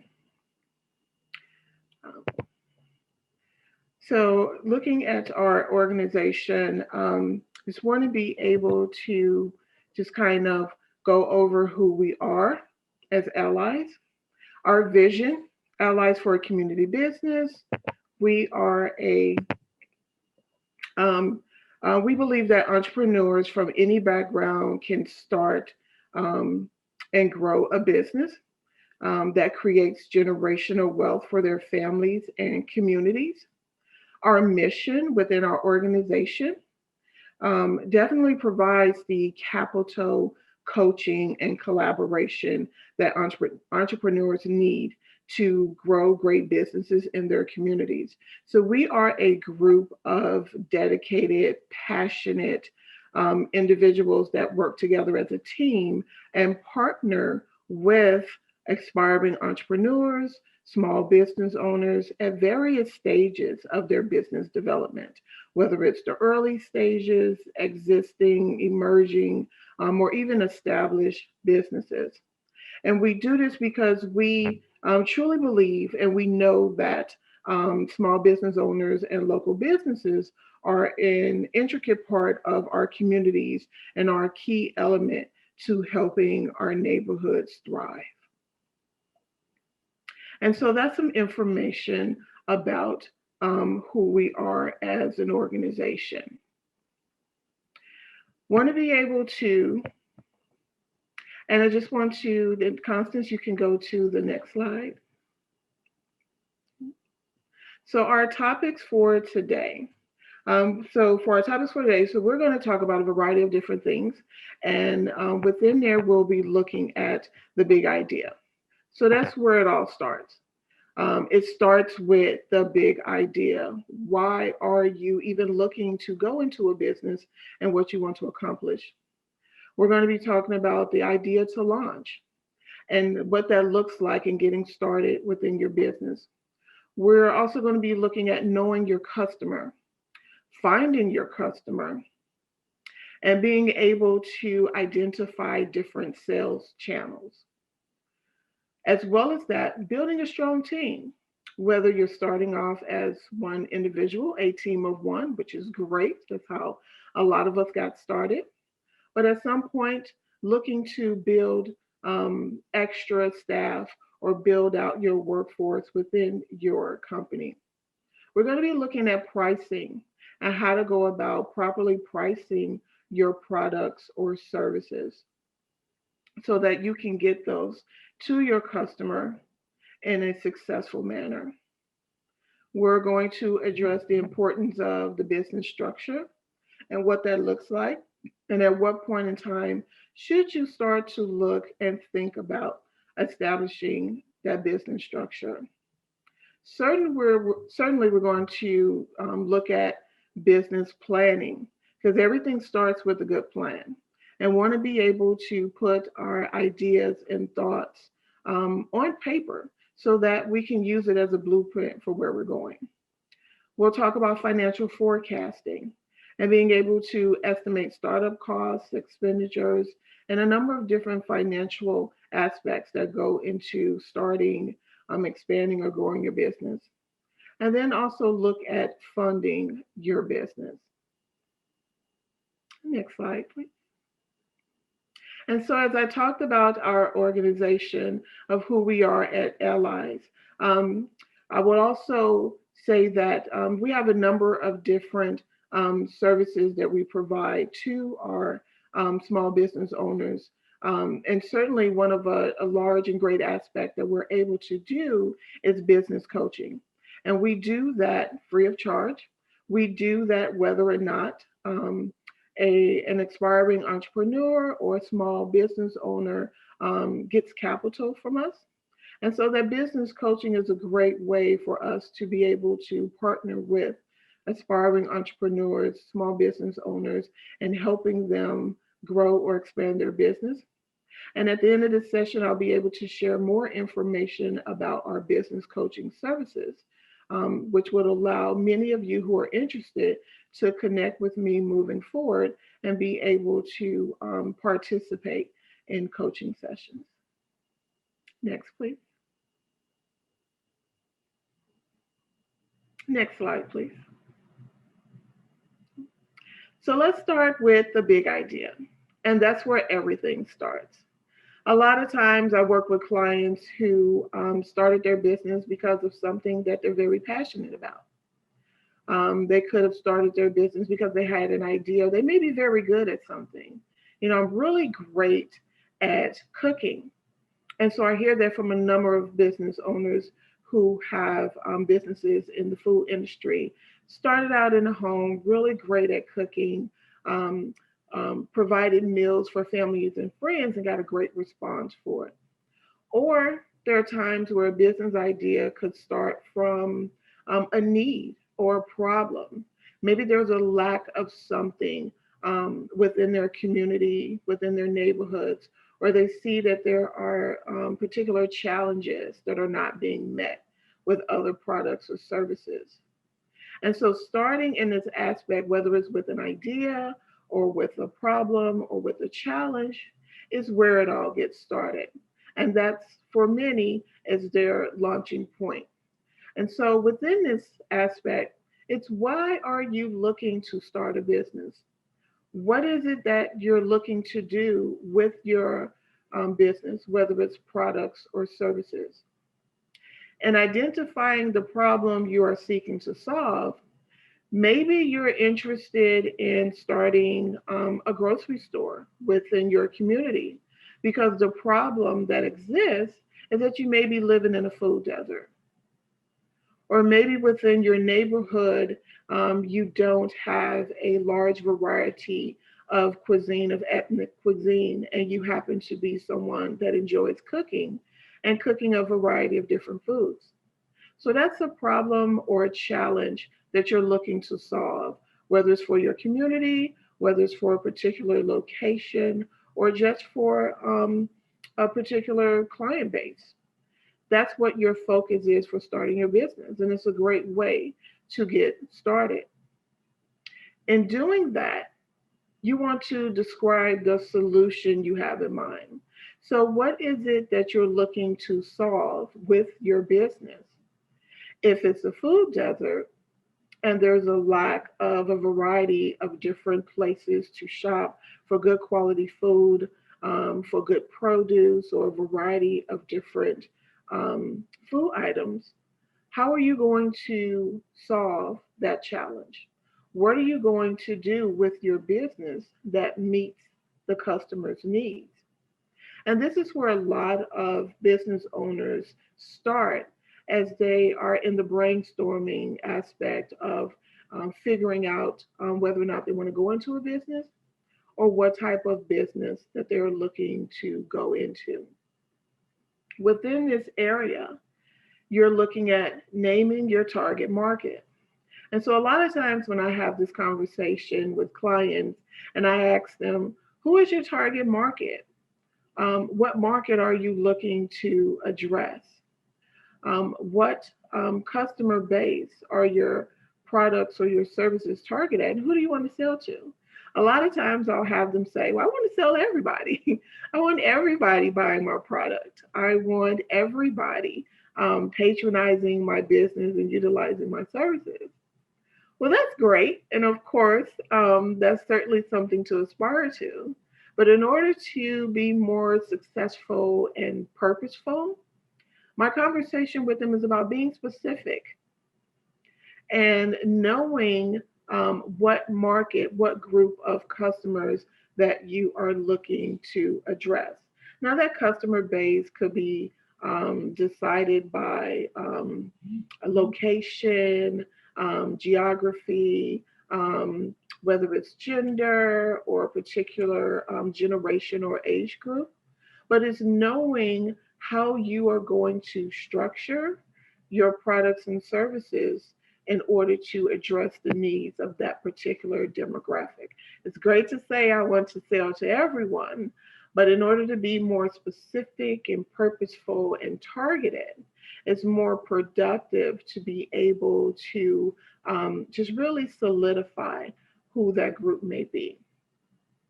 And as you're identifying and naming your target market, you also want to identify your competitors. And so, with a number of different businesses and products, we know as consumers that there are usually more than one. And so, with that, it does a business owner good, an aspiring business owner, to really look at the products or services that they are interested or looking to put out there, and who else is doing something similar. So when we talk about competitors, we are encouraging our clients to look at who else is providing a product or service or any particular goods that are similar to the ones that I am interested in putting out. You want to be able to do your research. And as you're researching, you're looking at what are they doing correctly? What are they doing right? And take a page out of that book. In addition to that, you also want to look at what are they doing that's not correct. Maybe that those competitors are not meeting the needs of those customers. If you're interested in opening up a restaurant within a community, maybe you have done your research and you have identified that within that particular community, location, or map of area, that the industries that are there, the businesses that are there, are not providing a variety of choices, or maybe the quality is something that you're able to match. And so, a lot of times, a lot of good information can be had by just identifying who your competitors are, knowing what other businesses are providing similar services, and being able to do that research and look at what they're doing, what they're not doing, in order to use that information as you are building your business. So let's go to the next slide and talk about the customer. And the customer is a huge part of why we're even going into business, because we're interested in providing some type of goods, services, products to a particular group of people who we want to patronize our business, who we want to sell to. And that's the customer. And so a lot of times the rule of thumb is give the customers what they are asking for. It's one thing to have a product that we love and that we're interested in putting out, but what if nobody buys that product? What if nobody is interested in those goods? And what if no one is interested in those services that we're offering? So here we certainly want to be able to, as we talked about earlier, know who our target market is, and that's the customer that we want to sell to. And also being able to understand what it is that they want. So we want to give them what they're asking for. You want to know exactly what your customers are seeking. And by knowing that information, it puts you in a position to know how to meet that need. When you're able to meet the need of the customers, then you're able to turn interest into sales. You're able to turn customers into buyers and purchasers and regular individuals who patronize your business. So aligning your solution with your customers' need. For example, if the customers are in need of daycare in a particular area, by doing your homework and knowing your demographics, you know that there is a lack of affordable daycare facilities within a particular area. And so you're looking to meet that need.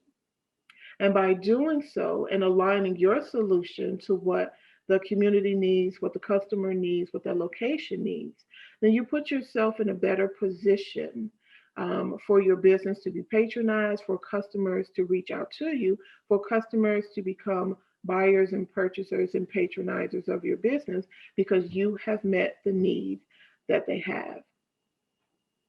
So as we're talking about this, a good rule of thumb that we encourage our clients is plan exactly how your customers will find you.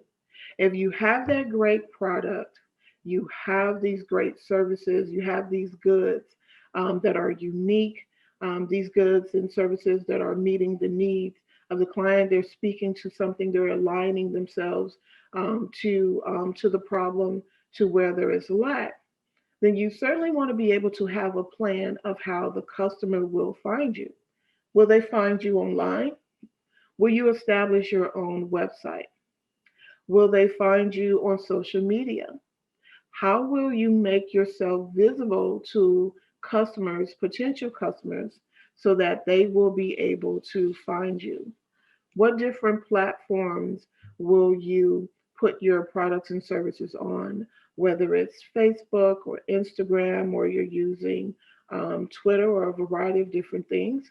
If you have created or built your own brand website, or maybe you're going to go into something where in a more e-commerce fashion and use different marketplaces in order for the customer to find you.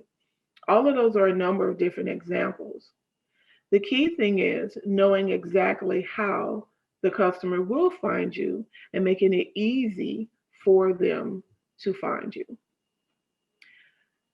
Coupled with that is making it easy for them to buy from you. And certainly the whole goal of it is for you to be able to sell your products and goods or your services.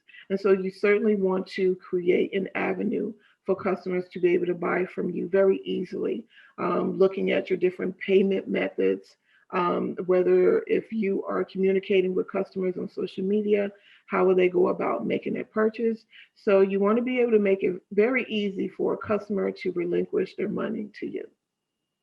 So in order to even do all of that, to go from the big idea, a problem that you may be solving, aligning your solution with the customer's needs, and making it easy for the customer to not only find you, but also to buy from you, you got to know what your prices are.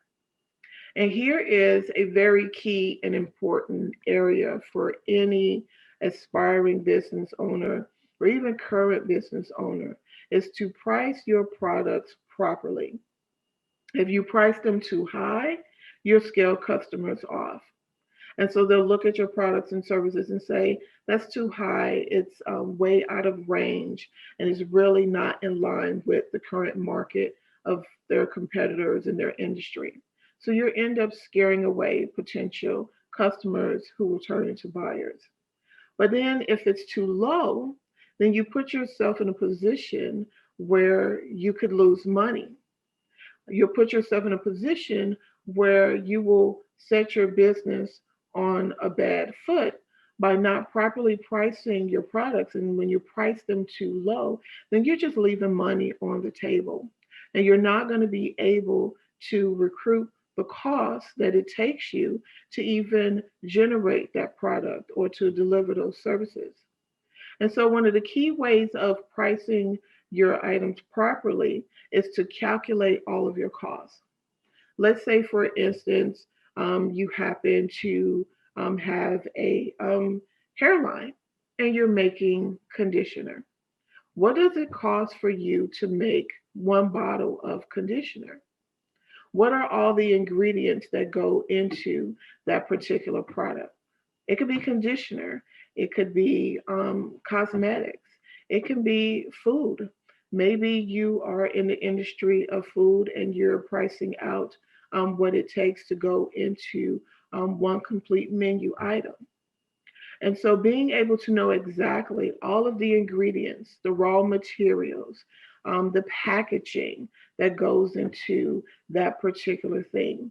If it is hair conditioner, you're talking about the packaging of the bottle that it exists in, the label that goes on the bottle, how you're going to wrap and secure that conditioner before you are shipping it out to the customer. Those are all costs that a business owner would have to pay for. And those are costs that are going to be passed on to the customer within the pricing that you assign to that particular product. A good way to help you know how to price out your products and goods and your services. And when you're talking about services, you're also looking at the labor. What does it cost you as the business owner in order to deliver that service? What are the labor costs? What are the time constraints that go into delivering that service? And that's how you get an idea of what you should charge for that service. Learning what your competitors are charging is a great way to get an idea of whether or not your prices are too high or too low. Consider your business industry. Consider similar products and services that you are looking to offer. Do research. Look at what others are charging. Look at that price range. And if it's very similar, and almost not identical, but very much similar to what you are looking to do, that gives you a range. Now, it doesn't say that you have to price your products exactly as your competitors, but it gives you an idea of where to start. And then also look at what you are offering and its uniqueness. If there's something about your product that is of a higher quality, that is more unique, and then you can adjust your prices accordingly, especially if you're utilizing raw materials that are of a higher price or higher quality. And that allows you to be able to justify your prices and being able to specify why my conditioner is priced a bit higher than my competitors because of the raw ingredients that I'm using, because of the special packaging, because of the quality or the intensity of that product. And you'll discover what your customers are willing to pay for as you do more research, as you look at your competitors, as you consider the industry that your business is in. Pricing is such a huge part of doing business, and it's also one of the biggest red flags that indicate why a lot of businesses do not succeed. When you are not properly pricing your goods, your services, your products, and you leave money on the table, and you're not recuperating the cost from the customer adequately, you end up basically giving away those products and services. They're costing you more to produce than what it is you're charging. And therefore, you are not reaping profits, which is exactly why we're in business. And a good part of our business is to generate profits. So now that we've talked about the idea, we've talked about our customer, and we've talked about pricing, let's look at how we can get started. And so here we want to be able to get organized. I hear from so many clients, how do I go about getting organized? Like, where do I even start? I have all of these ideas in my head, but I don't know what to do with them next. And a great way to do that is to plan and to forecast. And so, what we're talking about when we speak of planning is being able to take what is in your head and put it down on paper. It is a great way to create a visual process of what is going on in your head. And one great way is to create a business plan. And there are a number of different resources out there for assisting you in creating a business plan. There are a number of different templates that exist online. Organizations like Allies for Community Business, we work directly with our clients to help them create business plans. And a business plan captures your goals, your ideas. It captures specifically what your the essence of your business is. And as we talked about, starting with a big idea, starting with a problem, how are you going to go about solving it? That is all of that is within the business plan. So it is your blueprint for how you are going to create your business. Within that business plan, you want to be able to create a financial forecast. And a financial forecast allows you to brainstorm and think about and flush out what your financial needs may be. Within that forecast, you're looking at different categories like your revenue. What would be your different revenue streams? You may have a number of different products. And let's go back to the example of hair care. You may have hair conditioners, shampoos, different hairsprays, just a variety of different products. And each one of those products will create a revenue stream. Maybe in addition to the hair care products, you also do different services or other aspects of the hair industry within your business. And so those are a variety of different revenue streams. Your financial forecasting will certainly include and should include your expected costs. And so, what will be your expenditures? What will be those costs associated into starting your business and being able to get your business started? You certainly want to be able to create a full and comprehensive list so that way there are no surprises down the line. Being able to do financial forecasting also allows you to gather that data and to have a snapshot of what it will look like for you to be able to open or start your business. And you may be looking at additional revenue sources or additional capital. And in doing so, it allows you to know exactly what your needs are.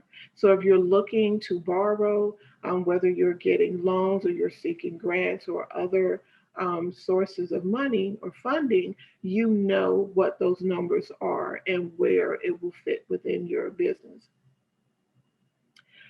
Preparing a simple operations plan. And an operations plan is certainly something that we strongly encourage our clients to create. An operations plan is your business playbook. It's a step-by-step guide that helps you communicate what your business is, how will your business operate.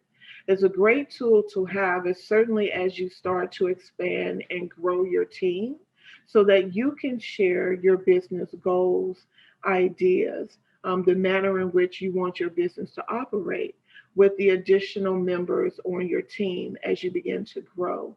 It's a great manual for your staff so they know how to deliver the mission and vision that you have for your business according to your passion and how you want it to be delivered. We talked about establishing business and financial goals, and having that plan of action allows you to know where you're going in your business step by step so that you can be more purposeful in what you're doing, more purposeful in how you are growing and expanding your business. And then, of course, within the section, we're talking about identifying your team. And at this point, a number of times when I talk to clients about this, they laugh and they say, well, I'm a team of one. At this point, I'm the only person within my business. And that's perfectly fine. But at some point in time, you're looking to grow your business. You're looking to add additional help and resources, whether that help exists in the form of other employees, full-time or part-time. That help may consist of building your team by adding in different contractors or specialists. Maybe you want to add on an accountant or a tax professional or an insurance agent or even someone that specializes in marketing to help you grow and expand your business. And so those individuals will become part of your team. And so being organized, having that plan, having that operational plan, and understanding and confirming your goals allows you to communicate more succinctly with individuals that will be joining your team. And so now that we are organized, we're at the point where we want to talk about preparing to launch. And so preparing to launch gets us to the point where we are looking at, wow, I've gone over the big idea. I've talked about my customer and my target market. I've even got a strong handle on my pricing and how I'm going to present my products, goods, and services to the customer. I've gotten organized and I've created my business plan and I've put all that together. Now, how do I prepare to launch? And you do that with a strong foundation. As we're talking about preparing to launch, it's basically creating that foundation for your business that puts you in a good spot and being on track with how you are going to operate your business. And so one thing is establishing a legal organization. And so within there, we're talking about whether or not you're going to decide to run your business as a sole prop, or maybe an LLC, or maybe a corporation. And in doing so, you are determining either of those different entities based on your goals and your mission for your business. A number of our clients, whether they run their business as a sole prop or LLC, oftentimes we do suggest or encourage maybe an LLC if it fits within their business structure. Very easy to do, takes probably less than 15 minutes and all can be done online in doing so. But it's just important to know how you want to be able to run your business. Certainly securing a license when necessary. Not all businesses are going to need a license, but it's imperative to make sure that you do your homework and know whether or not your business will require a license, how to get licensed, and we strongly encourage you to do so and to do that up front so that you don't have any problems later on if you are in need of a license and you don't secure one. You certainly want to be able to request your tax ID. and making sure that you have that in line. And that can be just very simply of going on to irs.gov and filling out the information online. It's instant, and once you do it, it's all done. So that is your FEIN number, your federal employee identification number that will exist for your particular business. And a key important thing of being prepared to launch is opening a business bank account. So we strongly suggest to business owners to separate their personal accounts from their business bank accounts. I can't tell you how many times business owners get into challenging situations by having their funds commingled, their personal funds and their business funds commingled into one account. So it's a good rule of thumb to separate them out so that you know exactly what's coming in and going out of your business because you have that separate business bank account. It makes it much more easier of being able to have good solid data on your business. Coupled with that is establishing online bookkeeping. There are a number of different software products out there that will make it very easy for you to be able to sync your business bank account with your online bookkeeping system, especially for those who don't want to spend their time doing a lot of math and calculations or going through bank statements, especially when it comes time to do taxes. These products allow you to concentrate more on your business and they do the work for you. And last but not least, purchasing business insurance. It is a great way of protecting the business owner as well as the customer and seeking out professional advice from an insurance agent on what type of insurance that is necessary for your business type, size, and the process of how you do business. And sometimes it may be something as simple as general liability insurance. And sometimes it may be an additive of what's called disruptive insurance. And what that does is it helps a business owner be able to pay their bills in times that their business services or their ability to do business is stopped or disrupted for any reason. And so this gets you to preparing to launch.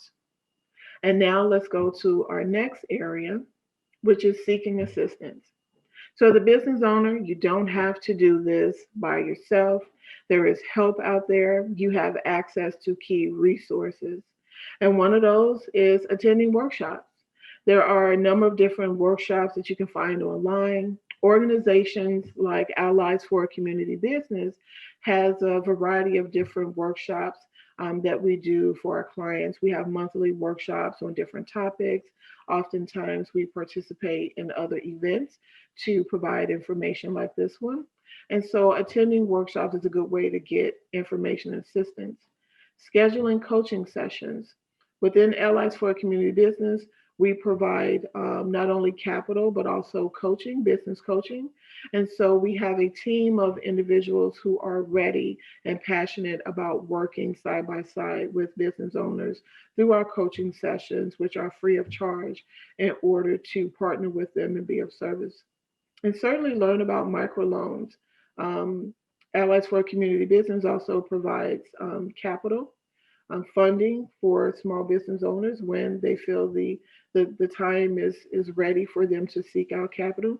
And so doing that research and knowing that these things are available. As well, there are small business programs that are available. And so the key thing here is that you're not in it alone. You seek out resources, whether it's an accountant, whether it's an attorney, but all of those resources are available to you. And so it's a great rule of thumb to get the help that you need to really secure your foundation. And so with this information, we're at the point of questions. If anyone has any questions.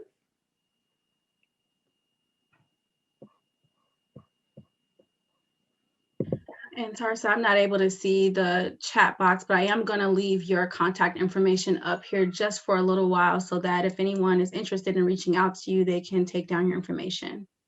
Awesome. Awesome. Okay. And so, yes, that's great. Thank you. I am looking forward to continuing this conversation with anyone who is interested.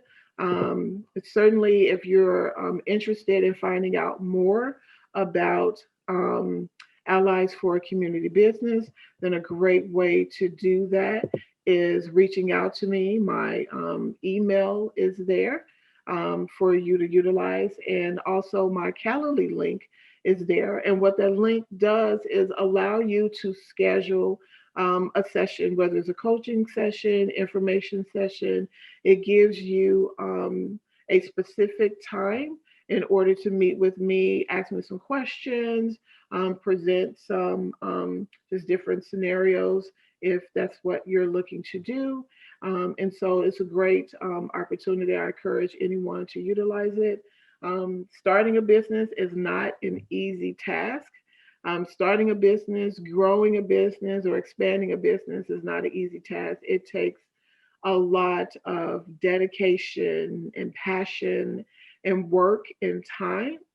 And myself and my team members from Allies for a Community Business certainly want to be a resource in partnering with anyone who is interested in taking on that role.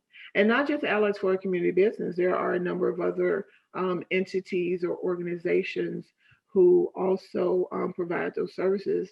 The key thing is, of course, to seek out help, that you don't have to do it alone, and that there are a number of different organizations that are out there, programs that are out there, workshops that are out there to assist you at any stage of business development that you're looking at. So thank you so much for having me.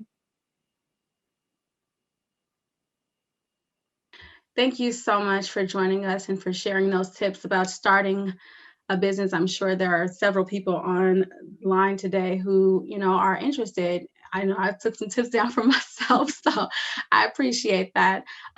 So we're going to go ahead and start with our polling session. So thanks again, Tarsa. I'll follow up with you after this event, okay? Wonderful. Have a great day. Take care. Bye. All right, so I'm going to go ahead and launch the polling session for this presentation. Okay, so I'll leave this up for about 1.5 minutes before we start to prepare for our next session.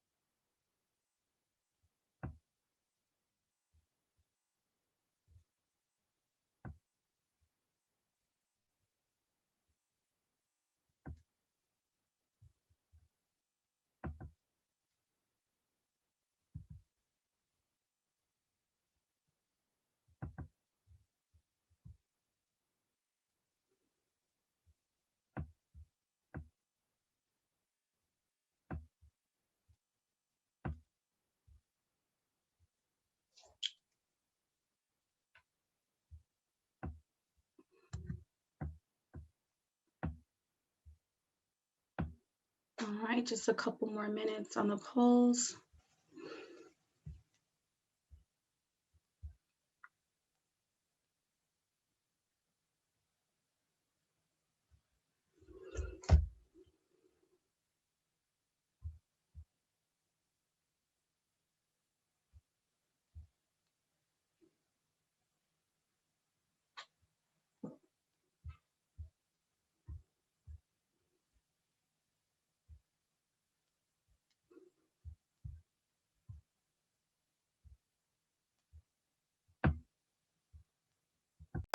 The owner of Round Sugars Balloon Designs and Academy, where we teach women how to become their own economic empowerment by creating their own balloon design business.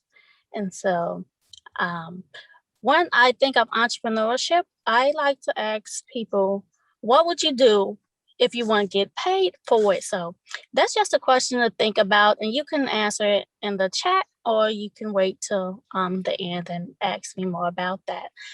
So I am the event stylist of Brown Sugar's Balloon Designs and Academy. Next slide, please. Okay.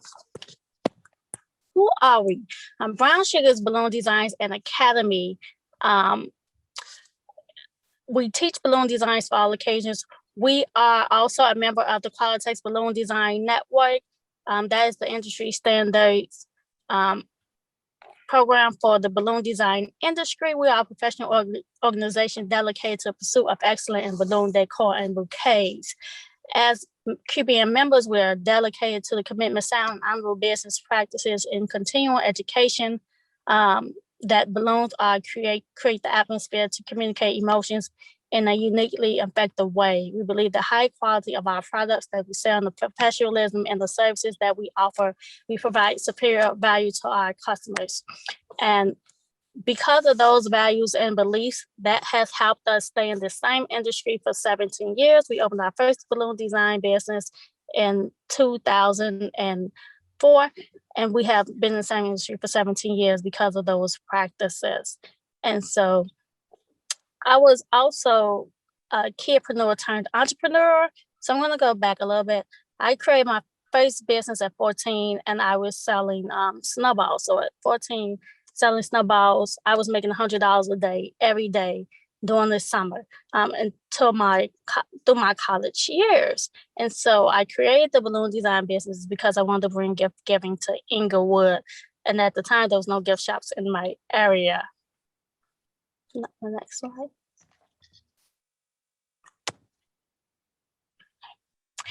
And so as we have begun to grow our business, we often thought about how can we make a difference in our community?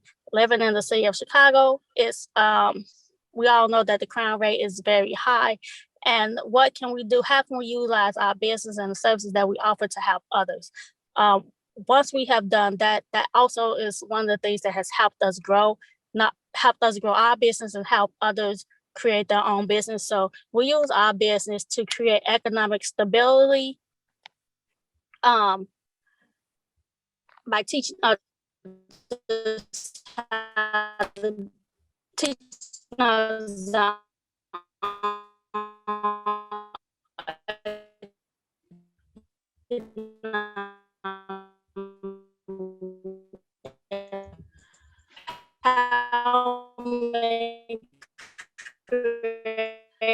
Aisha, I think your services also have launched other opportunities. You used Entrepreneur Academy.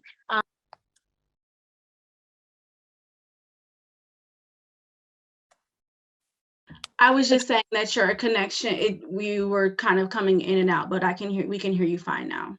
Okay, sorry about that. And we also gives back to the community in which we operate. And so the photos that you see here today are one of our workshops. So we taught some women this is one of our classes. I'm teaching other women how to create their own balloon design business. So that's them putting together the balloons and then setting it up themselves. And so that by us teaching others, we're growing our business, we're helping them grow their business, which also will allow them and us to employ more people, which will help in turn curb some of the violence and provide a more economic stability within the community in which we operate in. Next slide, please. The next slide. Oh, sorry. How did we grow? Another way that we grow, and another way that you can grow within your business when you start, or if you are growing your business, is by community engagements through education, sponsorships, partnerships, networking, attending seminars, visiting your local chamber of commerce. Through education, that can be education in several ways. It could be within the industry that you're operating in. It can be entrepreneurship training through other organizations that offer entrepreneurial trainings to entrepreneurs. we have went through several entrepreneurship programs, and we will probably always continue to do that as long as we're continuing to grow our business. We think that's a great way to help you grow your business if you're starting or if you are an existing business, because there's always some new things in the entrepreneurship journey that you can learn and things that updates that you should be aware of. We also have sponsors events. So some of these photos are events that we have sponsored, and one was at the local police station that within the 7th district from us.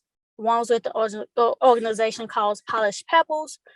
We have a partnership with the YWCA Metropolitan Chicago. So we done one of their events where we give back to other organizations. So you can partner with organizations and give back to help grow your business as well. And then the other one was a race. And so sometimes we can't always attend events, so we'll drop things off and then we'll leave, but they'll promote our business within their organizations as well, through partnerships and just collaborating with other organizations and other companies to that does similar services, or where there's an alignment with your vision and what their goals are to help you grow. Attending seminars also helps just to find out what you don't know as it relates to being in business. Will help you grow your business. That has been one of the things that's helped us grow as well. Next slide.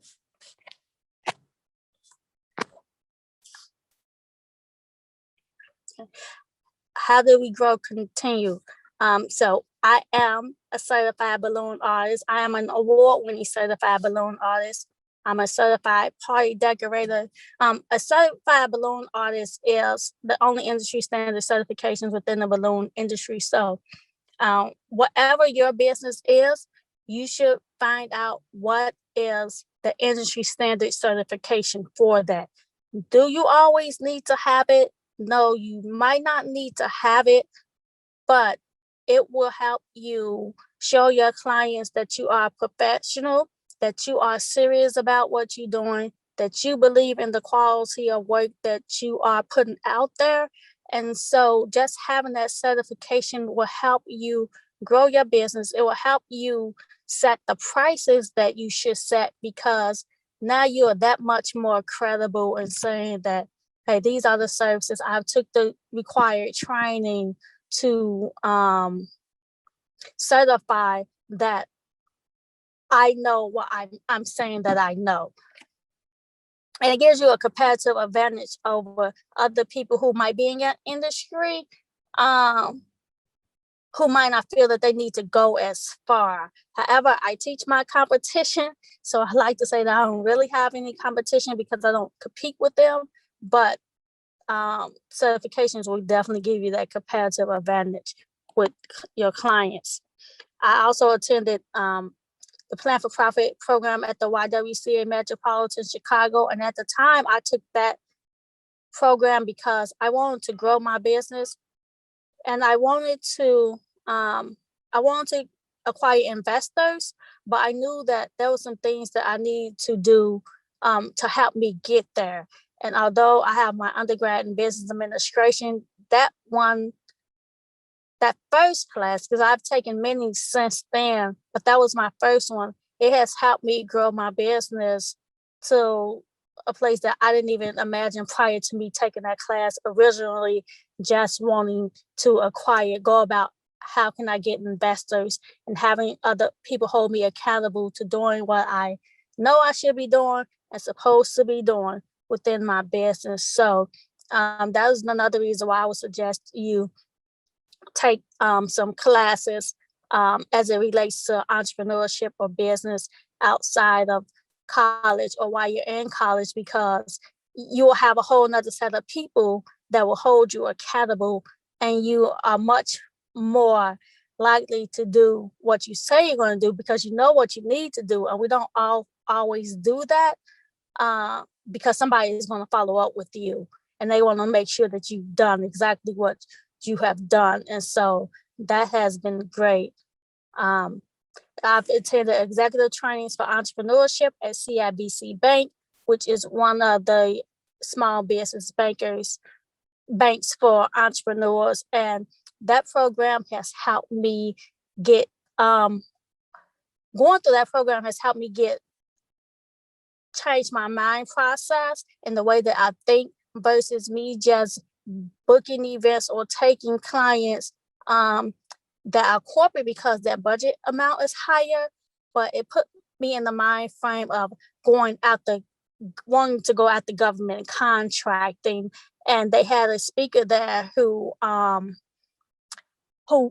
related something that I was doing, or what I thought I was doing at the time, which I thought was big. It wasn't as big as I thought. And she told me, and once she told me, I went after to get exactly what I needed to do. And so it helps you change your mind frame, your thought process. It definitely can have you thinking bigger than what you already are thinking, or what you thought was big, which was in my case.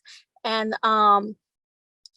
because they told me some things that I didn't know, it put me in a position to last year, because I worked on it, to acquire my first potentially multi-million-dollar contract. And I'm saying potentially because I have the qualifications. I have I am a vendor that have this license to acquire that, to potentially make that much money. But it's a process. So I'm in the position to do that from me going to that executive training for entrepreneurship at with CIBC at Chicago State University. NEL cohort participant with ACI. So that was a neighborhood entrepreneurship lab, and they help entrepreneurs grow their business. And so they gave me a $20,000 grant to help me grow my business by attending, I believe it was an 8-week cohort, but it also, they kept me very level-headed and staying focused on one thing and just growing that part of my business, which has helped me grow some more. I've attended the Scale Up. I was a Scale Up participant at the WBDC. And I was also taking I'm a 2020 CityCon graduate with the WBDC. And what that was, it was a government contracting class that taught you how to go about getting government contracts. Oh, excuse me, sorry. It taught me how to get government contracts. So all of the steps prior to being in position to get the contract, up until putting yourself in the room with the people who've had contracts similar to that in the previous years, how to follow up with them, how to attend pre-bid meetings and things like that. And so they gave us a certificate at the end of that cohort. But all of those things has helped me scale and change my mind process and my thought process, and scaling to a place that now I've scaled my business to this level. I'm have to scale my capacity to match that. But I would suggest that entrepreneurship is a continuing learning experience. As long as you're on your entrepreneurship journey, you can take any career field and make it your own and start a business from it.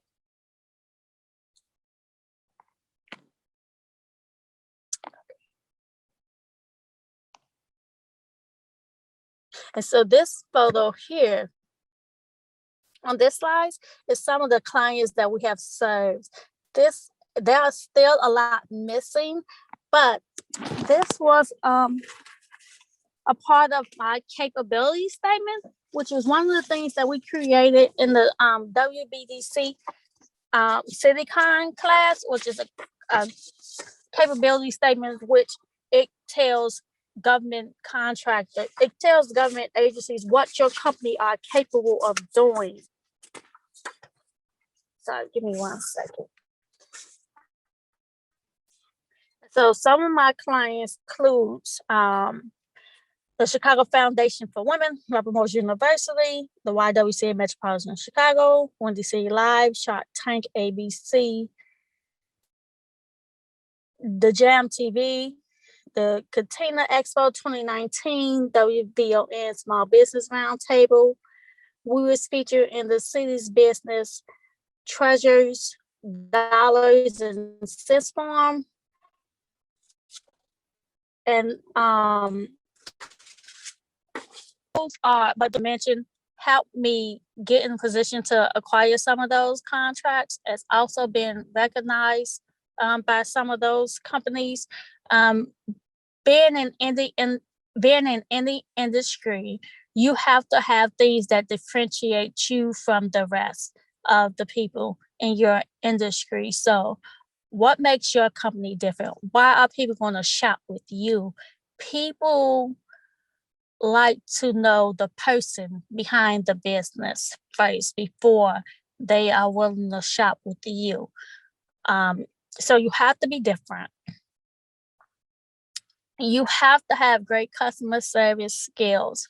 If you don't have great customer service skills, you need to have someone on your team that has great customer service skills. It's okay to be the back end person on your business if you know that that's not one of your strong suits, because having great customer service is going to be the ultimate driver of your business. We can't all the time please everyone, but that's okay. We have to know who our client is and who isn't our client. Everyone isn't going to be your client. Everyone is not supposed to be your client, and it is okay. One of the things that I like to do when there's a client that's not a good fit for me is send them a reference. If I can help them, I will send them to someone else who helps them, who can help them. And so those people are usually someone who has came through one of my workshops, because I know that they can do an event just as good as I can.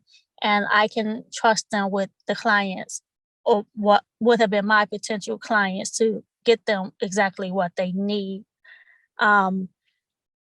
So some of the differentiators for us is that we have been recognized by our industry standards as having the best balloon design practices in the state of Illinois. We are internationally one of the best according to the industry standards, and we operate according to the industry standards. And that makes us different because every industry have a standard. So that is one of the things that you should find out if you don't know what the industry standards is for your industry. And that goes with everything. How does the industry operate? How does the industry price?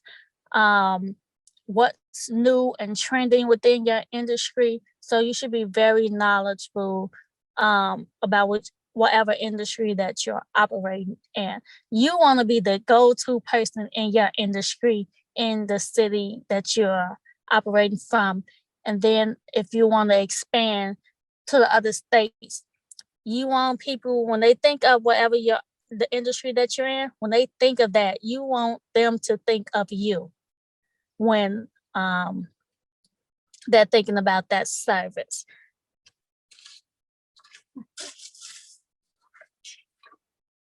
And also,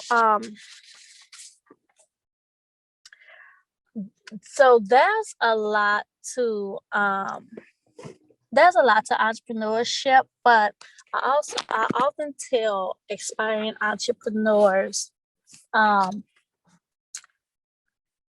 when you're starting off, you want to set your foundation first. And like all your business paperwork, you want to make sure you have all your legal documents together, that they're good, that they've been filed with the state. You have to register with the state, your business with the state and the city in which you're operating in. You want to have all your paperwork together so that when it's needed to get some other certification, that you are trying to get, that you'll have that already in place. And so you'll just have to worry about building the business itself after you set that. And that's the easy part after you get all your paperwork together. Does anyone have any questions so far? So I wouldn't be able to see the questions because I'm still sharing my screen. So if can you see the chat box on your end? I can. I Okay. don't see any questions. Okay. Did you have any contact information that you wanted to share? I didn't see any on your slide. Oh, it came out blurry. Sorry. So I'm Aisha Trotter. I'm the owner of Brown Sugars Balloon Designs and Academy. I can be reached via Facebook, Aisha Trotter CBA.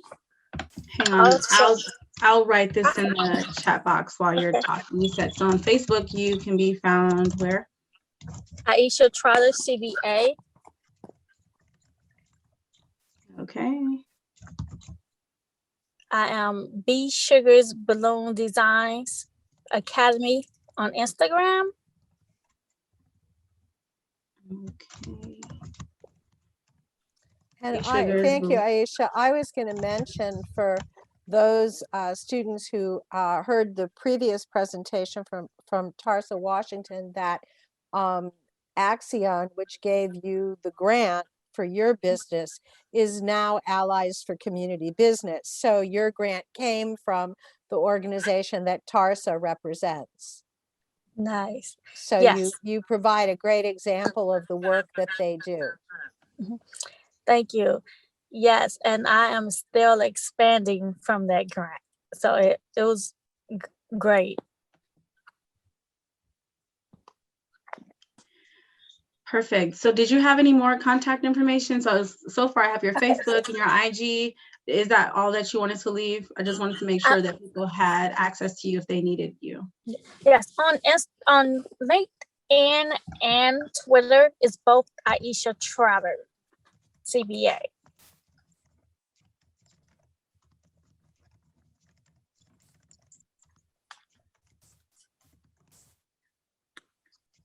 All right. I also have a YouTube page. That's Aisha Trotter, where we give out information about growing your business. And so it's usually on Mondays. It's called Monetary Mondays, and we just have a conversation on Mondays about things that we can do to help grow your business as it relates to money. Perfect. Great. Thank you so much, Aisha. We really appreciate your time. Thank you guys for having me. Thanks so much and take care. Got it. Bye. All right, so I'm gonna go ahead and launch the poll for small business case study.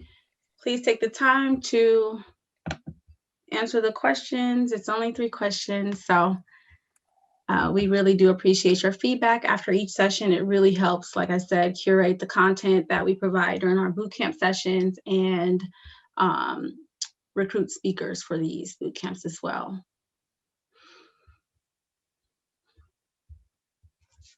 I'll leave that up for about a minute.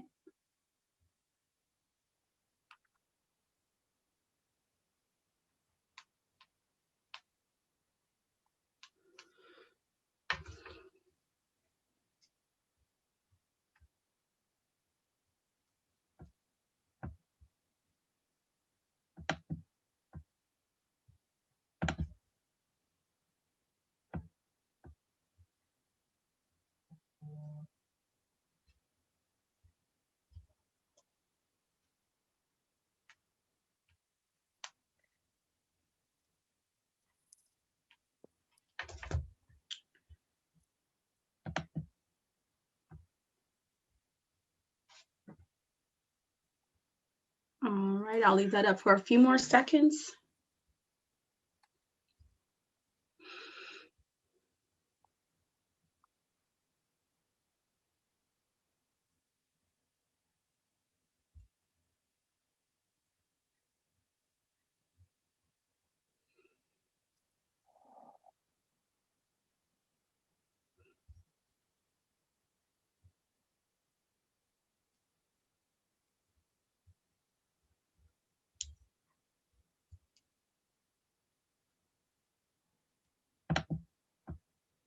he nominated 2 of his colleagues to speak with you today, Guadalupe Gomez, who is a consultant, and Alton Woolage, who is a senior consultant. And take it away. Yeah, thanks so much for the introduction here. I see we've got 5 attendees here, so we should be able to keep this pretty conversational with the group here. We've got some slides to share, but we can certainly do a brief introduction as well. And Leslie, I just want to make sure from a timing standpoint, we didn't get the invite for the virtual happy hour after this, but we just want to make sure that we stick to schedule here. I know we're a bit early, but would you say 30 to 45 minutes for our schedule time here? Yes, that would be just great. All right. And do the attendees, so I'm just looking at the names here, do they have the ability to turn on their screens or raise their hand or use the They chat can box? raise their hands and we monitor chat and Q&A for you. All right. Well, knowing that it's a treat for them to make it through the day, and of course, gosh, we're so excited to be here. I would say, let's keep this conversational. I'm going to throw a little audible to the group, and we can really cover what's most important to you guys. So I know Leslie and team and Constance are monitoring the thread. So if you guys want to take advantage of just sort of Q&A, we can sort of just keep this a bit more conversational than not, knowing we've got a nice working group here. Alan, keep in mind the fact that we record this session and we imagine that we will get a lot of plays on the sessions when we distribute them to our colleges. So we want to be sure that all that information is that we're offering is in your session, if Beautiful. that makes sense. Yeah, we'll stick to script. So we've got our homework here. So here, let me pull up the presentation. And Leslie, I just want to make sure that you're able to see our deck and our brilliant faces here. Yep, I have your deck, I have your faces, and I can watch the Q&A and chat. All right, you're watching it like a hawk. So why don't we dive right in here? I mean, let's just do brief introductions. And Guadalupe, do you want to kick us off here? Absolutely. So I have my bio here for everyone to see, but I sort of want to give everyone a sense of my personal story. So I'm Guadalupe Gomez, consultant with DeMeo Schneider and Associates. And overall, I have 7 years of industry experience, 3 years specifically with DeMeo Schneider. But about my story, I'm born and raised in the city of Chicago. I am so proud of that. But even more so, I am a first-generation college student within my immediate family. So that's why my ears perked up when Bob DeMeo approached me and Alton with this wonderful opportunity to be able to use the insights that I've gained today for all of you to, frankly, I wish I had resources like this when I was going through university. And it's just lovely that over the past several years, there are more and more organizations providing much more resources this way. So happy to be a part of it. And I'll hand it over to Alton to introduce himself. Yeah, thanks, Guadalupe. Alton Woolage, bio's up here as well. I would probably categorize myself similar to Guadalupe. If Guadalupe's new school DeMeo or new school millennial, I'm sort of old school millennial. So a little bit older than Guadalupe, but nonetheless, my family, my parents were the first generation to go to college. So I'm representing second gen. And I went to Illinois for my undergrad and Texas Tech for my master's. And I've been really passionate about all things sort of financial planning, investment related. So naturally, this sort of path to being a investment consultant has sort of popped up over the years. So without further ado, why don't we dive into today's agenda? And we're gonna rope-a-dope this a bit. So I'm gonna take the first part here, and then Guadalupe is gonna take the next part. And really today's agenda, what we'd like to achieve here is just give you some perspective through the lens of, hey, if Guadalupe and I are sort of 7 to 12 years into our careers, and we have sort of a similar story with you guys, what would be the things that we would want to know, sort of leaning into our first endeavor into our careers? And so for this first part, what we wanted to give you perspective on is sort of from an investing standpoint, why retire, investing for retirement is important. What is it? How do you do it? But then sort of furthermore, how do you invest, right? And this world that we live in today, I mean, clearly from a pandemic standpoint is different, but certainly as an investor today, it's a very different world than before. So we want to give you perspective as to how to think of retirement planning and why that's important, but also, how do you invest if, the focus isn't 30 years down the road? Why is it important to invest today, and what are some pros and cons in doing so?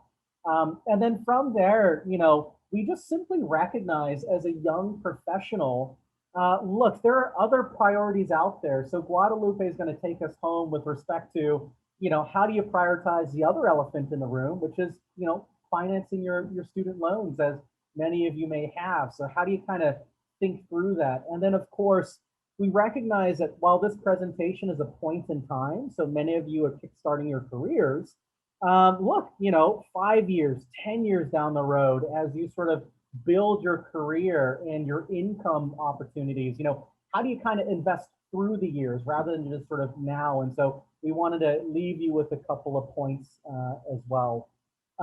Guadalupe, anything else in terms of our agenda you think is worthy of note, or have I hit it? You hit on all of the points here, but just to reiterate, as Alden mentioned, let's keep it conversational. Please pop up any type of questions in the chat, any kind at all. We're happy to explain anything and talk more about it, because if someone has a burning question, it's most likely a question that's on everyone's mind. And Leslie, anyone take advantage of that just yet? All right, no unmute means no questions. So let's not yet.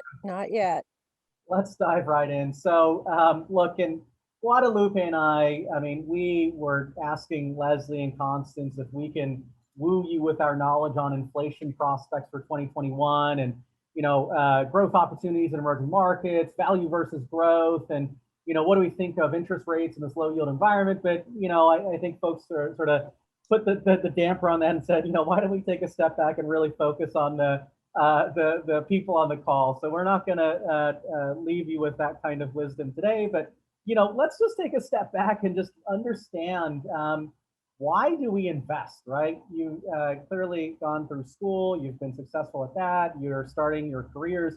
Why do many of us undertake the process of investing?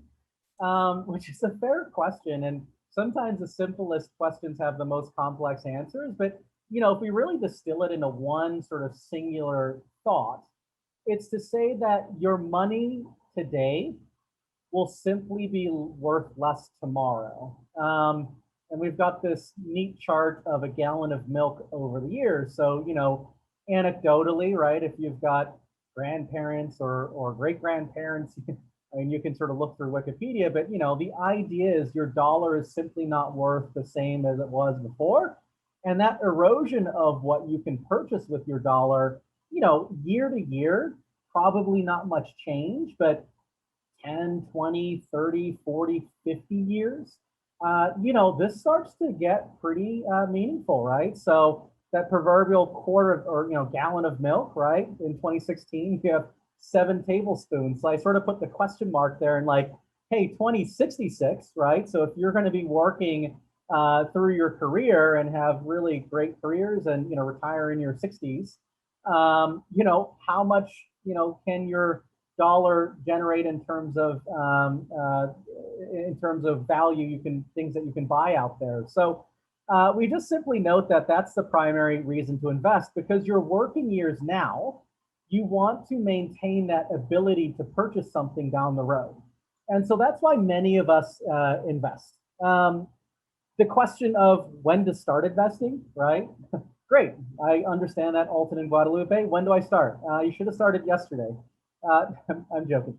You should start sooner than later, right? And of course, having your ducks in a row is really important, but the sooner you start investing, you'll get a sense of this, and you can probably think back to your finance classes or this idea of compounding interest. But the idea is the earlier you start saving with whatever monies you have, the more beneficial it is over time.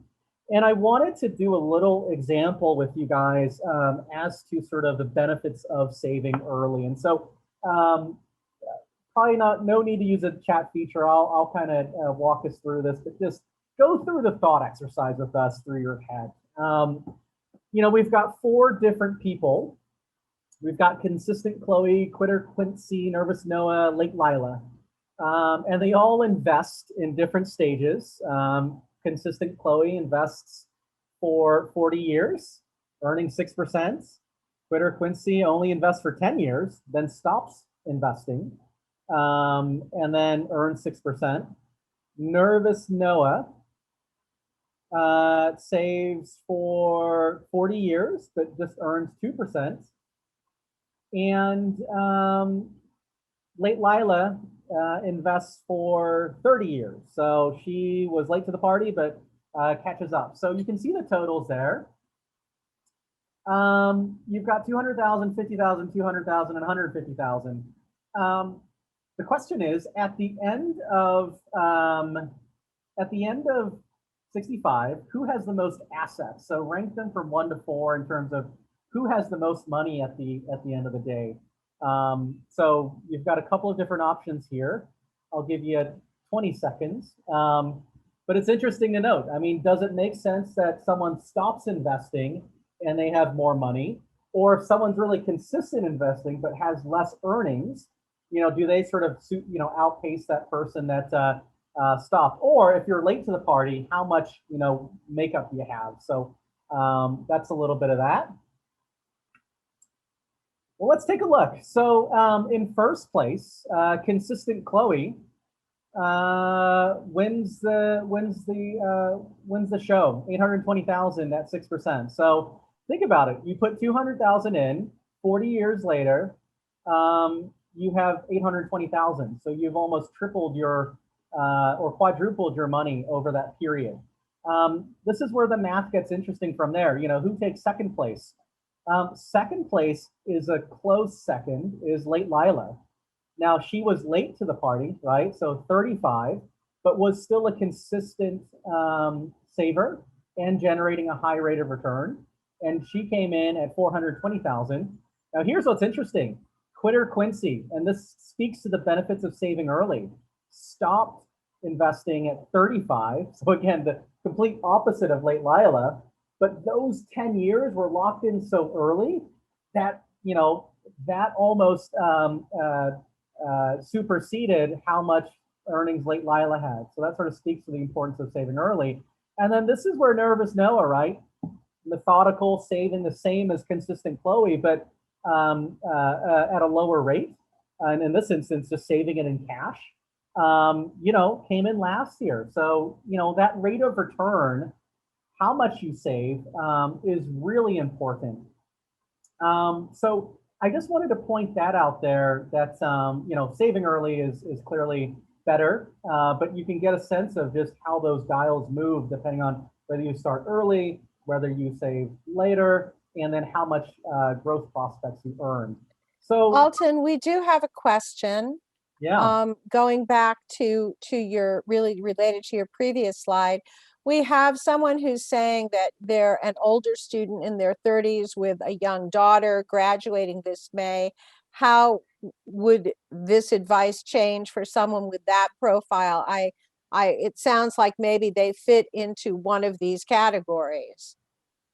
Yeah, I think the takeaway here would be to save sooner than later. So this process works regardless of where you are in your cycle. So I'm in my 30s myself, same with my wife, and our suggestion would be if you can save as soon as you can, that certainly puts the odds in your favor over time. And then we have a second question from someone who says that they are on disability, so they don't work, but they do have money that they can invest. But most counsel talks about investing 1% of their earned income. Is that any different if you're drawing disability pay? Yeah, and that's where it becomes a function of really optimizing your income, right? So whether it's disability income, social security, or a living wage, to your point, that's a really good question. I think when we get to a little bit later in my discussions, there's some pretty creative things in there that allow you to save or keep the change and then invest the change. I think there's just so much innovation out there that allows investors to really take ownership of their investment plan and do so with sort of low cost to no cost, and find creative ways to sort of save here and there. So I'd love to circle that question back to something a little later in this presentation. But love the questions coming in. Keep them coming.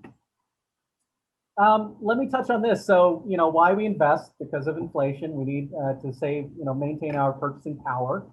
We talked about the benefits of saving. I mean, what could go wrong, right? I mean, a couple of things, and this really starts to speak to sort of how we're hardwired as not only as investors, but quite frankly as humans. So there's this little almond-shaped thing in our brain called the amygdala. It's responsible for our fight or flight response.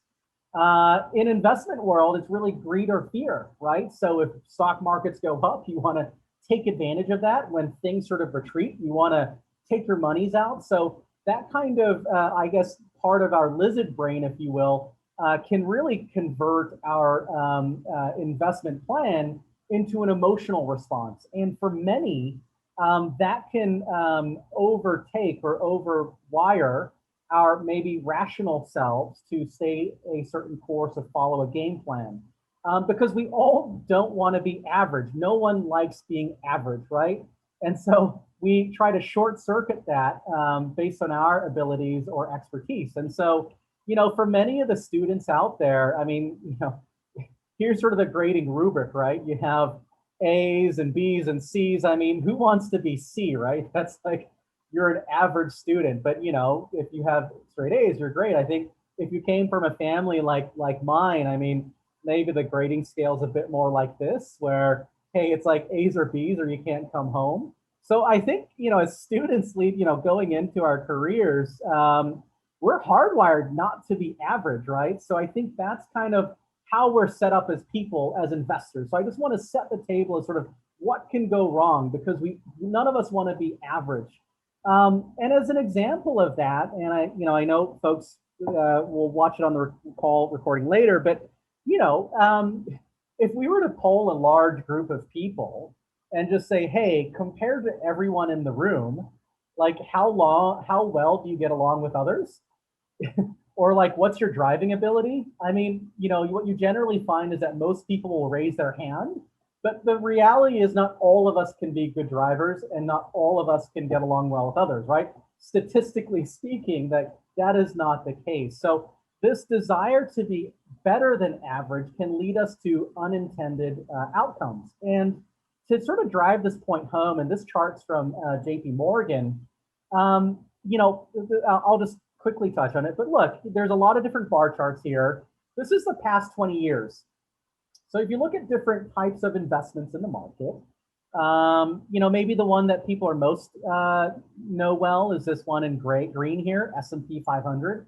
That's US companies, generated a 6.1% return over 20 years. If you mix that with some bonds, right, 60-40 bonds or 40-60 portfolios, you end up in this 5.5% range.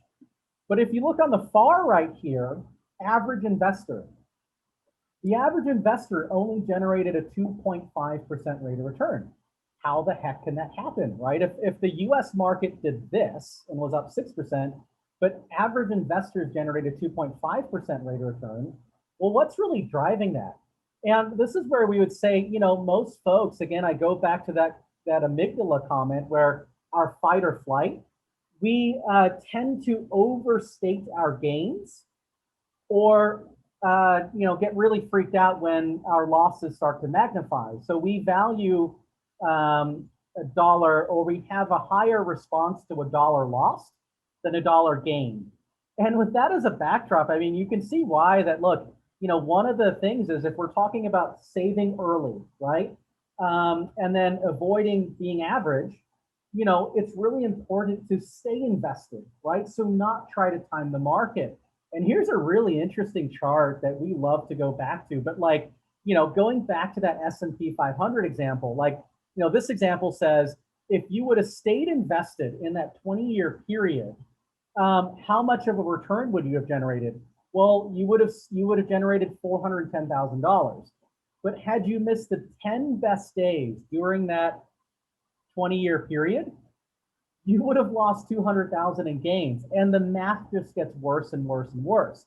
So the takeaway here is the more that you tinker, or the more that you move around your investments, thinking that you can time a pandemic or time a bank crisis, or politics are going to feed into the portfolio. Often than not, average investors sort of get stung here.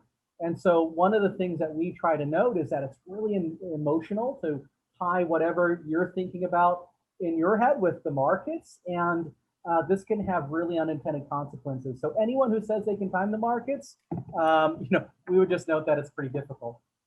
Let me move on a bit further here. So, well, if you can't time the markets, well, how do you invest? And, this is one of our favorite eye charts here. But basically, we would make the case that if you look at these different markets, different colors, our next question is, well, what kind of trend would you, make out of this? And the answer is there's not really a trend that you can make. Here are the different years, here are the different investments. And I mean, the green bars are at the top of the class, at the bottom of the class. I mean, it's kind of sporadic throughout. But if you look at the yellow bars, right? So if you invest diversified, or have a broader diversification in your investments, and you own a little bit of everything, well, you can see you kind of straddle the middle, right? You're kind of in this middle where there's not these highs and lows that you're kind of have to worry about on a day-to-day or year-to-year basis. And so that sort of level sets how we would approach investing. So if wherever you are in your cycle, again, we mentioned someone's in their 30s just starting their career, someone's in their 60s and captures disability. The way that we would invest for folks like you is to say, invest very diversified and not try to time the markets in doing so. We wanted to leave you with a couple of tips here. So, the big one for many investors is what we call FOMO, or fear of missing out, right? The person, your friend down the street, or your friend at church, or whoever the person, your family member, you're always sort of stacking yourself up to them, right? And so when they come with you and say, oh, I got invested in Bitcoin and look at how much I've made, or oh, I got into GameStop, right? I think those sorts of things can make us feel like a bit incomplete, that we sort of missed the boat, which then we need to double up on our efforts. So, I think making sure that you stick to your plan and not sort of feed into this like fear of missing out, we think it's really important. And in this world where everything's technology based, I mean, truly unplugging yourself, being wary of these hot tips out there, and being focused on the long term, we think that aligns yourself to improve the probabilities of, frankly, having a really good investment program over time. So I'm going to circle back here to that initial question, which was like, well, how do I go about this? And, these are evergreen sorts of recommendations out here. So I think they work no matter who you are and what life cycle you're in. But here are some things that I've learned in my career as I'm sort of in my mid 30s and kind of, 10 to 15 years in the industry now. If you have a 401k, most of your employers will provide a match, right? So the first thing is to invest up to the match. So most language is sort of, if you invest 6%, we will save up to 50% of your match. So you get 3% for free. So whatever that match is at your company, we would say invest up to that, because that's really free money. Outside of the 401k, there's Roth IRAs, there's different individual accounts. There's all sorts of retirement accounts that you can open. But I would actually make the case on where you open it is really important. It's as important as opening an account. Because in this world, and one of the benefits of this democratization of wealth out there, there's a lot of apps that put your money in your power. And Guadalupe and I mean, even like 10 years ago, if we wanted to put money in like an ETF or a mutual fund or a stock, I mean, transaction costs were like $10 a trade. And that's really come down to basically zero, right? You have Robinhood now that doesn't have any transaction costs. And there's all these neat tools out there that, for the lack of a better term, give you the most bang for your buck. So things like keeping costs low are really important. Things like saving often are important, diversifying. And these are a handful of the platforms out there. I wanted to touch on Acorns because that's one of the interesting ones, because you don't need to have swaths of money. I mean, even if it is disability income, Acorns does something interesting. They do this sort of keep the change mantra. So whenever you pay for your coffee and it's $3.50, you can tag that 50 cents and Acorns will invest that 50 cents for you. So if you're using your debit card and you're buying groceries, you're going to the coffee store, you're paying your rent, you're paying your utilities, they'll invest the change on your behalf. So that could be an interesting one for someone that may not have sort of the income from a work or a job, and find ways to creatively save, and they invest in the markets for you. The other ones here allow you to invest in, whether it's $10 in or $1,000 in, they have these really neat, elegant tools that, frankly, no commissions, no fees, just putting your dollars in and making sure that they optimize it to the fullest extent. So with that, I've covered the investment side. I know Guadalupe is going to take us home, but quick pause to see if there are any questions or comments at this stage, or we'll keep it going. All right, hearing none. Guadalupe.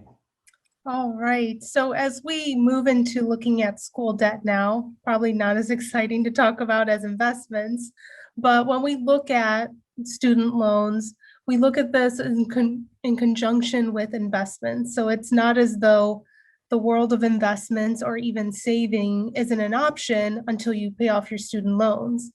Now, I've spoken with many people, a lot of people feel this way, right? It's sometimes a really heavy burden, tens of thousands in debt. How do I tackle this? And the answer is, it's not all at once, it's step by step.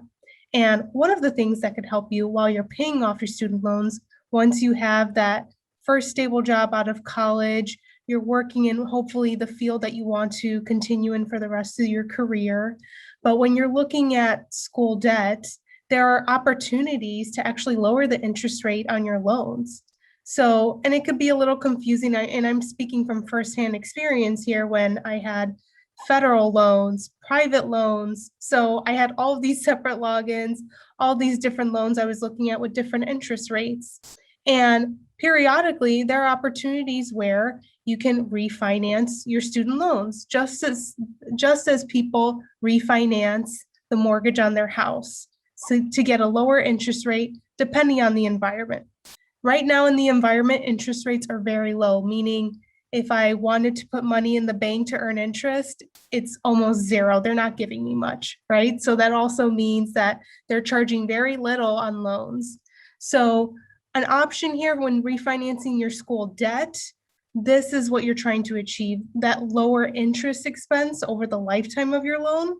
Now, this isn't always going to be an option for everybody, right? There are some lenders that want you to have a large enough loan for them to refinance. For example, in my particular case, I tried to refinance student loans and it was simply too small of a balance for SoFi, one of the institutions out here that is really good at marketing and really out there pounding the table for people to look at refinancing their student loans. In my particular case, the loan amount was too small for them to refinance. They take into account your credit score, all these other factors, so it may or may not work for you. I see a great question popping up in the chat here. The question of when would you recommend consolidating these loans, right? I would say now is a good time, given that there are lower interest rates, but also take into account different lenders have different requirements, so it is important to shop around. There's a great website here, NerdWallet. It actually ties in all of these links to outside lenders for you to just click on and get quotes, input your information. And it's really important homework for you to do if in the future it means you can pay less interest on your loans. And if we go to the next page here, the next question is, you probably think, well, how do I prioritize paying off these student loans, which can be at times very large, along with all of my other bills, right? All of my living expenses. Does that mean I have to sacrifice a social life or anything else until I pay off all my loans? And the question is no, or I'm sorry, the answer is no. And I'll give you a story here of a close family member of mine who his number one goal getting out of college, he had a lot of student debt, was I'm going to pay this off as quickly as possible. And the job that he was working right outside of college, great paying job. So he was able to pay down large amounts on his student loan. And he tried to do that as quick as possible, and he ended up being stuck in a job where he wasn't really enthused with what he was doing for a living. And he actually wanted to sort of change a career path. And then a couple months later, he actually lost his job. And as a result, he did not build up an emergency savings fund for that time that he wasn't working, because he piled in so much of his money from his monthly paychecks into paying off the student loans. And the moral of that story is, do not shirk very important parts of your savings and other parts of your portfolio, if you will, just to pay off the student loans. That means please contribute to a 401k up to the match, meaning you're leaving free money on the table if you don't contribute at all to your 401k through your employer, just to simply pay more per month than your student loan, right? Because you not only want to achieve paying off debt, but to Alton's earlier point now, the earlier you start, the better position you put yourself in to letting your investments grow over time. And to Alton's points earlier, you do not need large swaths of money, right? Time is key here. So the earlier you start, doesn't matter how small the amount is, the better. Now, when you look at loans, I'm talking about just student loans here. This isn't the only type of loan that we could have. There's people with credit card debt. There are auto loans, right? And some of those other loans can have much higher interest rates. Those are the ones that you actually want to tackle first and put more of your money towards. And then the loans that have lower interest rate, still pay that off, but maybe not as big payments as you are trying to get rid of the higher interest loans. And now, as we talk about sort of the finances of all this, let's maybe take a step back and look a little bit more big picture into career planning. So if we go on the next page here, career planning, we have our finances, investments. We understand that you've all had a budgeting workshop together, all fantastic things. Those are all things that are going on behind the scenes outside of your work, right? So when you're going to work every day and you're planning your career, you may feel as though I'm doing it, this is it. However, there are always steps that you take throughout your career to make sure you're on that right path. And these are things that I myself have done and continue to do to this day. So number one is, as you are about to graduate, have graduated, which is fantastic, and congratulations to you all, it's really taking a self-assessment for yourself. So for me, it's saying for myself, what are my interests? What kind of job fits with my personality? What do I need out of a job? Finance has always intrigued me from the very beginning of my education, and I knew coming out of college, I wanted to work in finance. Now, with all of the options that there are in finance, I had to choose which one worked best for me. And of course, it's going on LinkedIn, doing the Google search, looking on Glassdoor, seeing all the different positions and looking at job specifications to see what interests you.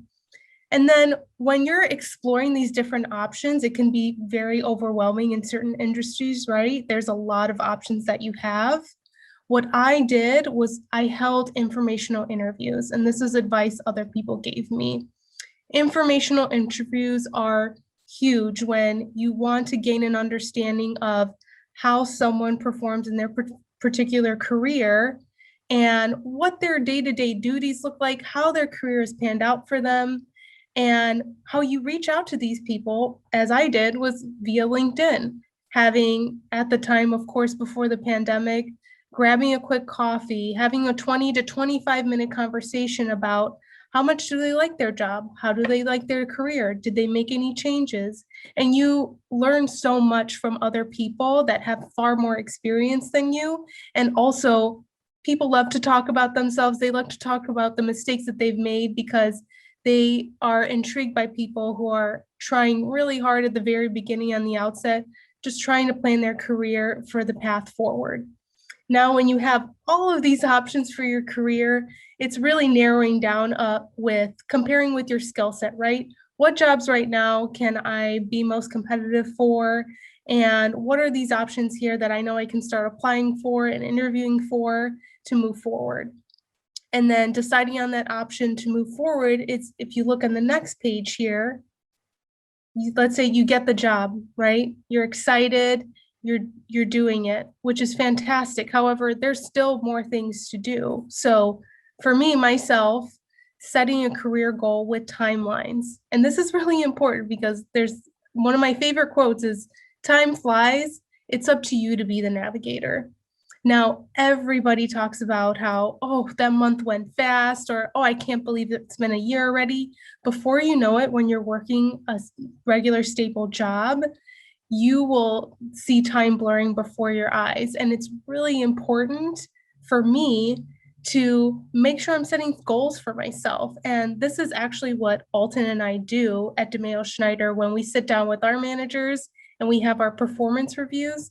They actually ask us to create our goals and how we can make them specific, measurable, attainable, relevant, time-bound. Now, this is a really cheesy acronym, right? But it sort of takes those pie in the sky ideas that you may have for yourself of, well, I really want to achieve this in my job. I don't really know how to get there. However, when you break down what are the specific skill sets I need? Do I need to get a certain certification for that? Do I need to practice on my presentation skills? Who can help me practice my presentation skills? That's where it makes it less stressful. It condenses it for you and you're able to follow along this way. And then of course, having those 5 and 10-year goals helps you align not only what you want to achieve in your career, but it also solidifies the sort of salary that you want to see for yourself in the future, right? That's also another part of your goal. You want to have a growing career, right? And of course, at the end of the day, you want to work more, you want to earn more money as you gain more experience in your field, right? Doing things like this is going to help you get there and move the ball along versus just dreaming of the next higher position that's there available at the company. Alden, is there anything you want to add there? No, I think you nailed it. I love the idea of just sort of, hey, there's thoughts on investments today, but, again, this is investing over time. And I even go back to those examples of those 4, what was it, late Lila, Nervous, No, and all that. I mean, that was just $5,000 a year.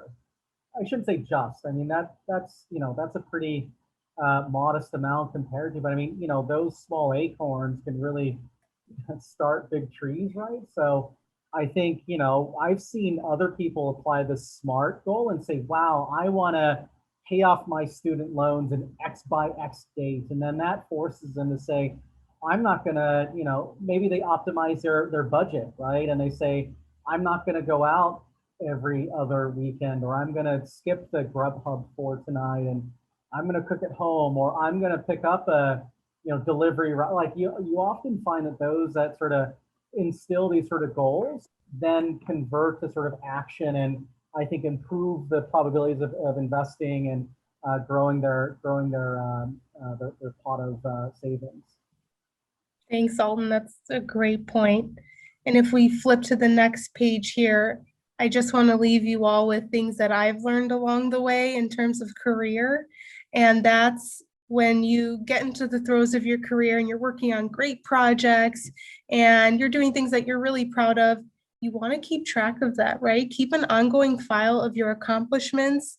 Of course, when you get great feedback from other members on your team, your manager, it's things for yourself to take a look back on and see how much you've grown. Because again, time flies and you may not notice your growth and how it actually is transforming. And it's really nice to keep track for yourself. And then always keeping your resume updated, right? So always keeping it updated. Maybe there are accomplishments that you can, of course, put in that resume, right? But if you're thinking, well, I want another job in this industry, or I want to go to a different industry altogether, having that updated resume makes a big difference in terms of, again, let's say 3, 4, 5 years could have gone by and you're in one job. It's hard to sit down one day and think, okay, let me type down all the things that I've done in this job. Even though I know I've done a lot, it's kind of hard to reflect back on those years in just one moment. Another point is sharpening your communication skills. And this is valuable in any industry, any job. At any point, you're going to be working with other people, even if you're not standing on a stage and presenting, right? It's very, very important. And it also ties into building your network as well. So, for example, my brother's really great about building his network, and he has thoughts of possibly changing his career. And he'll still, to this day, even though he's a working professional for 6 years now, he still to this day holds informational interviews just to see what's out there. And he's perfectly happy with the job that he has right now. He just wants to always keep that door of opportunity open for himself. And then, of course, while you're in your position with your future employer, you want to cross-train. Cross-training means you want to get to know a little bit more about the other departments that you don't directly work in, but you might find out in some departments where an area can pique your interest, and you might actually want to switch departments altogether. And that's a great way to also expand your skill set, right? Versus just working in your one set area and your job and its responsibilities. And last that I want to leave you all with, which is really important, it's always consider yourself a student for life. I always consider myself a student. I know I'm never going to get to a point where I've learned everything, right?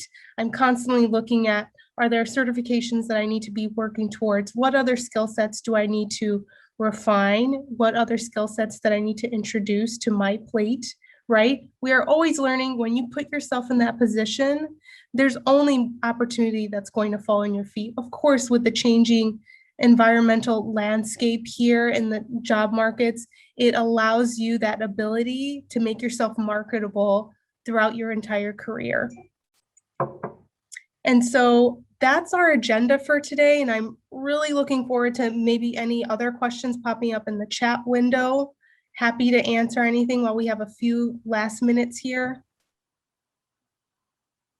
Right on time, too. I think we were tasked with 45 minutes, if I'm not mistaken. Yes. Yes, good job. Thank you so much for taking the time to be with us. And as I said, we recorded your session, so we're going to be sending it out to all of the registrants next week. I think we'll get a lot of views of this presentation, and we really do appreciate the time you took to plan and present. So thanks so much. And